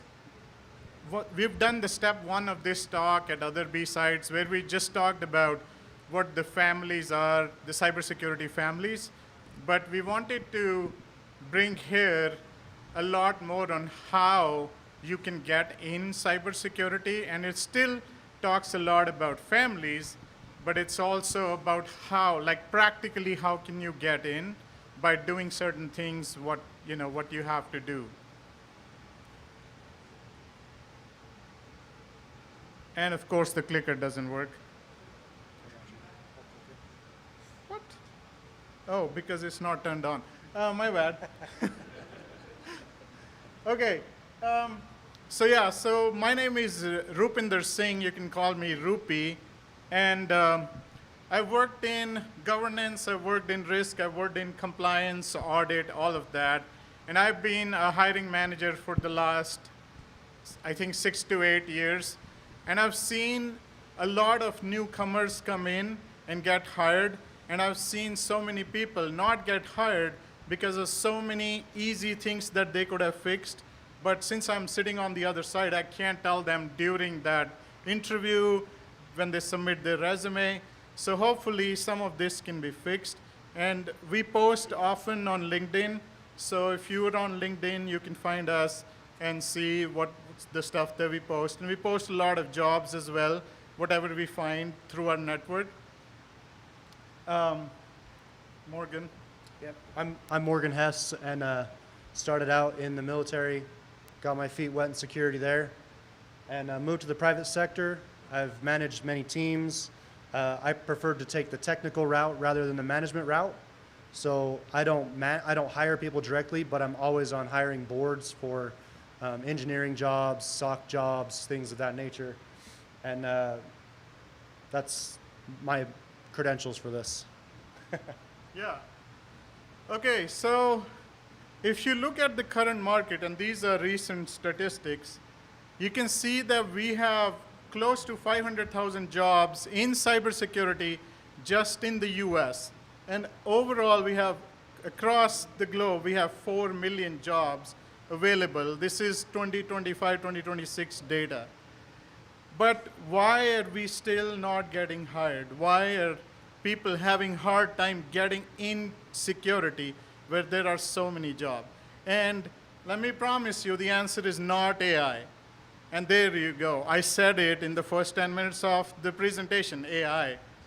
Because if you don't, then you become obsolete, I guess. In today's world, you have to say AI at least twice. Okay. Okay, so this is one of the most important slides. If you're trying to break in, there are different families within the cybersecurity. It's not one career. It's not only red team. It's not only blue team. It's not that. Probably that's what some people know, is it's just red team. So there's more to that, and Morgan's going to talk about the first 3, and then I'll come back and talk about governors. Yeah, so to start out with, you have builders, and this is one that I did not understand was out there when I first got into security.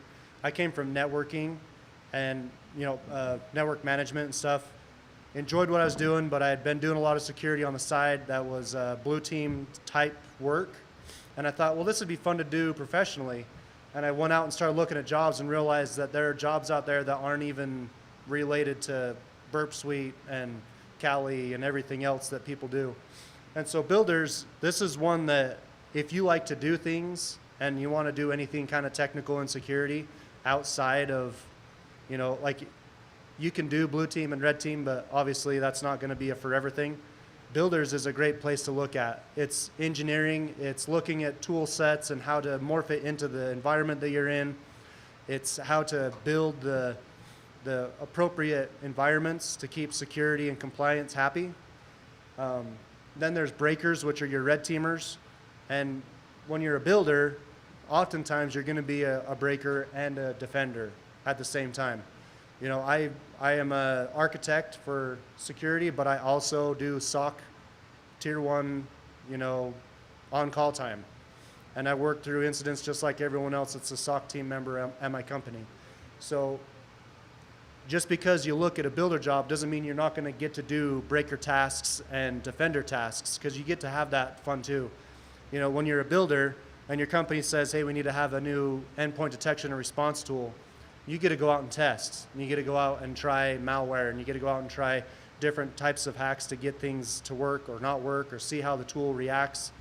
And that's something that you get to have fun with breakers, you know, but you're not a full-time breaker. So those are the first three. You got the builders, the breakers, and the defenders. And defenders, they're like your SOC. They're the ones that are going to be looking at how the logs look, what are they seeing for traces of compromise, you know, any kind of incidents or anything like that.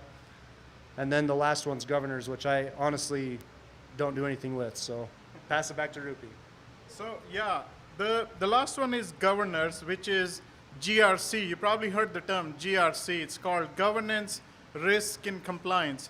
It's a combination of three different fields in itself. Governance is totally different or relatively different than risk, and they both are different than compliance, but they're all clubbed together. So governance, risk, and compliance is someone who writes the policies, the InfoSec policies, maintains them, updates them, who does your security awareness training, updates the content of the training, who does your risk assessment, your third-party risk assessments, and your internal risk assessments.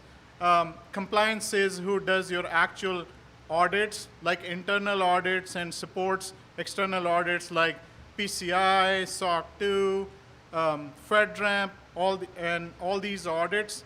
So in GRC, you can easily get in GRC without knowing a lot of technical stuff. Like for being a breaker, you have to know a lot of tools. For being in GRC, you don't have to know a lot of tools. You can start as an analyst. It's called a GRC analyst, where your ability or your skills are required, as in you need to analyze the risk. So you look at something and analyze what the risk could be. With AI, that's becoming easier because you can put a prompt and say, what could the risk be? But then AI doesn't know the whole background of your company, of the department that you work in. So you still need that human analyst role to fulfill. So that's what the GRC does. Let's go to, Morgan. Yeah.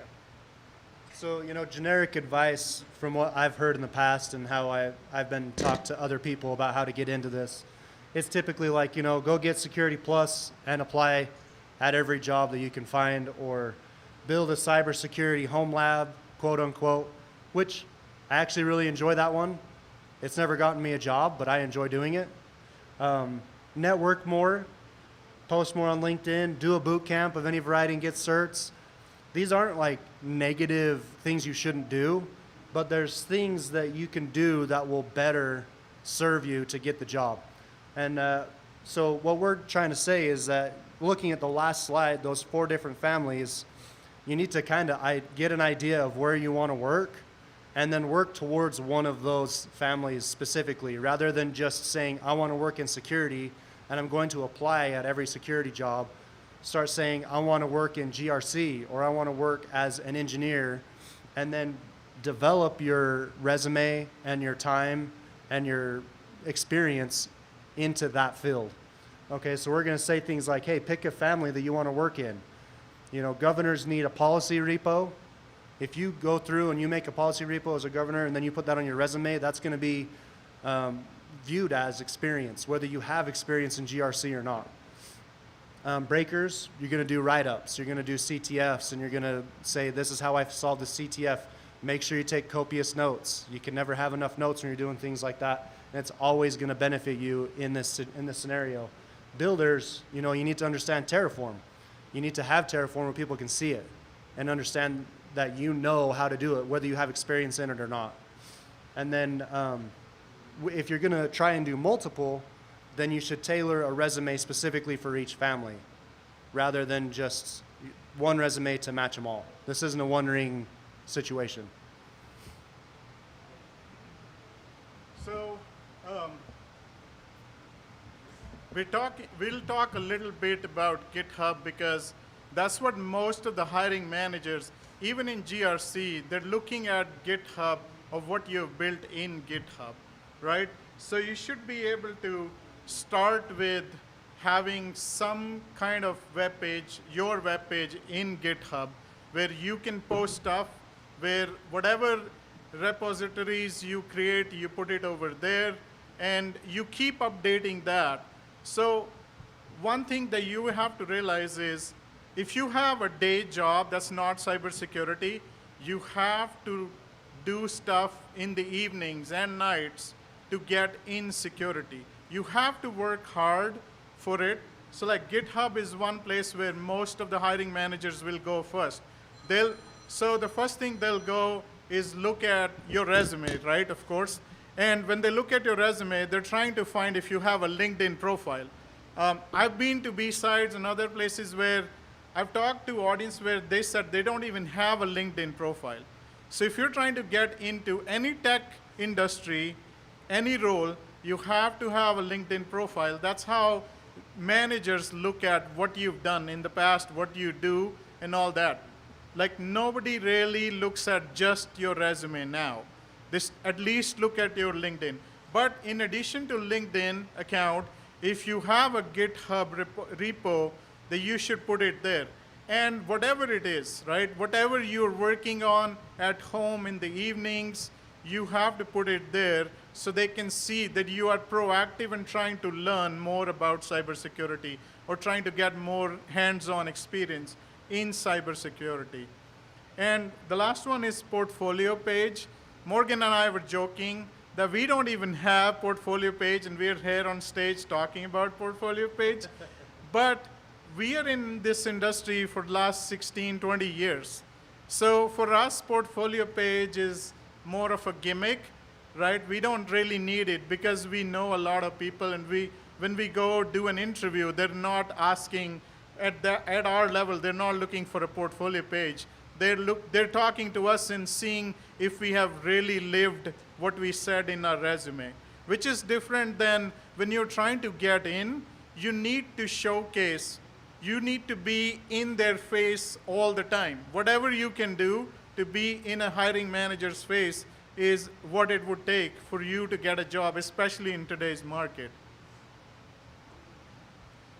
Yeah, I want you to look at doing this as like trying to take a plane off. The majority of the fuel you're going to burn is on that initial ascend, and then it's going to be a lot less as you're leveling out and flying. That's kind of where Rupi and I are at. Like we've got friends, we've got coworkers, we've got former coworkers and people that we know, and so we're a known quantity. When you're an unknown, you have to have things like this that we're talking about and be as out there as you can, because they can look at the companies that we've worked at and say, oh yeah, we can see where that's been, So anyway, we want to break this down a little bit. We're going to talk about how to build and examples of what you need to have if you want to look at each build. So we're going to start with the builder's playbook. So if you're a builder, you want to do Terraform. You want to talk about hardened, any kind of reference architecture that you've designed or built. You want to do pre-commitment hooks, policy as code, CI/CD guardrails, things of that nature.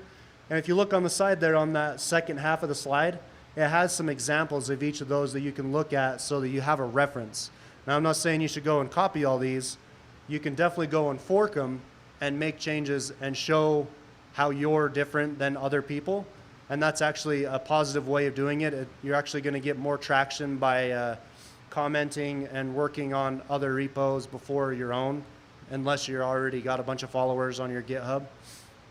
So these are the types of things you need to look at. For breakers, you want to do CTFs, all right, as many as you can. And every time you do a CTF, you want to take as many notes as you can and post those into your GitHub repos. Show that you've gone through every step by step and how it's accomplished to achieve the flag. Don't just say, I got the flag. Methodology docs, like if you're going to go through any kind of breach or anything like that, you're practicing, if you are able to set up any kind of a lab and you want to show how you use this in Burp Suite or you've done this in Metasploit, do a step-by-step write-up. Put that in your GitHub repos. And same for if you ever want to do any kind of bug bounties or anything like that. If you end up being successful with any of that, make sure you put those and the notes in your GitHub. Go ahead. For defenders, is anybody familiar with the Sigma detection rules? So Sigma detection rules are like they're a generic log type. You're going to want to understand that, and you're going to want to be able to write those. So build them, edit them, whatever you need to do. If you tune or write or any of those, put them in your GitHub. Show that work that you've done. Instant response playbooks for common scenarios. Anytime that you've set up any kind of a lab and you want to go through, take some screenshots, show how a process is of an instant response, do those things. Set those things up. Even if it's just in a lab, do it, show the steps. People, hiring managers will look at that and say, hey, maybe this person doesn't have the experience we need, but they have knowledge that we can use at least.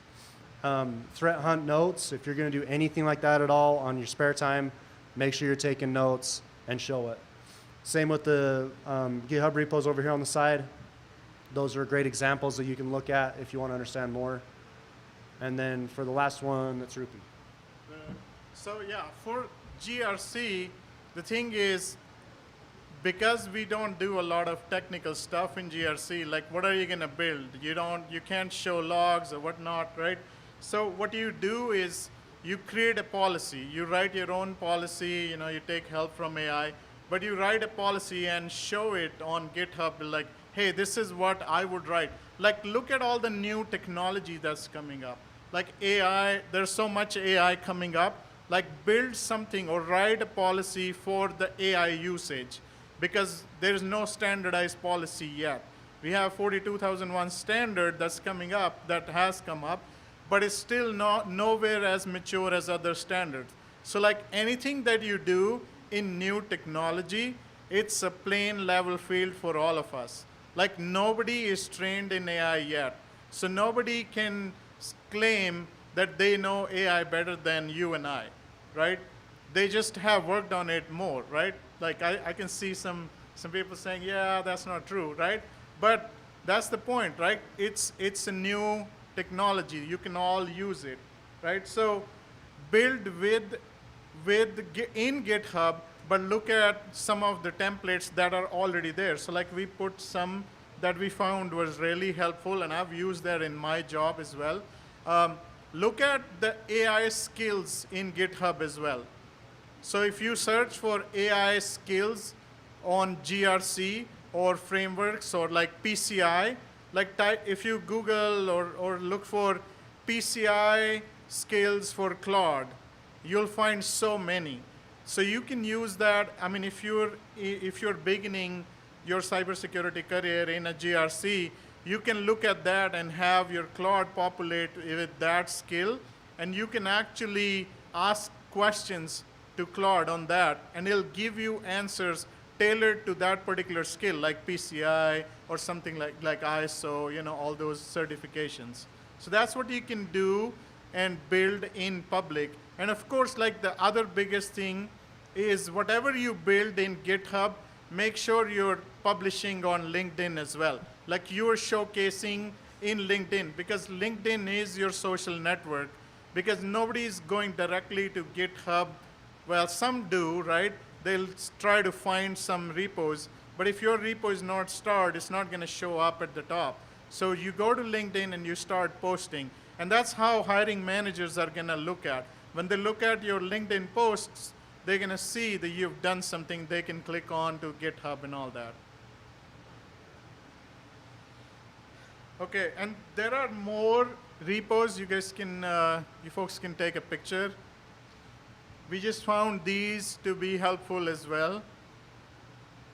And notice that note. Yeah. Notice that note at the bottom. I had mentioned that earlier, but adding to a repo is actually better if you're new than building your own repo and trying to get out there. It'll be seen faster.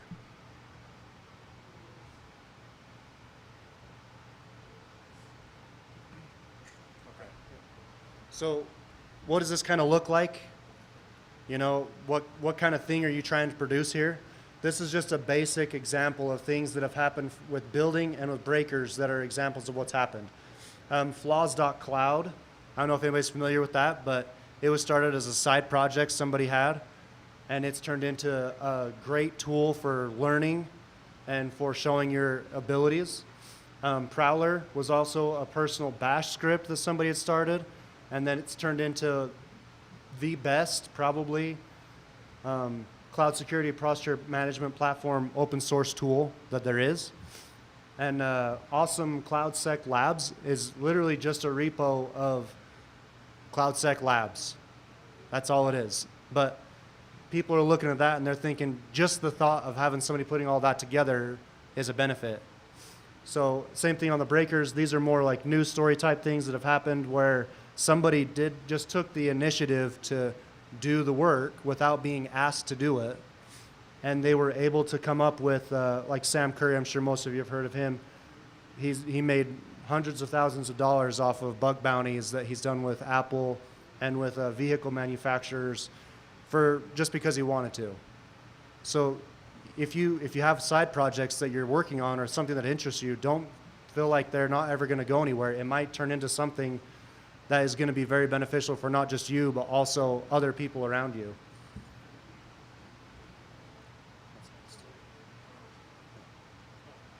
Yeah, so now we want to talk a little bit about where you can get some of this practice that we've been talking about.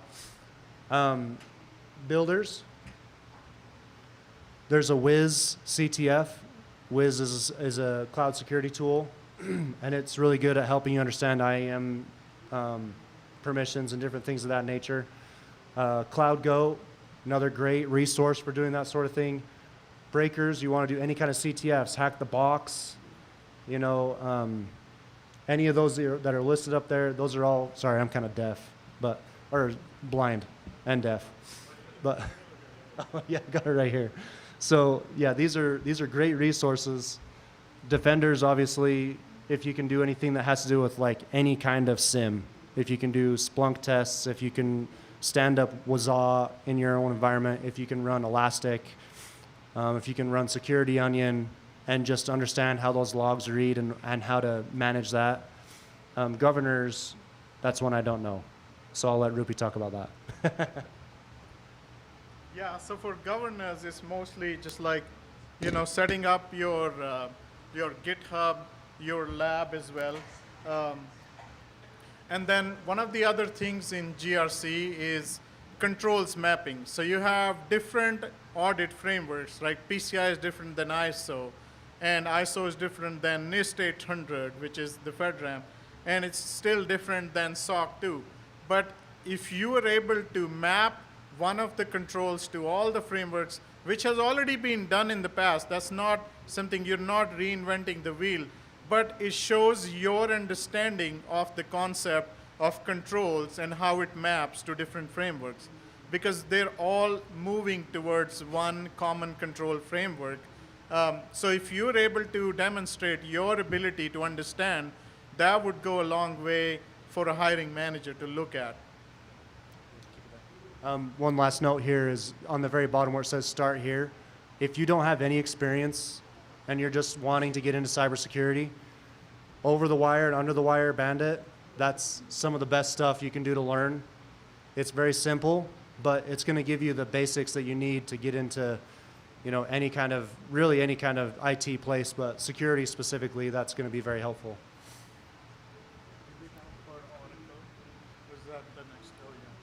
Oh, yeah.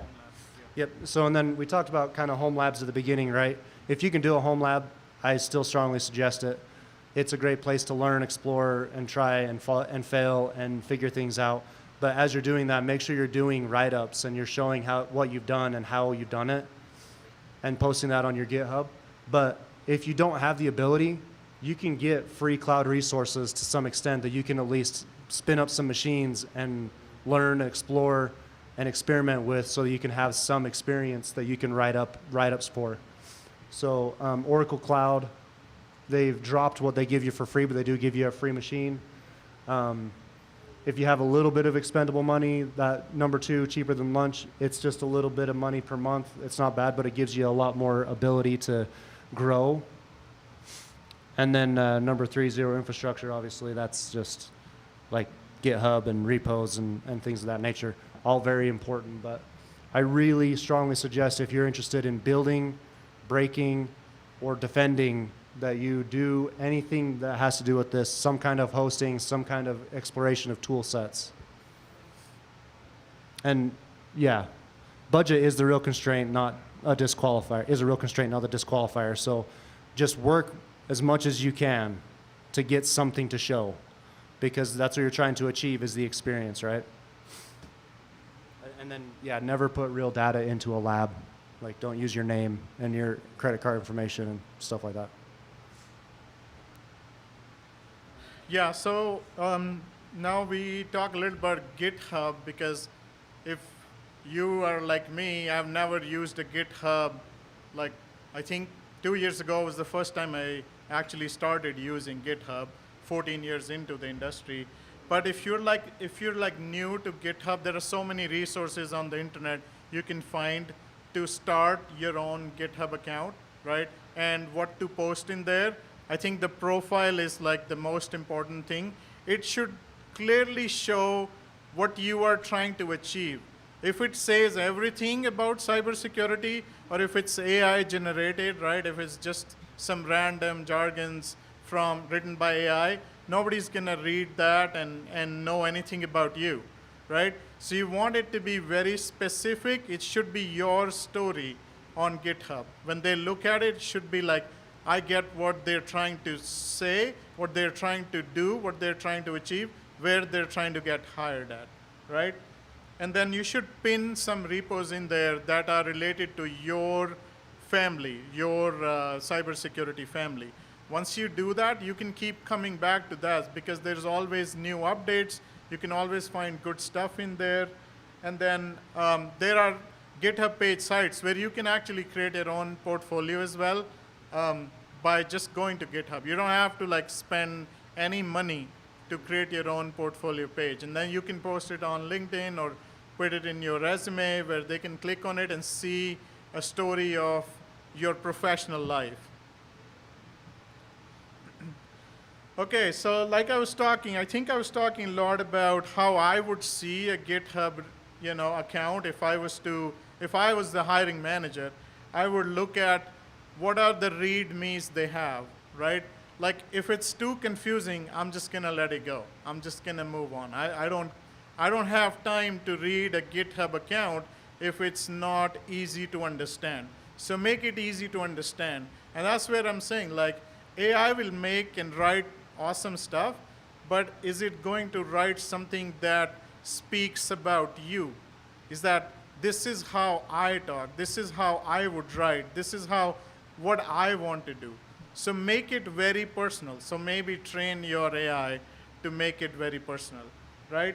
And then consistency is another thing. If you're using GitHub, then you have to be consistent. It can't be that you sat one night and you committed so many, and then for the next 6 months you don't do anything, and you come back one day and you start doing. So like it's gonna show one green spot and another green spot 6 months apart. That's not GitHub. That's probably you were just bored out of your mind. You did something real quick and got out, right? So you want to show consistency. If you want to get hired, this is for life as well, right? We have to show consistency in what you do if you want to get a job in cybersecurity, right? And then, of course, like I said, right, you can have awesome stuff in there, but make sure there is meaningful stuff at the top where people will have 10 seconds to look at it. And, okay, I think the previous speakers were talking a lot about resumes as well, right? When I see a resume, the first thing I want to see is the summary of your professional journey. It should be right at the top. If you have any certification, that should stay at the top in the summary. I want to know what have you done, what are the skills you will bring, and what are the certs you have. And if you have a master's degree or a bachelor's degree, put that right there, but just a single word. Not like a full-on, like, I did this degree back in here and all that. Like that, your whole resume is there for all of that, but the summary is what gets someone's attention. The hiring manager is looking at the summary first. And then the next thing is like start with your skills. What are the skills you will bring to the job, right? And skills are transferable. So you can have an analytical mind and you work in some other job, but you can show an analytical mind which will be relevant for this job. So you should be able to, and that's where you have to use AI or your own abilities as well, to showcase how your current skills are going to be relevant for this job that you're trying to apply in cybersecurity, right? And of course, and then start with your current experience. Like I've seen resumes where they start with 1999, this is what I did. I don't want to see it in the front page of your resume. That's probably at the second page, yes, I want to know you've been working since 1999, but what do you currently do? Because in 1999, you could be like a network guy, but now you're working as a CISO or something, right? So that doesn't relate from 99 all the way up, right? So keep your current, whatever you're currently doing at the very top. Because I can assure you a hiring manager doesn't have more than 10 seconds to look at one resume. Like the amount of resumes we get now, so I work at NICE, we both work at NICE. The amount of resumes we get for one job is at least 400 resumes. So combing through 400 resumes is not even humanly possible, unless that's a full-time job in itself, right? So make sure your resume, the first 30 seconds of your resume can speak everything that it wants to tell you. And then people will start looking at everything else. I just want to say there's nothing wrong with being a network manager in 1999. I know. And then you're a CISO, so you won't be here, I guess. Okay, so one other thing, and someone was asking about ATS. So a lot of people in the industry say that if your resume doesn't match 70, 80, 90% of what the job description says, then it's auto-filtered by ATS and nobody gets to look at it even it's auto-shredded. You guys have heard of that? Anyone? Okay, I'm going to tell you that's not real.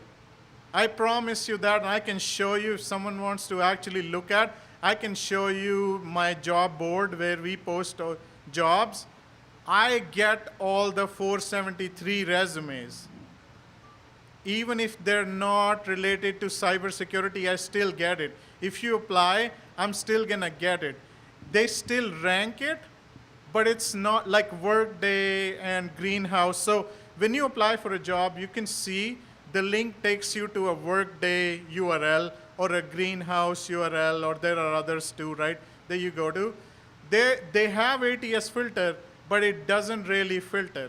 So you're fine if your resume doesn't match 90% of the job description, because if it can't, you can't just make up stuff. So don't make up stuff just because that's what's in the job description and you are worried that the ATS is going to shred it. The problem is the hiring manager is not going to even look at it because they have 10 references already that they have to look at. So if your resume is out there in that pile, it's not going to get looked, right? So that's where it's really important, at least today in this market. It wasn't relevant 10 years ago. You could easily get a job because there were hardly any people taking up cybersecurity jobs. So applicants were like 5 to 10 for any job. Now it's like, 100 times more, right? So in today's world, you have to be on LinkedIn. So if someone posts a job, if it's an HR or a hiring manager, you go to their profile and you try to send them a message and say, hey, I'm interested, I already applied. Try to do all of that without being creepy or stalking, right? So don't try to do that, like go on their Facebook and send them a message or look up their home address and show up, right? Don't do any of that, please. But at least on LinkedIn, you can go to their profile and send them a message.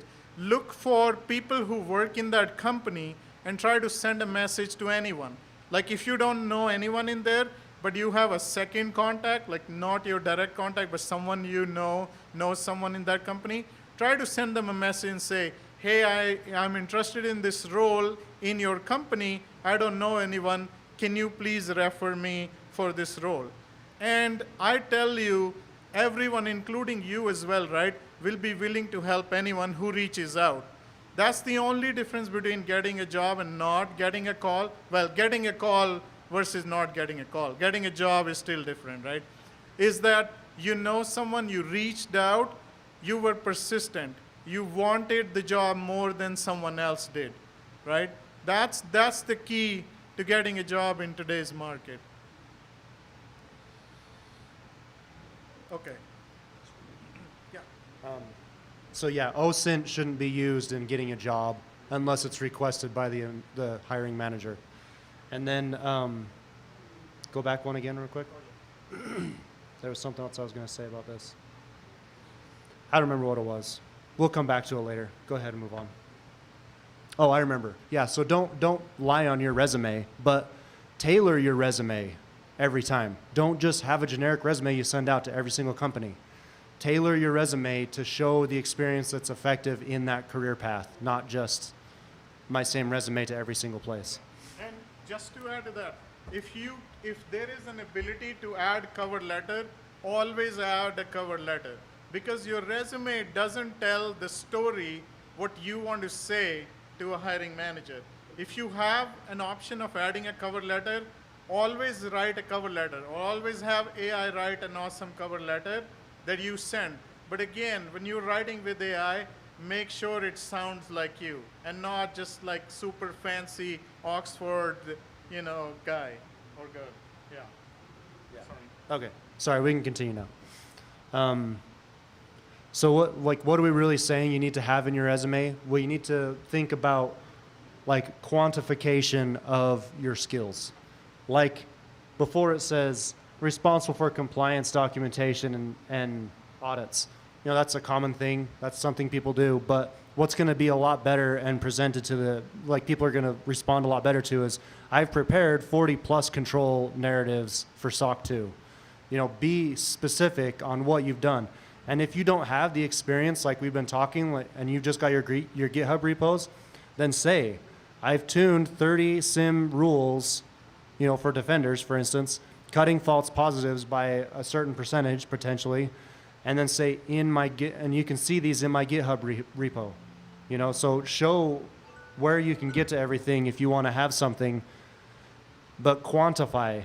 I've deployed Terraform and secured baseline across 12 AWS accounts. Maybe you've only done one. Maybe you haven't done any. Maybe you just developed some Terraform in your own GitHub repo.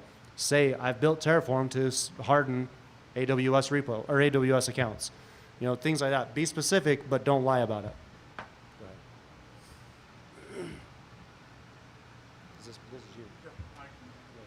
Yeah, so I think we're talking a lot about this, right? So I said Claude, but you can use any AI, right?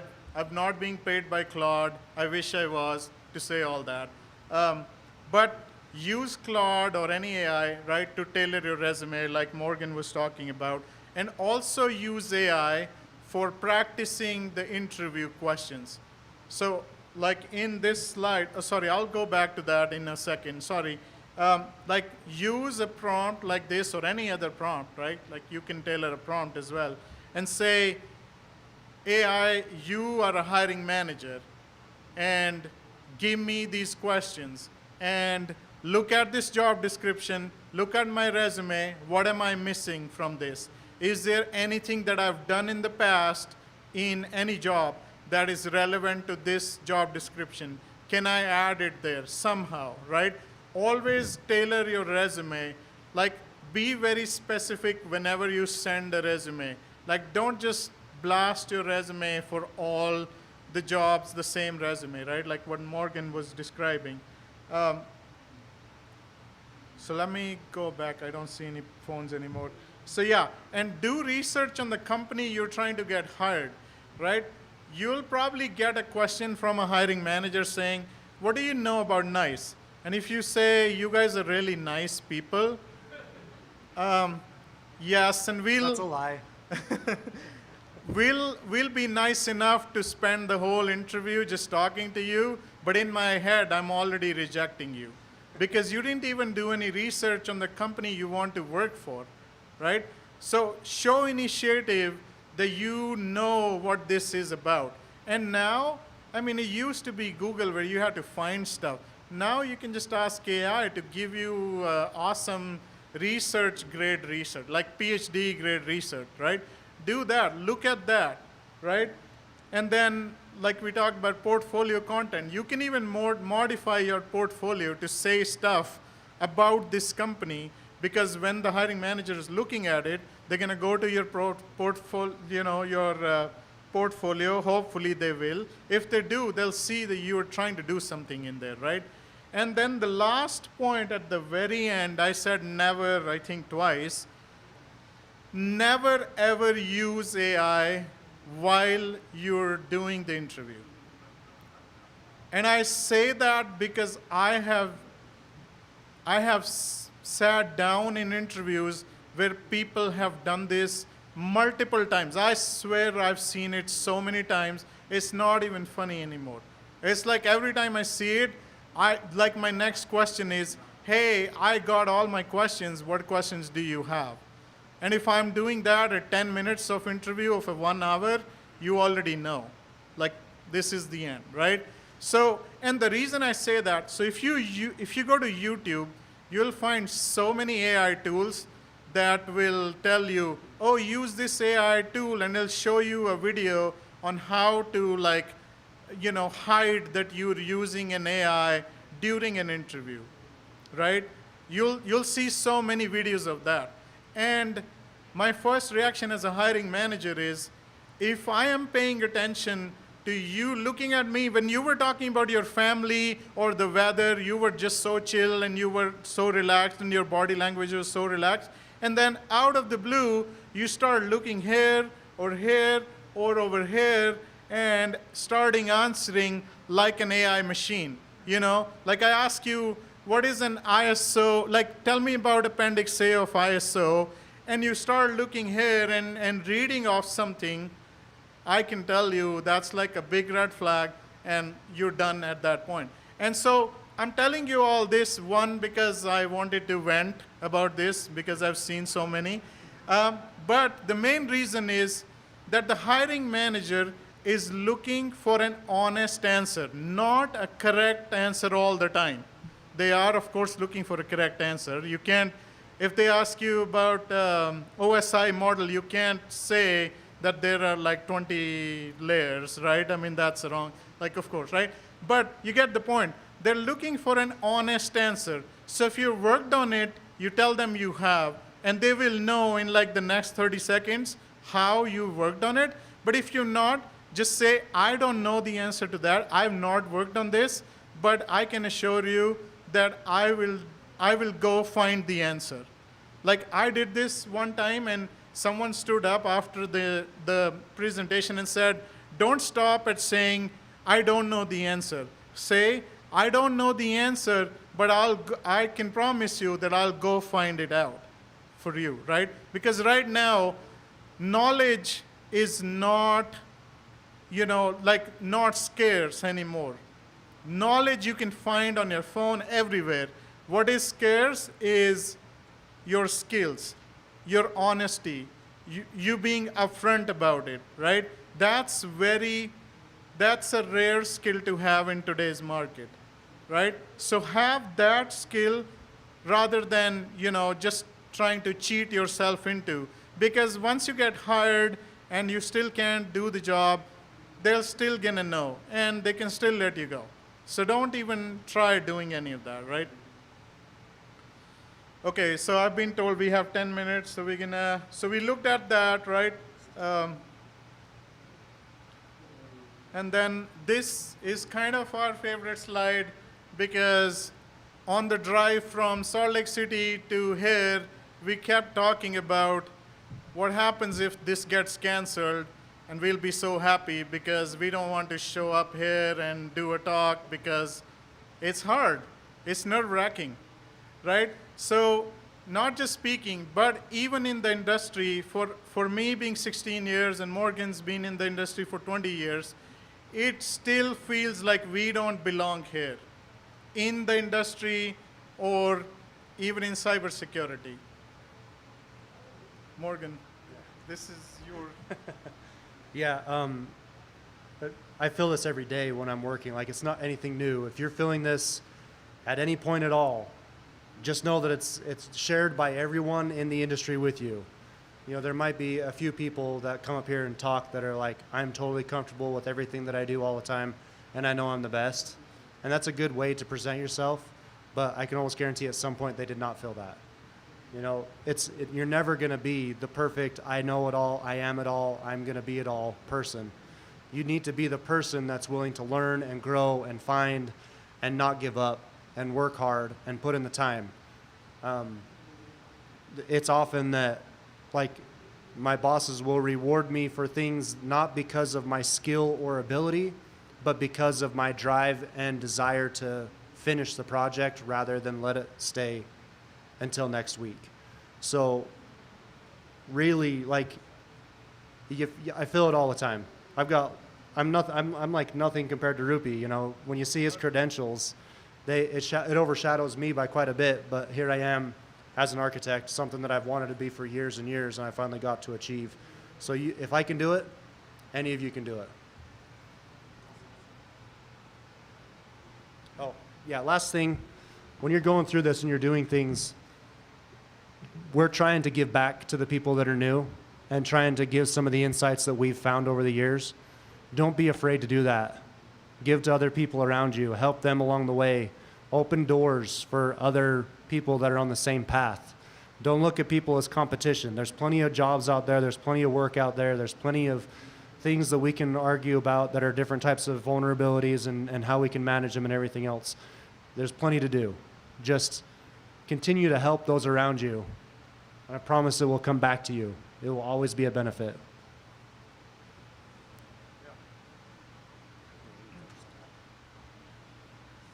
Yeah, and so if you're on LinkedIn, like, try to help others. Like, if you see a job opening and it's not relevant to you, but still try to reshare it so people in your network can see it, right? And all the other things we talked about. So 7 things, like, find your family first. It's a very broad term, family. That's why we say it's family, because you can't be GRC analyst as well as a SOC analyst at the same time.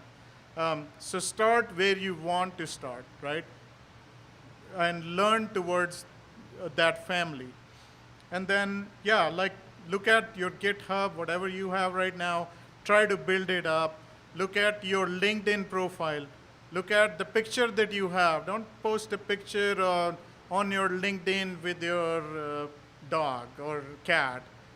Nothing bad with that, right? Like, but this is not Facebook. You want to show that you're a professional, right? So put in a professional photo on that, right? Again, nothing good or bad about that. And then, yeah, so I think that's it. And then, oh yeah, go ahead. One last thing I want to share. If you're new to tech at all, but you're trying to get right into cybersecurity, don't be afraid if you can't get in to try networking or IT management or database or development, because security is always easier when you have a technical background of something that you can base your knowledge off of. Both of us came from something that was a lot less than security at first, but using those skills we developed into a security professional. That's a lot of what catapulted us into the career field. So if you're applying, you're not getting any traction, look for those help desk jobs, look for those network admin jobs, things of that nature. It's only going to benefit you. Yeah, I think that's it. Thank you for your time. Any questions? Yeah, go ahead. He's got a mic for you.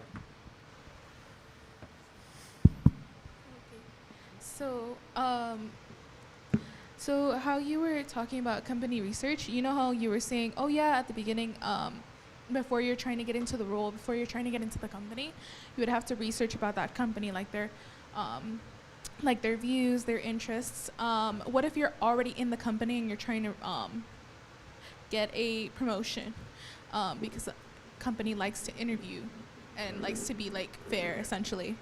Yep. So I've experienced this. I've started in a small role and wanted to move into something different.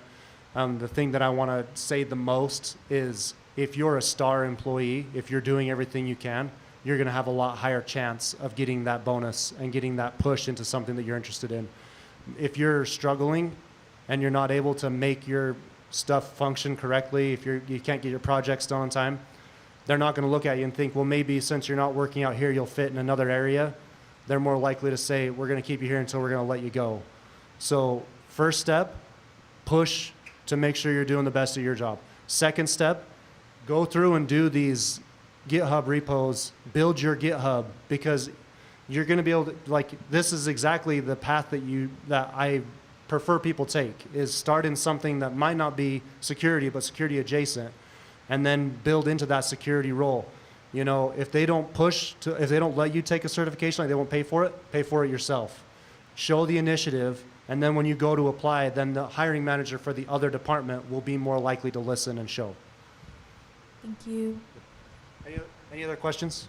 This one. So for the governor role specifically, when we talk about building like template or policy repos, a lot of companies consider those proprietary information. Like, I'm not going to show you my encryption policy, right? How do you go about having that conversation with these, prospective hiring managers or anybody else? Like, if I'm going to go through the effort to create this policy, but then I can't actually use it anywhere, or the company says, yeah, that's great, we want to use it, and now it's ours, and then you have to fight about that from like an IP. So, like, can you talk a little bit more about the reality of actually using that? Because to me, that one's a little complicated. Yeah, no, that's a great point. And just to repeat the question, so we talked about creating policies and putting it on GitHub, right? But what we are trying to explain is that when you post a policy in there, you're not copy pasting from your current company. That's the point, right? You're creating a policy for something that you see or you've seen in the past, and you are creating in your own words the policy. So when I'm the hiring manager looking at that policy, I know it's not coming from a company because it's public information, right? A policy can be public information. Mostly they are public information, but only for your employees and the customers. But if you are creating one yourself, it can be public information. So make sure, like if you're working at a current company and you have access to the InfoSec policies, don't copy paste it on your GitHub and say, hey, I created these policies. Like that's gonna get you fired from your current job as well. Like not getting you another job anyways, right? So try to create a policy, like let's say we have the AI push, right? A lot of AI push right now. So if you were to create a policy saying, what should your employees do if they have to use AI? Right now, all the policies out there on the internet are just random. Like people have created it and put it because there isn't anything that is, solidified. So you can create your own and say, this is how I think a policy should look like for if you want to use AI as an employee that's not authorized by the company, because you're still going to use it anyways, right? So you write what you think should be good, and what the hiring manager is going to look at is what your thought process is and how you think about that. That's the whole point, right? The hiring manager is not looking for a perfect content. He's trying to look for what your thought process is and how much effort you're putting in that, right? Okay, we got to stop. Yep, just a little more on that. a lot of those things you're going to do is going to feel like it's for nothing. Like you're going to go through and do write-ups for tools that you're never going to use again at your new job. Like it's very rare you're going to get a job where they're using open source tools. So as you're going through and building these repos and building these write-ups and everything, that's great. But all it is to show that you have knowledge on how to do it. It's not to show, hey, I have these processes that I want to implement in your business, because it's probably not ever going to happen. So unfortunately, like once you get into the field, you're going to look back and be like, I did a lot of that, and it was kind of all it was to get me a job. But that's what we're saying is this is just to get you a job, not to like be to take the information to the next job, if that makes sense. Exactly. Learning how to learn, yeah. Okay, we can take this offline. I think they want us to stop. Okay, awesome. Thanks, everyone.